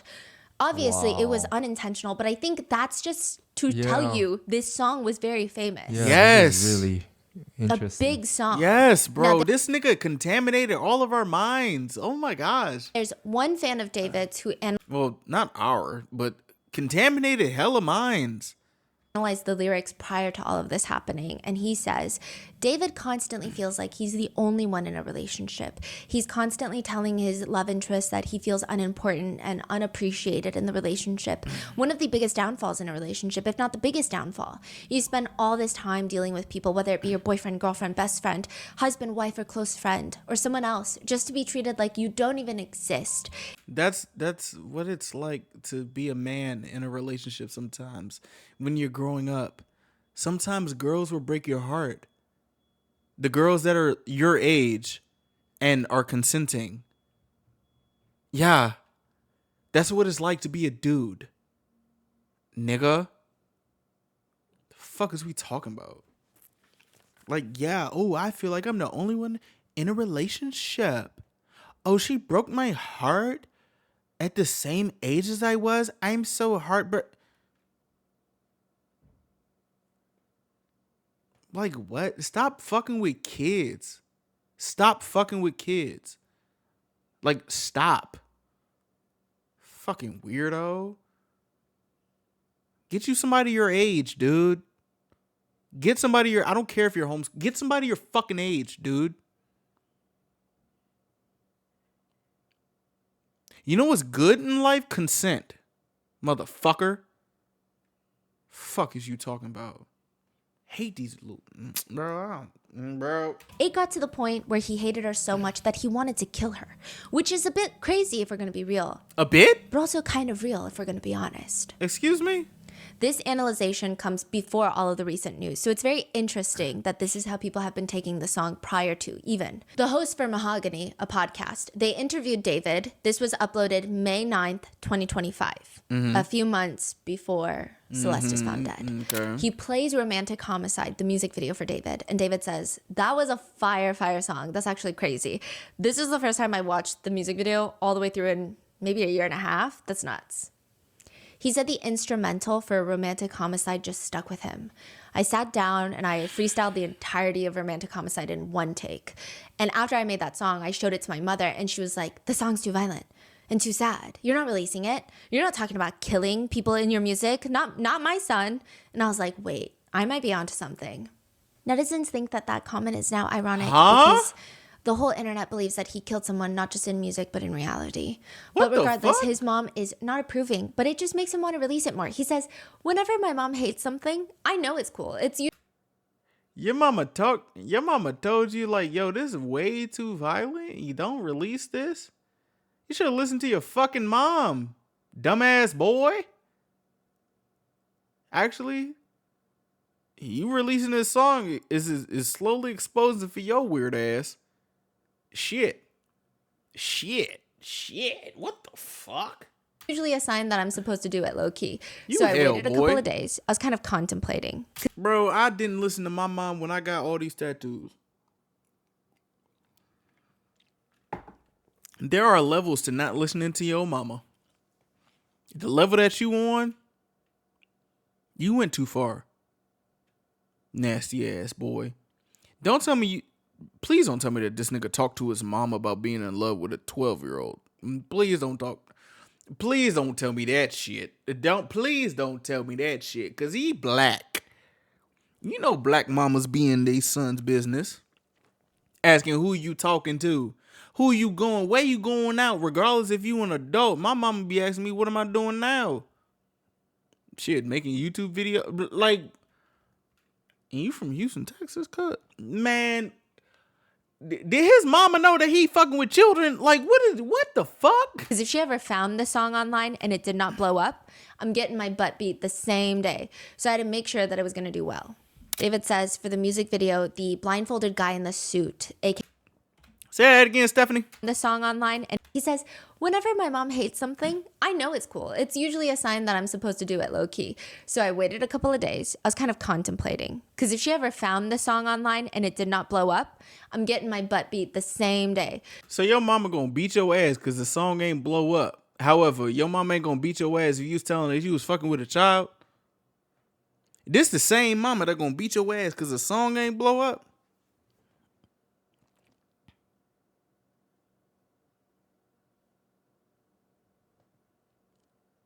You just be talking in your interviews, huh? You just be talking. Your mama gonna beat your ass if this song ain't blood when she told you not to release that motherfucker. If your mama ain't told up, nigga, my mama told me not to pursue YouTube and get out of college, and she still got some, you know what I'm saying, got some things that she needs to say about me not finishing college for YouTube and my grandmama. You tell me your mama would beat your ass because your shit ain't pop off?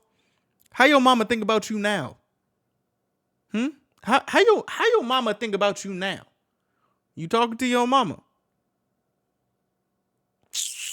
Man, watch out, bro. So I had to make sure that it was Sorry, not bro. Watch out, nigga. going to do well. David says for the music video, the blindfolded guy in the suit, aka him in a blindfold and then sometimes him in a bloody dress shirt, is not him. It's his alter ego named. It's not me. It's my alter ego. You know, it's just like Kanye West being Ye and not Kanye West. Shut the fuck up. Itami. He says, I had the idea to make the first music video introduce a character that I had been kind of ideating for a really long time. That's why you see him with the blindfold and the bloody shirt aesthetic and bow tie. I'm really big into anime. I'm really big into manga. And I wanted to make my own manga series at one point. I was writing a lot of poems and writing a lot of things for it. And a big part of that manga was an evil version of me named Itami, which means pain in Japanese. And he wears this blindfold. He's basically an agent of chaos and kind of my alter ego. And the story of the manga went, I was a detective and there was an evil version of myself that would come out at random times, kind of like Fight Club, Tyler Durden. He would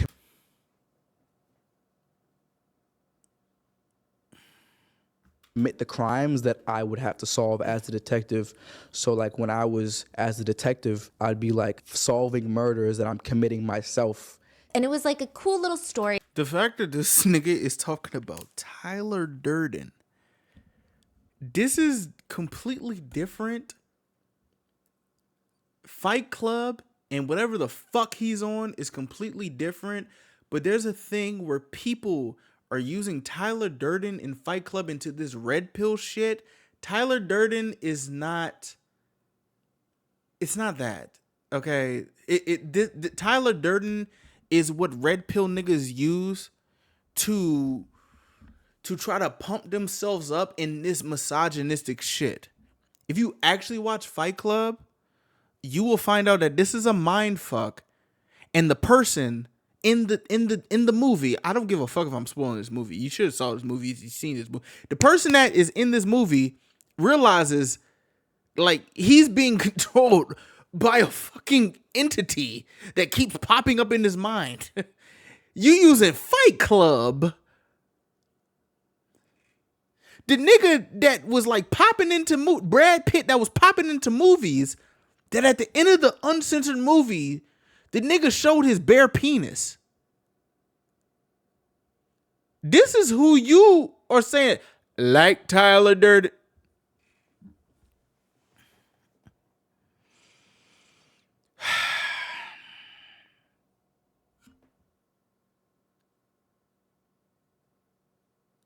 You gonna use this shit and compare it to a movie where this nigga Brad Pitt influenced the nigga to be the most nastiest dude because y'all was punching on each other in the bottom of a bar.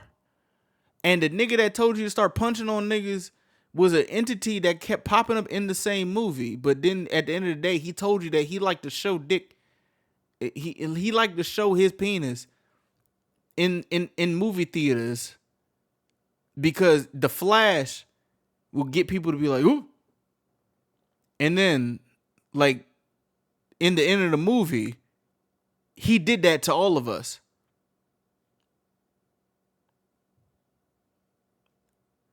You comparing yourself to Brad Pitt in Fight Club?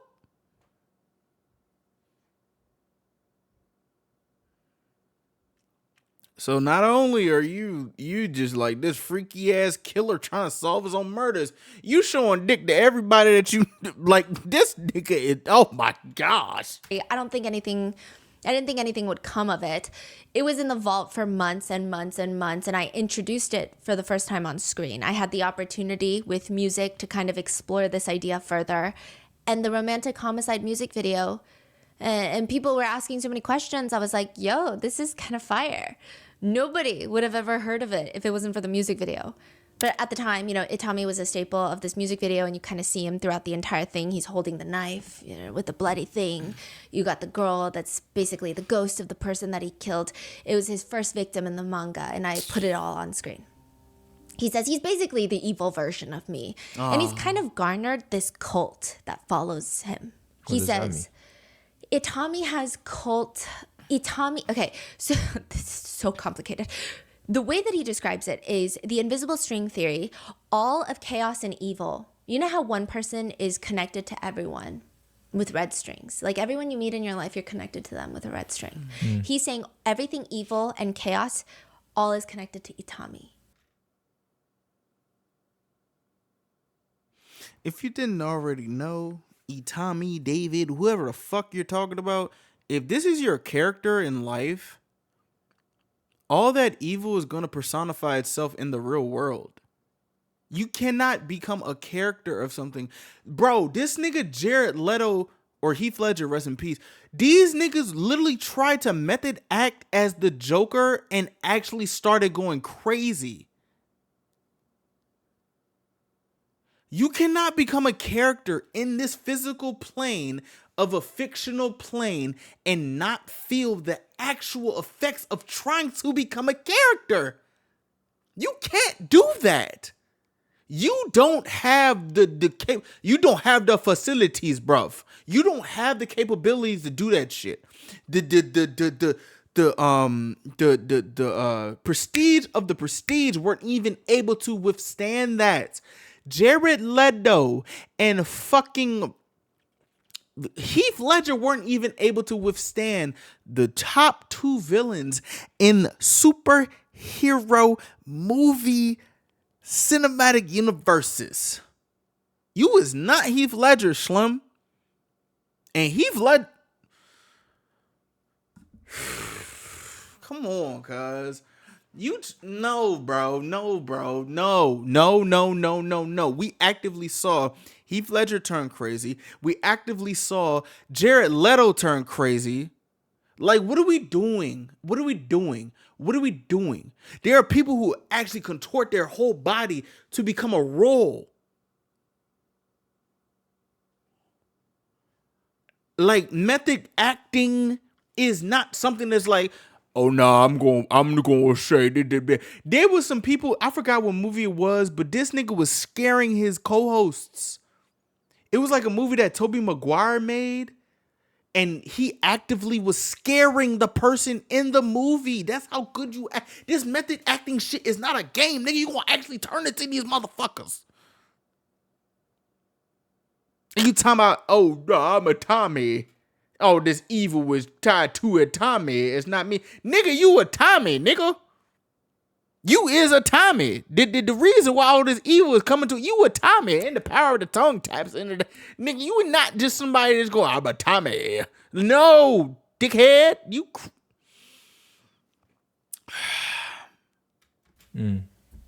And so he has all these members of his cult that just are agents of chaos. Okay. And he says that's like one big element of his music. Another one is the Bloody Rose aesthetic. He says that was birthed in the romantic homicide music video as well. which is beautiful. The idea that beautiful things can hurt you with the stems, having thorns on them.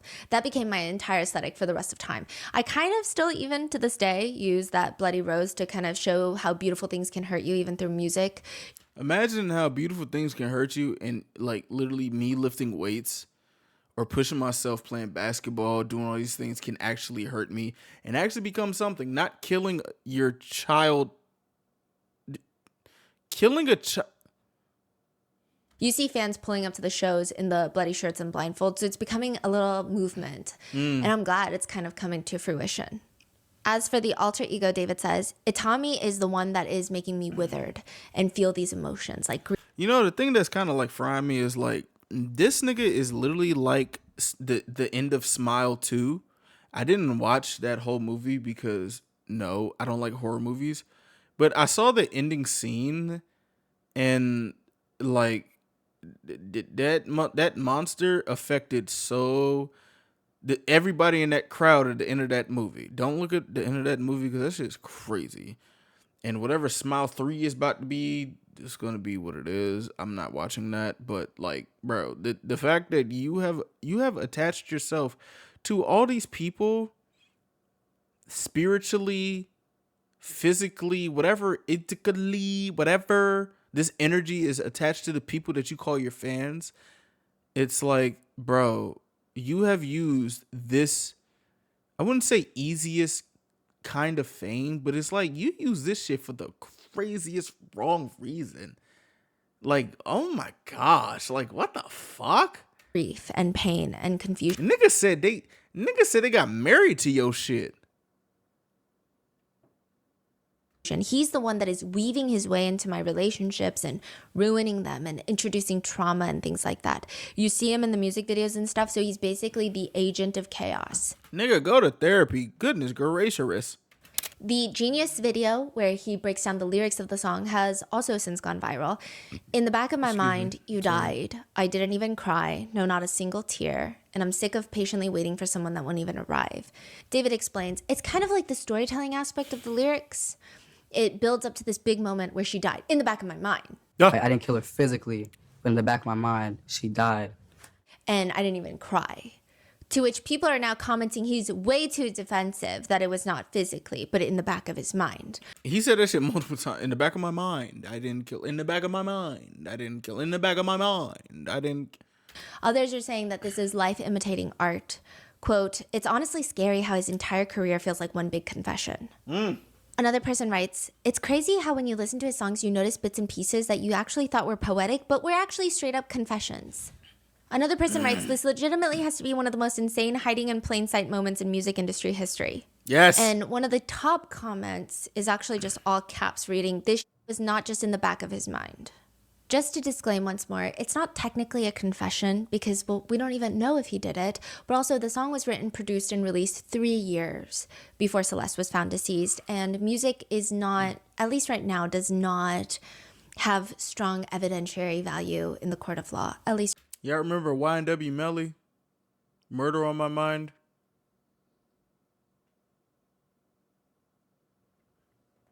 They used them Young Thug lyrics that she talked about in earlier in this video.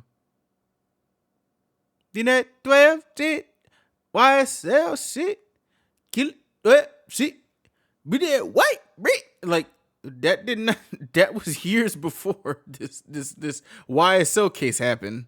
Just want to put that in the ether right now. It's hard to use the word confession. I think a lot of people say maybe a premonition, maybe a bad omen. Those are maybe more appropriate words. Some people think that everything is reaching. Others say that his ominous explanations of his music videos are not helping to the creepiness of his music videos.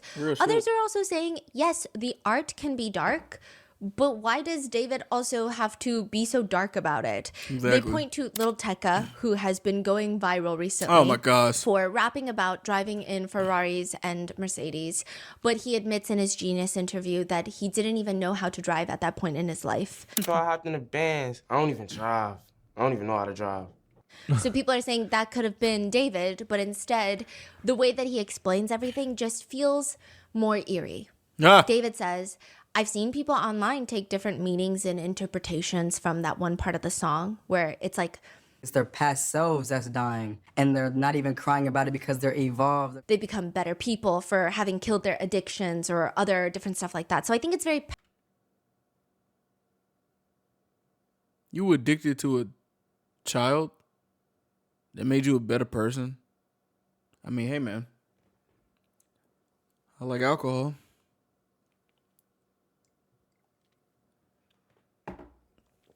Getting away from that and like, you know, liking coffee was cool. But this video just got me sipping on camera again.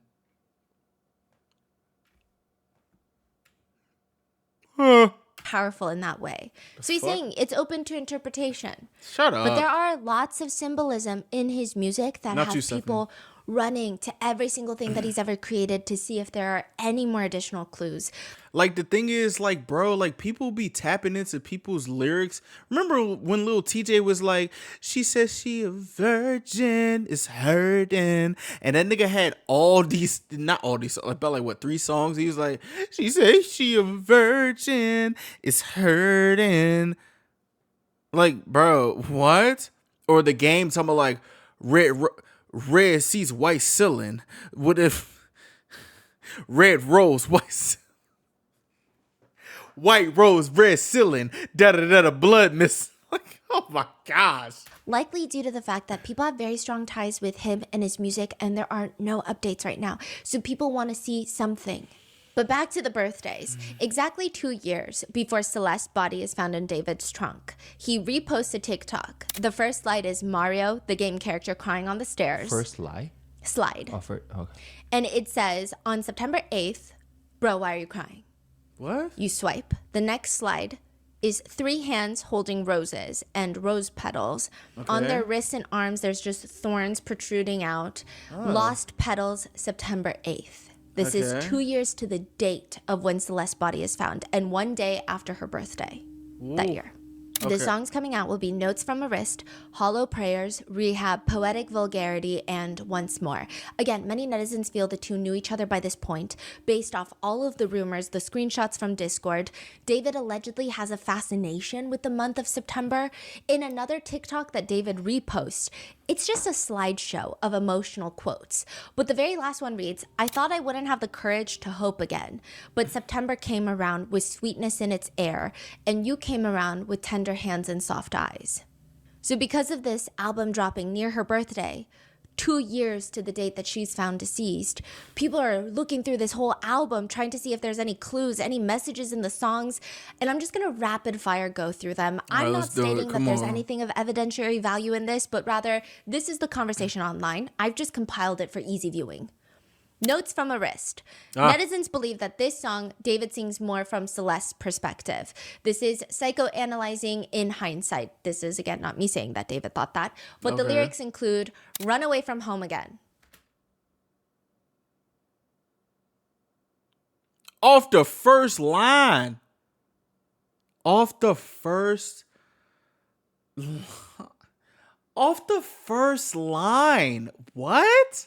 Alone with my soul impaled, run away from your loving arms, why am I so afraid? Other Off the first line. notable lyrics include, washing my hands with this bloody water, I miss the way I thought it was, you and me against the world, and now the whole world is just against me. People are saying washing hands with bloody water. TMZ reported that they were checking the sink drains for blood. They're saying you and me against the world, and now the whole world is just against me. It just seems like a lot of people are saying there's There's no coincidence. There's no this many coincidences in the world. I didn't even know this. Holy shit. every lyric feels like it's happening in real time. Man. On the top comments, it now reads, he literally describes everything. Real From the time shit. that he Like, posted what? on her birthday. Everything was right in front of us. Running away from home again? And she ran away multiple times? Or ran away twice? Or however many times you're counting?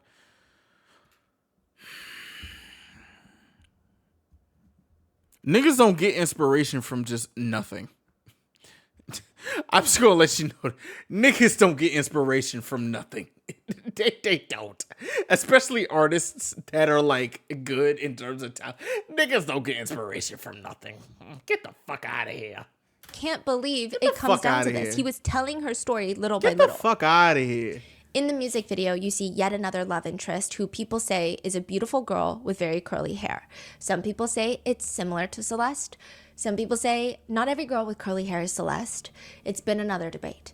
And you do see Itami, bloody shirt, white blindfold. And the music video theme is David having flashbacks to visions of this lost love. And he spends time in this empty house by himself just thinking about what could have been. Then there's Hollow Prayers. Not as often talked about, but notable lyrics include Lost Again, Trying to Find Myself, Searching Through Both Heaven and Hell, I Can't Let Go, Oh It's All My Fault, Can You Take Me and Replace Me with Someone Else? Bro, you're really butthurt about this child. This is weird. I can't even walk anymore, and my eyes are sore from all the tears I cried. Please don't let me die. Some people believe it sounds, again, more like it's from Celeste's perspective. Not that he wrote it in Celeste's perspective, but more so the conversation is, it's weird that everything feels so intertwined. You know how crazy it is? It's like, imagine you're a young man that you found this newfound fame and like in like the new age of the internet, and you have all these things going right. But then you realize the music industry is not the best, and you're a young man finding out the nastiness in the music industry. Imagine being a child that you're dragging along, experiencing the same things, but on a different plane because she's a growing child. And then imagine growing up. For all my girls out there, like, y'all know how it is growing up as a girl. Like, it's fucked up. And I'm not a girl, but like, I can't even imagine. It's like, yo, like, whoa.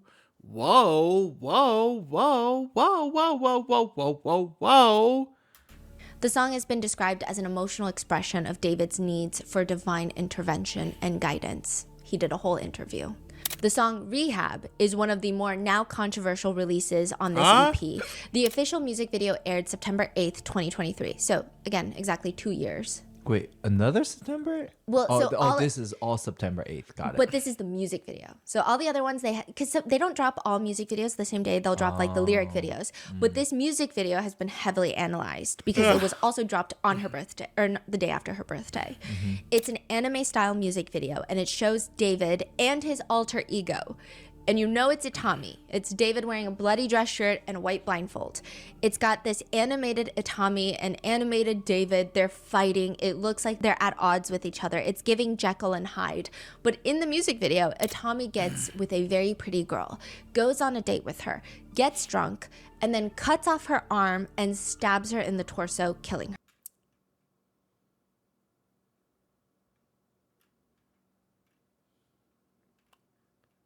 What the fuck? Her. While he sings, I'm at the party with hella regrets. I feel like getting in trouble again. Kickstart repertoire with a shovel again. She fell in love with the devil again. I gotta get her out of here. I don't feel this way anymore for the girl that I used to know. She thinks she's too good for me now. No room in class for a clown.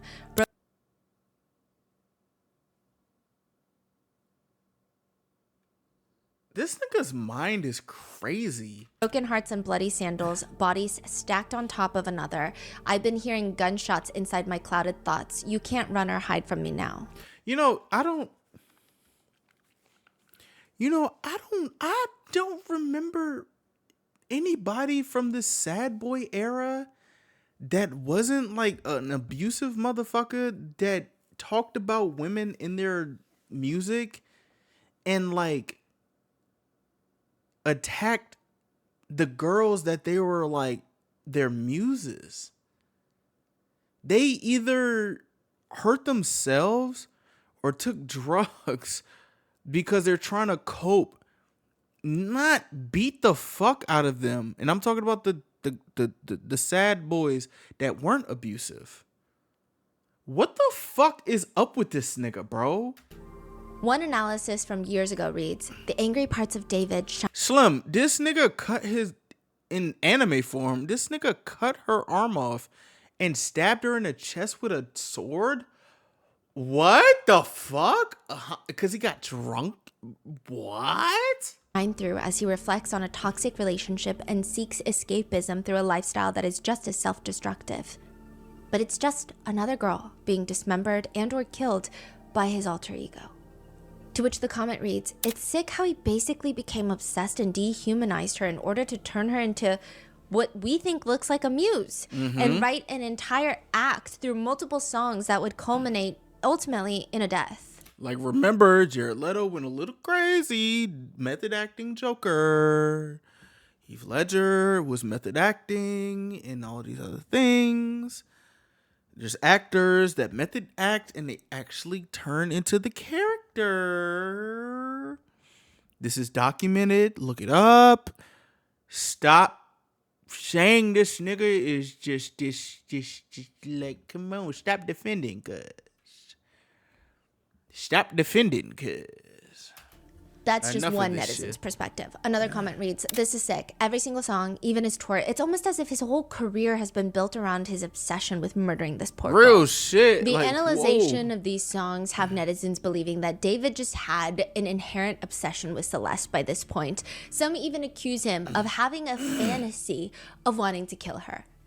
The next song is Poetic Vulgarity, which has been analyzed heavily due to one specific line in there that reads, the right love, but in the wrong time frame. Oh my gosh. Which netizens believe in hindsight it's almost... Oh my gosh. Like, oh fuck. Oh fuck. Right love, wrong time. You met her when she was 11. You met her when she... Oh, what the fuck? You don't even know what she would have been because you killed her before she grew up, before she reached the age of 15. And you talk, hey boy, hey Slim, nah. Oh, like fucking goodness. It's like him romanticizing an inappropriate relationship. There's also a strange menace in his lyrics. The song expresses that his love interest didn't tell him that she's leaving him. So naturally, he calls her a, quote, heartless woman, time-consuming. She's not a woman, she's a child. Headache-inducing whore. You called her a whore. She's a child. She's a child. A kid. She's not a woman.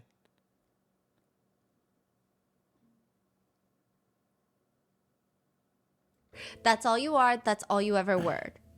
He does say, sorry for bruising you up with my words, but you did the same. Others are pointing... She's a kid. out that there's a lyric that reads, heart too small, you had to push me out. And they comment small, as in like a kid's heart. Others comment, imagine calling a 13-year-old a whore. That's what I'm saying. Others are what? pointing out the lyrics, and biting your flesh, how does it taste? I still remember the kisses you gave to a broken boy, drown out the noise. People think it's sick that he's trying to call himself a boy. Also, the biting of the flesh, how does it taste? Oh. There is a TikTok repost that has been making its rounds online. Excuse me? It's a screenshot. A repost is, David did not post it himself, but he saw it on his feed and then he reposted it. So it's not like he created this message, but it's a screenshot of a text message where one person writes, imagine we were two cannibals in the late 80s who randomly met and then we fell in love and tried to be better and start a life together. Then you died and I ate your bones and all.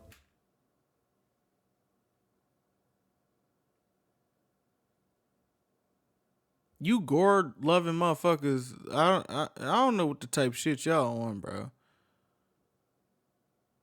I don't know what type of shit y'all on. This shit not romantic. This shit not sexy. Mind you, nigga reposting shit and your whole muse is a child. This is like worse than them uwu niggas. I ain't gonna... Bro, where my drink? I got this much Long Island. This is a little bit of Long Island. This ain't enough Long Island for this shit. We got what, 30 minutes left? Oh my goodness, go right to rest. The other party This is responds, ... disgusting. What the fuck is wrong with you? You laughing about this shit? And it's in the Rio de Janeiro thing on Instagram. The comment on that one now is, David's lawyer is going to be struggling. Or, she wasn't found complete, which again has been the Get this nigga Max B's lawyer. alternating theories right now. And then another comment, yeah, he did it, bruh. Another comment reads, help, I stalked too far, now I feel like a witness. Which you could argue, perhaps maybe it was an accidental repost. But then in another interview, he is asked, if you could describe yourself as pizza, what would you be? Ooh, pineapple. I learned something. I was wondering like why every time I eat pineapple, my cheeks would burn. It's because pineapple has a chemical that eats away at your flesh while you eat it. So I just struck myself as a pineapple. Nigga, it's just acidic. It's literally just an acid. That eat away at your flesh. I get it. I think artists are naturally maybe stranger than the general population, or they try to be. They put an effort to be edgy. This pineapple eats away at your flesh. Yo, you know what I'm saying? When I eat an orange, it just eats away at my flesh. The pineapple just eats away at my flesh. Excuse me? What? What the fuck? What? It eats away at my flesh. Like, cuz, yo. Maybe that's just what it takes. But at this point, there's just a lot of weird coincidences. There's just too many connections. Not saying he's connected. Also, if you eat pineapple on pizza, you dumbass, the pineapple on the pizza will kind of like knock out some of that flesh-eating acid because it's or maybe some other niggas would just be like eating just straight pineapple before they eat the pizza, and now it's eating away of your flesh while you're eating the cheesy pizza. Like, oh, what the fuck? To the death, but there's a lot. This is a long video. The top video. comment now reads, bro, this will be evidence in the courts, which is debatable. But the next song is Once More. This is the last song on this EP. The melody is soft, sweet, even retrospective. But again, it is all about heartbreak. Lyrics read, I love you, 3 words I don't say anymore, picking my mind up off the floor. Will I put it back in my skull? No, not ever, because you said we were forever. That's some fable. I can't move on. You're talking about this about a child. Talking about some forever. You're how old now? What the fuck? The top comment now reads, so he killed her for trying to move on from him? She was finally outgrowing him and he couldn't deal with it? This all comes out the day after her birthday. Coincidence or not, it's up to you, but adding more to the birthday coincidences. David's last Instagram post is from September 7th, 2025. 1 day before her body is found, on her, what was supposed to be her 15th birthday.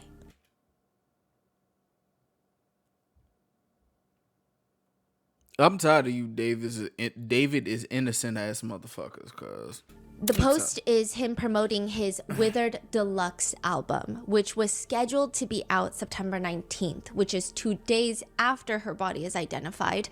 It has since been pulled. The deluxe album is not out. The That's just not coming. Withered album is out. But he writes in the caption, every song written exclusively by me on my phone, baby. This is a passion project I put together to make sure I didn't lose the raw emotional weight my music carries and how much it means to you all. Thank you to all my friends who collaborated with me on this. Everyone ate their verses up. Heart, heart, heart. So are people reading too much into it or not? I feel like that's something only time will tell. If David is found guilty, then everyone will agree, no, we were not reading too much into it. We, as in collective internet. If he's not arrested, if there is evidence that comes out that shows that he's not connected, which at this point in time, it seems like it would have to be the most insane explanation. If it's like the most insane explanation, he has to talk about this himself. We need a video of everything that we have seen.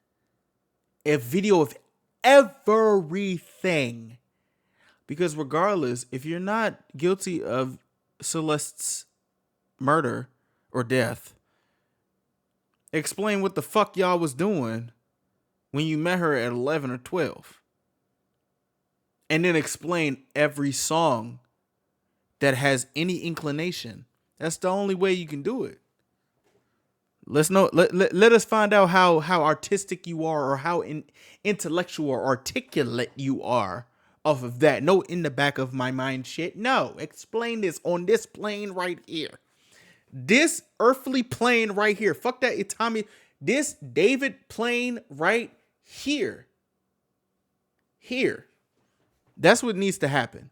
That's what needs to happen. It would have to be like the most even crazier than You what's can't already explain this, happening. though. And what's already happening is already so bizarre that I don't know if my mind can even comprehend what possibly could be the explanation. But if that were the case, then yes, people are going to think that, oh my gosh, the internet overreacts. They were reading way too much into it. They need to go touch some grass. This nigga probably gonna snitch on somebody, or just like, do something to himself. Honestly, I ain't gonna lie to you. That's how I'm feeling right now. That's literally how I'm feeling right now. Like, bro, this is a lot of evidence. So it's just only time will tell. But to give you some full context, in an interview, David says his mom was confused how he's coming up with all these lyrics because he's dropping a song a week at one point. She's asking him, "You're homeschooled. What do you know about love? What do you know That's about what I'm heartbreak?" saying. David says, I would go on Discord, I would go on Fortnite, and I would go to the squad fields. It's where you can just talk to people. And I would just let people talk to me and just tell me about their lives. I was just an open door and an open outlet for my peers and my friends to just vent to me about different things in their personal life. There's no way. There's no way that you have these lyrics about love like that. I don't give a fuck if you start talking from other people's perspectives, because if you did, you would probably give credit. Oh yeah, add that to that. This nigga not giving credit to the same people that he was trying to get the inspiration from. You know what I'm saying? Like, fuck you know about love, nigga. Lives and stuff like that. And I would basically just take their lives, write songs about them, and write songs for them. So did you credit them? And they didn't even know it. It was just the most beautiful thing. It's so poetic to be able to kind of take somebody's life and put that in a song, and then have millions of people resonate with things that aren't even about me. So maybe we are reading too much into it. Maybe none of this has anything to do with Celeste. However, Discord. Discord is where everything is coming out. Screenshots of the past, conversations with someone who could be Celeste. There is so much happening on Discord, and even David has spoken extensively about Discord. So he talks about Discord like he's on there every day. He would tell Zach saying, like, I was streaming, I'd be like, let me get on Discord. Let me invite 100 people on Discord and get on a video call, and let's all listen to my album together. He says sometimes, like, I guess the most important part is that my Discord likes it. My Discord is my core fan base. Hey man, maybe I'm not using Discord well. My Discord is dead as hell. But I talked to a couple people on Discord, mostly Rayshella, to figure out like what I'm doing wrong, and she's like telling me what I'm doing wrong, or what I need to drop, what I don't need to drop, this, that, and the third. But, bro, you put yourself... Bro, hold on. You know, if someone's not vibing with someone in Interscope, I'd be like, I sneak it in the Discord and leak it myself. He says, that's why I use Discord so much. That's why I'm on Instagram and TikTok so much, because the people that are listening to my music are the ones that are going to stick with me, are the ones that I want to hear feedback from. Recently, the moderator for David's Discord posted a message. We, the Discord and Twitch staff team, want to clarify what we know. Also, a lot of older people have taken this to mean that Discord and Twitch, the company, have made statements. These are like these are mods. Okay? They're just like normal people that can moderate a subreddit or can moderate a Discord. They're not affiliated with the actual company. This is after everything that's happened. Okay. Yes. We, the Discord and Twitch staff team, want to clarify what we know and didn't know regarding Celeste. We were not aware of her true age or that she was a missing person. We also did not have any contact with her outside of what was public. From what was shared in David's Twitch streams and from her role in the server, we understood her to be around 18 to 19.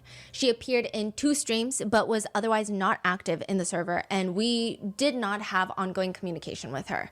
Most of us are not located in California, so we are not aware of any missing persons reports connected to her. The mention of her full name within the server was not seen in real time due to how fast the chat moves when David pings everyone. We no longer associate with David. We do not support his actions in any capacity. We are deeply saddened by the situation and extend our prayers to Celeste's family. May she rest in peace and may her family receive justice. Excuse me? This comes after Discord moderators are seen trying to purge the server of We are not of David's actions? Excuse me? messages and pictures. Excuse me? Yeah, there was a whole thing where they're just purging messages, deleting. But I will say, in the United States, Discord does frequently cooperate with the authorities to... Hold on, cuz. Hold on, cuz. I don't remember this whole message. So they're active. So they were purging the messages, but at the same time, they're saying we don't condone David's actions. Excuse me? Blocking people from the server? Excuse me? What?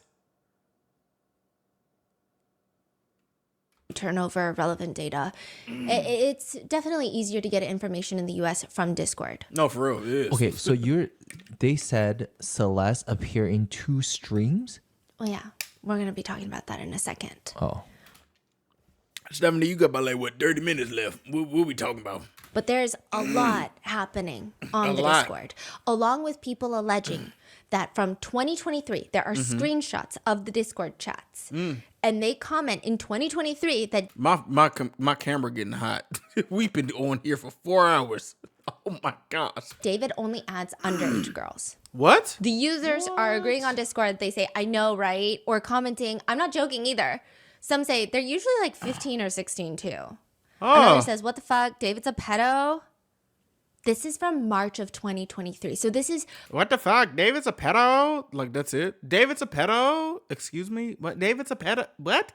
A year before Celeste is even reported missing. Bro. There's another message of an underage girl allegedly talking to David, and he allegedly texts her, Hola. Okay, so I've been up all night thinking logically about you, work, life, relationships, and realized something that you'd agree with if you see it the way I do. Who's talking right now? David. Okay. Allegedly.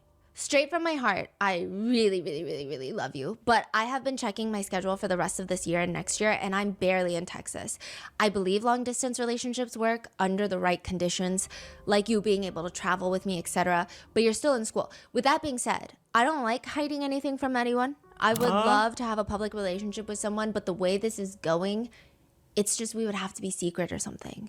I want you to be happy, but you still have so much left to do in these last 2 years of high school, and it may change your view on this entirely. And I would gladly wait for you if we were both in the right headspace when that time comes. I still want to be there for you, though, and talk like we did before it got complicated, LMAO. I love and care about you and need to make sure you're not alone. We are still interlinked. Wait, who is this? Who the This fuck is another person coming out saying that these are text messages that David had sent her and she is underage.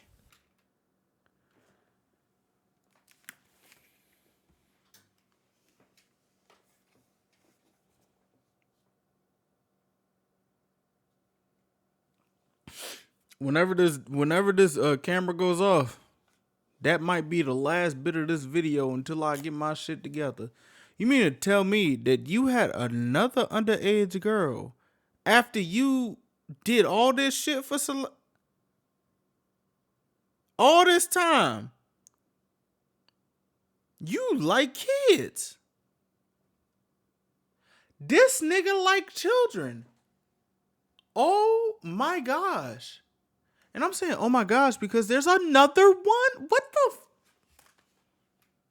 Watch out, folk. Watch out, bro. Watch out, bro. Watch out, bro. No good.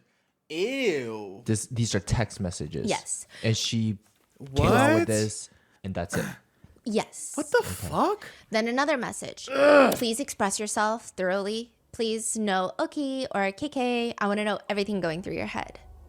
Which, if this is true, is really bad. Other girls have come out on Reddit to post screenshots of DMs on Instagram that they received from David, allegedly.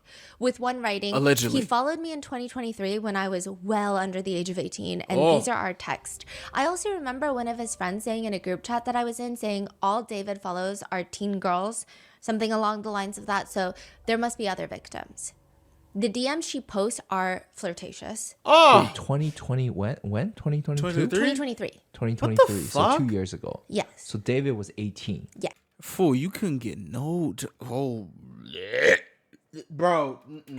But she's saying she Right. was well under the What age the of 18. fuck? Okay. So, I mean, if the rumors are true, he might have allegedly started talking to Celeste when she was 11.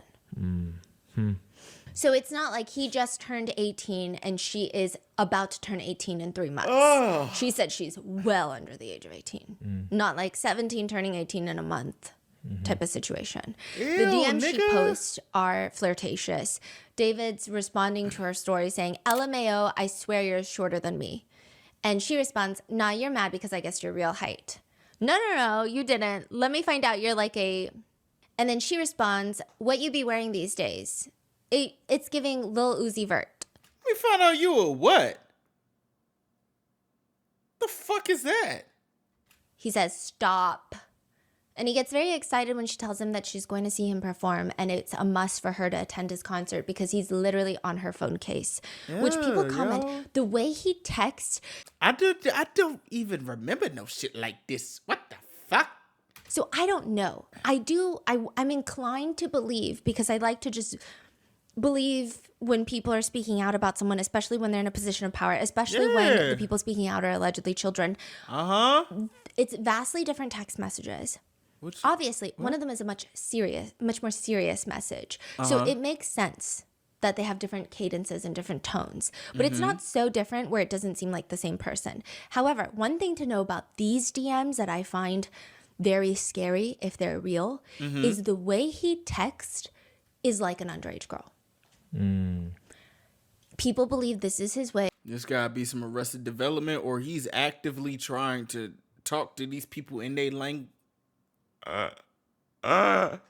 Just like that Kendra junk, talk about some cream. Just like that Of disarming children. He doesn't text like a love interest. He doesn't text like someone maybe older. He texts like an underage girl, like a fellow girlfriend. Oh, my fellow. This is nasty. Nah. I don't know how to describe, like the stop. Stop it. Like, let me find out. It just feels very girl to girl almost. I don't know. People were pointing it out that it's very interesting. Then there are just other questionable Discord chats that are being released. Screenshots of what appears to be David's account on Discord writing in the chat, gore over porn. I used to be addicted to watching gore videos. I love gore.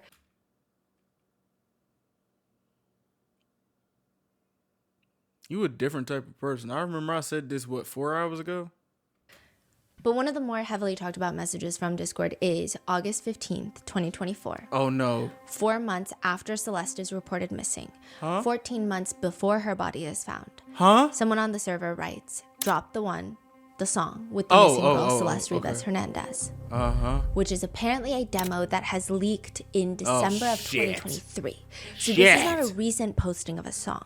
If that were the case, a lot of people would think that it's AI generated. And it's also crazy that shit is going around YouTube crazy. That shit is popping up in my homepage a lot.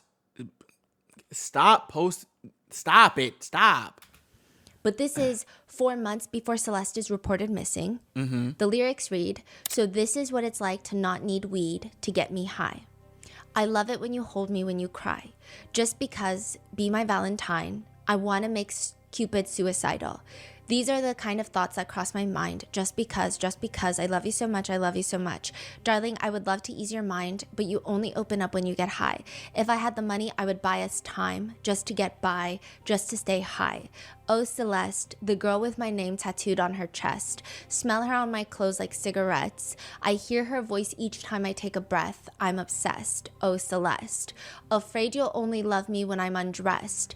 But you look so damn gorgeous in that dress. Missing you so much, it makes me depressed, but I digress. All right, Stephanie, you got it. You got it. Speaking of unreleased songs, there is a video of David. It seems like he's playing a song for his Discord, which this seems to be one of the more verified unreleased songs.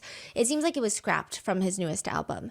But in the beginning, you hear a girl's voice, almost like a voicemail, and she's saying, You were one of my best friends, and has a lot of alcohol in my system right now. I have never heard this. Whoa. What the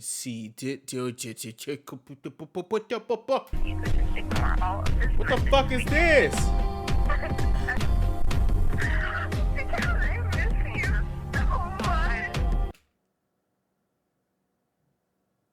Girls of age don't talk like this. Or maybe, I don't know. Notable lyrics from that song include, "Nobody ever caught me, but I've spoken too soon." What? "In the back of a police car." "I forget whatever I knew." "I ain't telling nothing." "Do the same if they ask you." "About how you make me feel." "I get so high, I forget what's real." What? "Baby said she forgot me." "Huh, do I need to come remind you?" "I try to give you all my sense." "I even started drinking less, but I'm still so messed up in my head." "Maybe I should try to settle for less." "Maybe I should ask my mother for what's best." "I don't even like it when you get undressed." "Even when we're home alone, we don't ever have sex." All right, folk. You got it, folk. Like, chill out, bro. No. Do they all have a deeper meaning? I guess it really depends. Even David switches up his answers. In some interviews, he said, some artists are very particular about shut the fuck up, David. the way they make music. Shut And the if it fuck didn't up, happen to David. them, then it's not a song.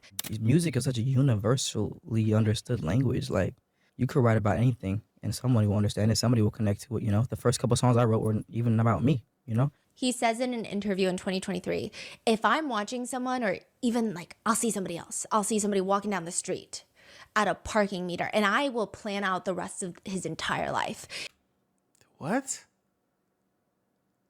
What the fuck are you talking about? And I become that guy for a day, and I write a song about him. I try to get every perspective I can, every possible perspective, every possible viewpoint. In a TikTok, he straight up writes, "Me writing love songs without ever literally experiencing love," tongue emoji, silly face emoji, goofy emoji. But then he also says, This nigga's I'm writing at this point about myself and my emotions and my vulnerability. And I wasn't doing that a lot last, couple projects because I was homeschooled. Yeah, I didn't have nothing to talk about like that. And people were asking me, how'd you write all these beautiful songs when you have no relationship? I was like, man, I'm a prophet, bro. I just spoke it into my own life. Like,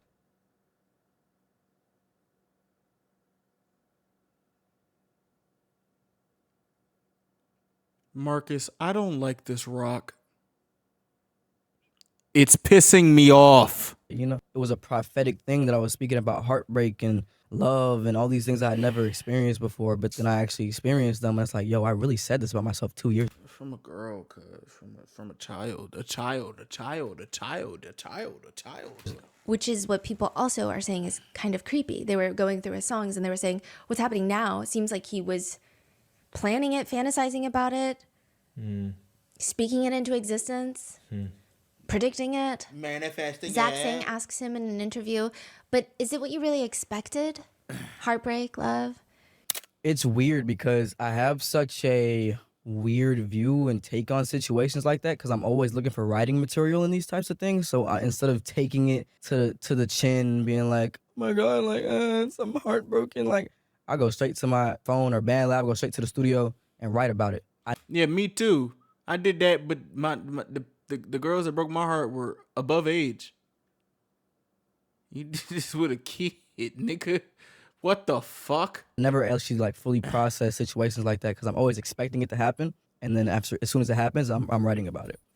When you say expecting it, meaning you get into a friendship. What's the reason why David never went to Nardwar? Just want to put that out there. Nardwar would have caught this shit. Did he have a Nardwar interview? He probably does not have one. Expecting it to end in a devastating, tragic, sad way so it can inspire art. Are you almost manifesting it to a certain degree? Hope I'm not. I really hope I'm not because it feels that way. I look back to old songs like Life's a Dream and all these songs I wrote in my sister's closet in 2022 when I'm looking at my life in the past 8 to 9 months. I'm like, whoa. Bro, these songs are soundtracking my life. And Thank when you, was husband. this interview? This one was recent. So 4 months 8 ago. to 9 month is the pretty recent. Yes. Wow. Seems like he's referencing early 2025 and 2024. And the songs were the ones that you were talking about at the beginning, Romantic Homicide, Here With Me. all those sounds. Yes. Oh. In another interview, he says, I feel like the songs I made in 2022 and right now are being made in advance. And it's so crazy to be able to listen to the EP and have things connect to me now. Why is his hands red? Were you having tepoki or something? Or were you just tapping in with blood? Because I see it showing your sleeve. What the fuck? That didn't connect to me when I made them. Like I made them in advance and I made them for my future self, like a diary almost. And every time I listen to my songs, I'm like rereading this diary and seeing, I'm getting advice from my past self. It's kind of like a weird experience. There's a video of David also performing on stage in a bloody dress shirt. I believe this is like an unreleased song that he is performing. First performed June 29th, 2023. The lyrics could mean everything. They could mean nothing, but netizens find it interesting. It's, I don't care about the law when I'm with you, cause I be breaking it all the time. I need you to know that life get crazy, so won't you let me slow it down? Yes, no, or maybe. I take it as a yes because you're still around. Ain't that a felony? Dark hair, brown skin, love that melody. Baby, if you look up for love, I think they're selling it on the corner of the street. That's a felony. Wow, that's wild. Then a new screenshot starts making its rounds. What? On February 26, 2024, 2 months before Celeste is reported missing. This nigga don't talk about nothing else but Celeste. Like, this shit is crazy. You ain't talk about you getting a car or something one day, like turning into an adult. You just keep talking about heartbreak and love and Celeste. Like, what the fuck? Oh my gosh, you ain't got no type of. You ain't got no. On a TikTok that David posts, a user by the name of Robin comments, there we go. Waiting for LAPD to get your ass for messing with a 13-year-old girl. Thumbs up emoji, cat shock emoji, cop car emoji. This is like at the time? Yes. This is on Instagram? This is on TikTok. In his comment section. This is like 2 months before Celeste is reported missing. What? So there are people yes. already know stuff. Yes, husband. Where yes. are these people now? They're not speaking out, right? Not publicly. What? We don't know if they are. I mean, I think... Wow. And people couldn't find who this person is who commented it? There was another person people found, and I'm going to be talking about it later, but he felt like he heard a rumor, he repeated it, and then everyone was explaining to him it's not true, and then he felt like he was trying to ruin someone's career. He honestly felt... Was that dude that posted that shit in like 2024 or something? Bad about it. Who is it? Because he was like, oh, it was like I was wrong. Who is it? Turns out he doesn't believe he's wrong anymore. Right, who is it? Along with the rest of the world. Who is it? I saw But this on it's TikTok. just Wow, okay. I don't think that people had concrete evidence, and the ones that did, I don't think anyone was willing to listen to them. February 2024, Celeste would have been 13 years old. So the timeline is kind of making sense. But the more damning piece of evidence that has been circulating is a live stream of David and who appears to be Celeste. This is apparently from January 2024. 3 months before she's reported missing. It's a live stream of David and a girl sitting in a kitchen. The girl looks young. She's wearing giant oversized eyeglasses. She has curly hair. She has a hood covering most of her face. He's reading the chat out loud. Go back real quick. Celeste would have been... She got the same lips. Look at the top lip. Look at the top lip and then look at what's going on in the joint. Look at the top lip, fool. What? Sitting in a kitchen. The girl looks young. She's wearing giant oversized eyeglasses. She has curly... No. Too much. Because the nose and the top lip. Look at the top fucking lip. Please. Look at the top lip. Stop playing with niggas, bro. She has a hood covering most of her face. Enough He's of this reading shit. the chat out loud. Pray Enough for his of this career. Chat. He looks at the girl next to him and asks, "Are we done? Are we done?" And she got the same top lip and nose, gang. Like, I ain't gonna lie to you, bro. Like, I'm not gonna hold you, bro. I didn't look at this and I didn't see this or notice this in the last video, bro. We need to delete this. David calmly says, "Mods, can we delete all the VODs? And as soon as the stream ends, delete the stream too. Can we delete everything?" What? Top lip and nose. We need to delete this. Mods, can we delete all VODs? And then as soon as the stream ends, delete the stream too? The girl who looks to be Celeste is rumored to be Celeste, is giggling a little bit, but it looks more like an uncomfortable giggle. But someone in the comments writes, "Nah, you going on Epstein list." David is dramatically saying, yo, wait. And then the girl tells him to read a separate comment because it would be mean if he doesn't answer. It's like a fan comment. It's a nice comment. And then another segment of the video, he puts his hand on the girl's shoulder and said, I media trained you. No, you didn't. That's controversial. It's controversial of kids.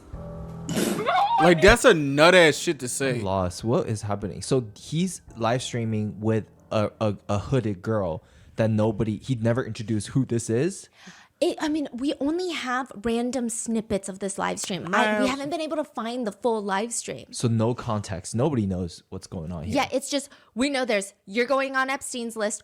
Nose and lips. Look at noses and lips. Stop looking at the eyes. Look at noses and lips. It's the same lip, bro. What the fuck? The same top lip. And it's like, she's probably like this to not show the top lip. You know what I'm saying? But it comes out sometimes. Look at the nose and... Comment. We know that she says, is it controversial of being kids? Like, that's because sick. He says, I media trained you. That's controversial. No, you didn't. It's controversial of being kids. And somebody who's immature or a child will say some wild shit like that. Like, what are we doing? What are we doing? What the fuck are we doing? Okay, what the fuck are we doing? So she's basically calling him out, saying, "No, you are controversial for kids." Basically, that's what the internet is insinuating and gathering from this live stream. And if she was on board, or if she was like mature, the nigga said, I media trained you, but then she said that. You mean to tell me that's not a kid saying? She looks like a kid in the video, gang. Like, what the fuck? She starts covering her mouth and laughing, and both of them decide they're going to get off the stream. And David ends with, delete everything, everything goes. Like what? Really good. Okay, It's been a good one. Bye. Bye, guys. Mwah, mwah, mwah, mwah, mwah. Oh my. Delete everything. Delete everything. Bro, she keep doing this. She keep doing that. Like, I didn't just notice this, but she keep doing this. Like, my lips, like she keep doing that shit. Everything goes. Like, and what? The stream ends. Like, which what? feels like evidence enough that something bad is happening. Uh-huh. And there are other sightings of what appears to be David and Celeste together. Like one where he's seen with a girl wearing a Gap hoodie. Celeste's missing child poster is her wearing a Gap hoodie, the same Gap hoodie. Then video snippets of David bringing a girl to other streamers' houses. And she introduced herself as what? Celeste. What? Hey, how are you? Celeste, I've been chilling, just vibing. She's like shaking Jason DeWeen's hand. And she's What? like, I'm Celeste, right? Hold on, okay? What? There are other videos of her being pulled in backstage at a concert wearing pink leggings. So now people are like, why haven't the authorities arrested him yet?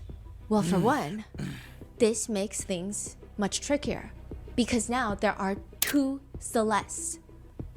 In David's life, there are two girls named Celeste. One of them was found dead in his trunk. The other one is very much alive. Right. And she is not a minor. She's an adult. She's around the same, I think a year or two older than him. And she has even changed her Instagram bio to a different Celeste. That's it. A different Celeste. Literally, quote. She has not made any public statements. She has not come out to say David is innocent. He doesn't know the other Celeste. what? It's me all along. I'm the Celeste that he's been dating since 2021 or 2022 or whenever. I'm gonna let y'all know right now, bro. If y'all don't know the difference between the two Celestes, look at the nose and the lip. The new Celeste or the older Celeste has a different lip than the younger Celeste. The younger Celeste has like when she smiles, there's a like less than a top lip. And when it seemed like the younger Celeste or the Celeste that is gone now, when she was doing the stream, she was doing this.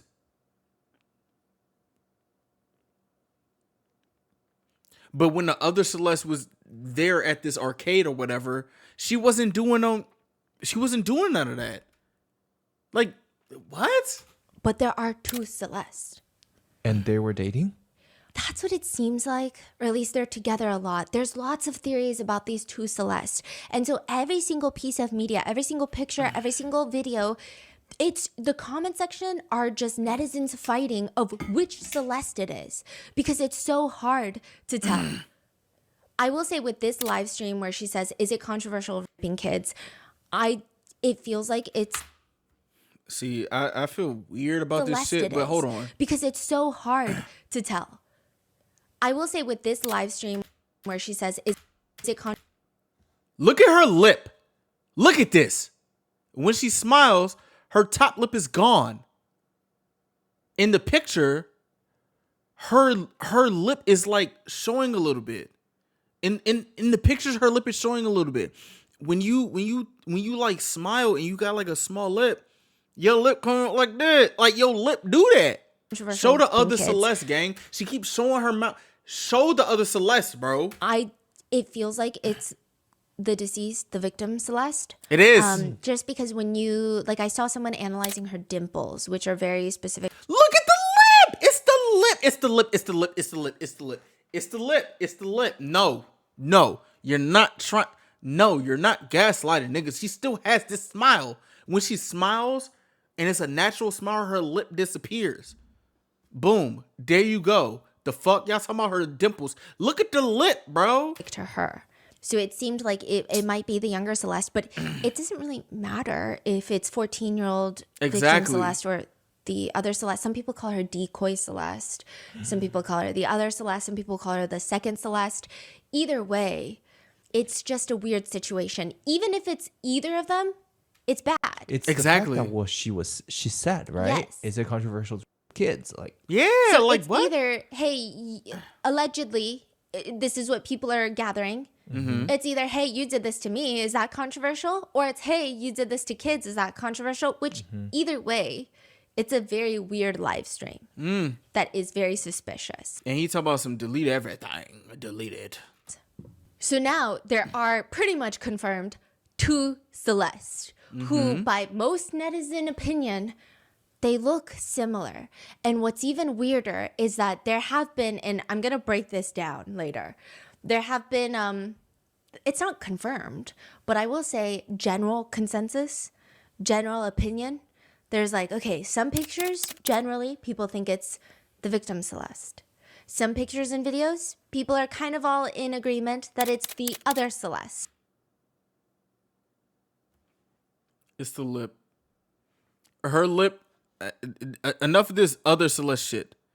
Her lip is not her lip to nose ratio is not the same as the younger. You can literally just look at the top lip to nose ratio. That's it. No more, like no more of this shit. Stop it. So there's everyone's sorting these media files of screenshots and pictures and videos into which Celeste is it? Which one, right? But this is where it gets confusing.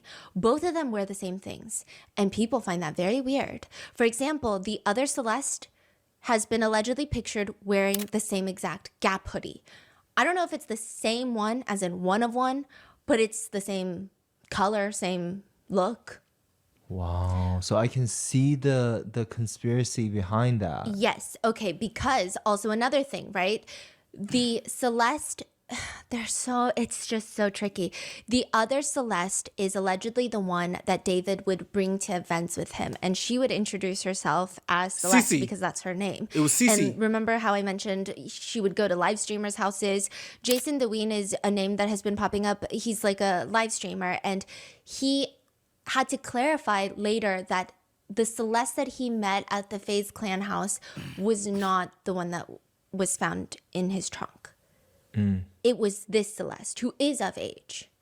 The girl that I met. And it seems like this Celeste has actually met a lot of people and has been out publicly with David. And so even the Discord... The Jason and Ween joint I skipped because I'm not. No, we're getting to the no. He said it wasn't the Celeste he thought. That's what it is. If you want to watch the video, go ahead and watch it. Mods, they were saying we were all under the impression that she was 18 or 19. So now people are like, wait, are they talking about the other Celeste, or are they saying that they thought younger Celeste was older? Because the police have confirmed that the younger Celeste did have multiple fake IDs, which she would use to get into establishments that were 18 and up. So there are that's anecdotes anecdotes online that are saying, I think that I met the younger Celeste, but I don't know because we were in a. If any, I'm gonna stop. Sorry, I'm really like fixated on like the lip to nose ratio because that will tell you who is different. But I will not talk about that. Place anymore. where you had to be 18 and up to get in. So I assume she was not, but I don't know. Yeah. It's possible for girls to get into establishments with a fake ID. Ruby Rose already like exposed that when she was like 15 or 16, she was able to get into certain clubs with whatever is going on. Like that's normal. We're not talking about that right now. This little girl is dead. This little girl is dead. Can we please remember this little girl is dead? We need to find justice for her. Yeah, I see. So it's just very confusing, and they look similar from afar. Yeah, from afar. And it almost seems like they dress similarly, whether it's on purpose or not. Wow. And it does seem like the other Celeste is more publicly out and about with David, whereas the deceased, the victim, she's. It does feel like if they are connected, he's just hiding her. And that's why there's this one video of a girl that looks like Celeste wearing pink leggings, and she's being rushed to backstage of his concert, and she's got a hood over her head. A lot of people are in agreement that that is the victim Celeste. That is her. Because look at the lips. She seems like she's hiding. She seems like she's not trying to be seen. Yeah. Whereas the other Celeste, she's at a live streaming house, right? The FaZe Clan house, and she's like shaking. Right, and she don't dress like the victim Celeste. She don't dress like that. She don't dress like that. Every time we've seen Celeste with David, she got a hood on or something. Live streamers' hands being like, Celeste, I'm Celeste, I'm Celeste. Right. So this is online public information that David is dating Celeste or is close with this woman named Celeste. Right. And this other Celeste is literally in every streamer's live stream. People are seeing her. Yes, there are clips of her in streamers' live streams. Little girl. I see. And her name is also Celeste Herrera. Which those streams are reaching like, I don't even know, like the whole world. Versus at the concert, arguably it's more private because you get like a few thousand people versus streams, you get like the whole world. And so people are saying in the Discord chat where people are saying, oh, he has a girlfriend, her name is Celeste, she's very pretty. People don't know who that's in reference to. But then there are the ones on Discord that's like, drop the song about the missing girl, Celeste. Exactly. That drops her full name and says, drop the song about her. Exactly. Then it's like, okay, wait, so now it's getting tricky to It's not that tricky. The nigga tried to hide the Celeste with another Celeste. discern which one. On top of that comment that was like, LAPD is going to get your ass for dating a 13-year-old girl. Exactly. It seems like the whole world did not know he was dating. A group of people close to him or had business relations or had collaborations with him knew him on like a maybe creator to creator or musician to musician level, maybe have come across Celeste that is of age. And then it seems like a very small group of people, if true, if they were dating, knew about Celeste, who was found deceased. Yeah.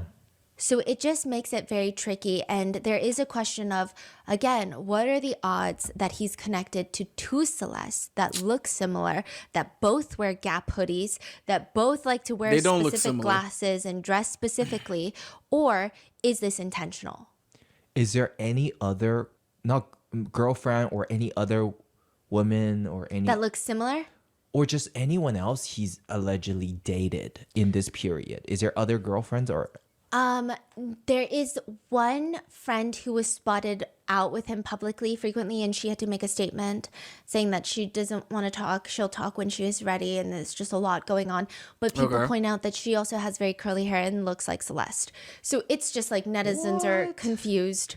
So there are conspiracies. There are theories online that he started dating another girl named Celeste that is of age, that looks like the victim, the child, Celeste, but is an adult. And so when people say, hey, you dated a minor named Celeste, he can say, no, you're mistaken. She's not a minor. She's an adult. You can check it out. You can see her ID. Her name is Celeste, and she's an adult. So those pictures are of my adult girlfriend that you just assumed was a minor. Some people think that's what was happening. That's the speculation online. No. And maybe it is working because No. the internet cannot seem to agree on multiple different videos and pictures of David and Celeste, whether or not this is the Celeste or the other Celeste. Some netizens are even wondering if maybe he's innocent because of all of this. They're saying, what if it's a setup? What if he's getting framed? What if he's It don't matter if he's getting framed. The nigga was dating a child. only ever dated older Celeste? And all of this has been to publicly take him down and frame him for murder, which I would say would be an insane theory if true. Like, I don't even know. I feel like the odds of getting stuck in a black hole in outer space would be higher. But again, nothing is impossible. Never say never. I don't know what happened. I'm not personally involved, but it's just, it's a crazy theory. One person sums it up pretty nicely, which is, y'all keep saying it's two Celeste. The minor one was found dead in his car. Like, why are y'all trying to skip over these important details? The other Celeste isn't important right now. Yeah. Because some people are using the other Celeste to say, oh, he's innocent. He was dating the older Celeste. No. But it still does not negate the fact that the young Celeste, the child, the 14-year-old girl was found deceased in his trunk. Exactly. But I think that's where I am going to leave you with this episode for today. I'm going to try and film the rest and get it up in a day or two if you're after you're seeing this. What the There fuck? is so much information, such as the theories that Celeste was going to leave him, tell someone that he was grooming her, theories that Celeste was pregnant, Discord chat logs where David says that they're expecting someone, allegedly, expecting a kid, allegedly, theories that Celeste was sacrificed for fame. Just a lot of theories ranging from wholly unrealistic to plausible, and all the songs and lyrics that have been dissected and analyzed that netizens have used to support or deny those theories, because all of his songs have been analyzed, are going to be in the next video, along with netizens being upset with Celeste's family and why David hasn't been arrested yet. All of that's going to be covered, and I'm going to try to get that up for you ASAP. Oh, hell no. So with that being said, stay safe, and I will see you in the next one. Oh, hell no. I'm not doing another. No, you know what? We're going to. No. Nope. I just wanted to see if this video was saying more confirmed things, because I wanted to get a little bit more confirmed things, because I said some things that were not true about the pregnancy thing. There's a lot of updates going on. I just wanted to make sure all the P's and Q's are P's and Q's. But right now, enough of that two Celeste things. I think look at the mouth to nose ratio for both Celeste. And two, this nigga's a freaky ass nigga, bro. I don't plan on watching this. The other update.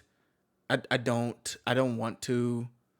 If there's like a verdict, maybe I'll watch it. But it's just like, bro, what the fuck? This is disgusting. As I said in the last episode, this shit is disgusting. I didn't even know of the things that she was talking about. And I also feel like that this camera is still going on while this thing was hot as fuck is a sign that the camera let me go on for another extra 30 minutes. I'm sorry for this long ass video, but like, this is just disgusting, bro. Like, rest in peace to Celeste Rivas Hernandez. I don't give a fuck what is put out in the media, because there are videos of her going out in the media. No, we're not going to bastardize this on this channel. I would like for this to be the last video in terms of updates and everything to correct my previous video. However, whatever happens after, that's not a verdict or what's going on, I don't want to upload it. So there's that. Please, if you have more, please let me know. If not, we can just hope for justice. You know what I'm saying? That's all I feel like. Like, this is too, hell no, bro. Please stay safe, and I'll see you guys in the next one. Fuck.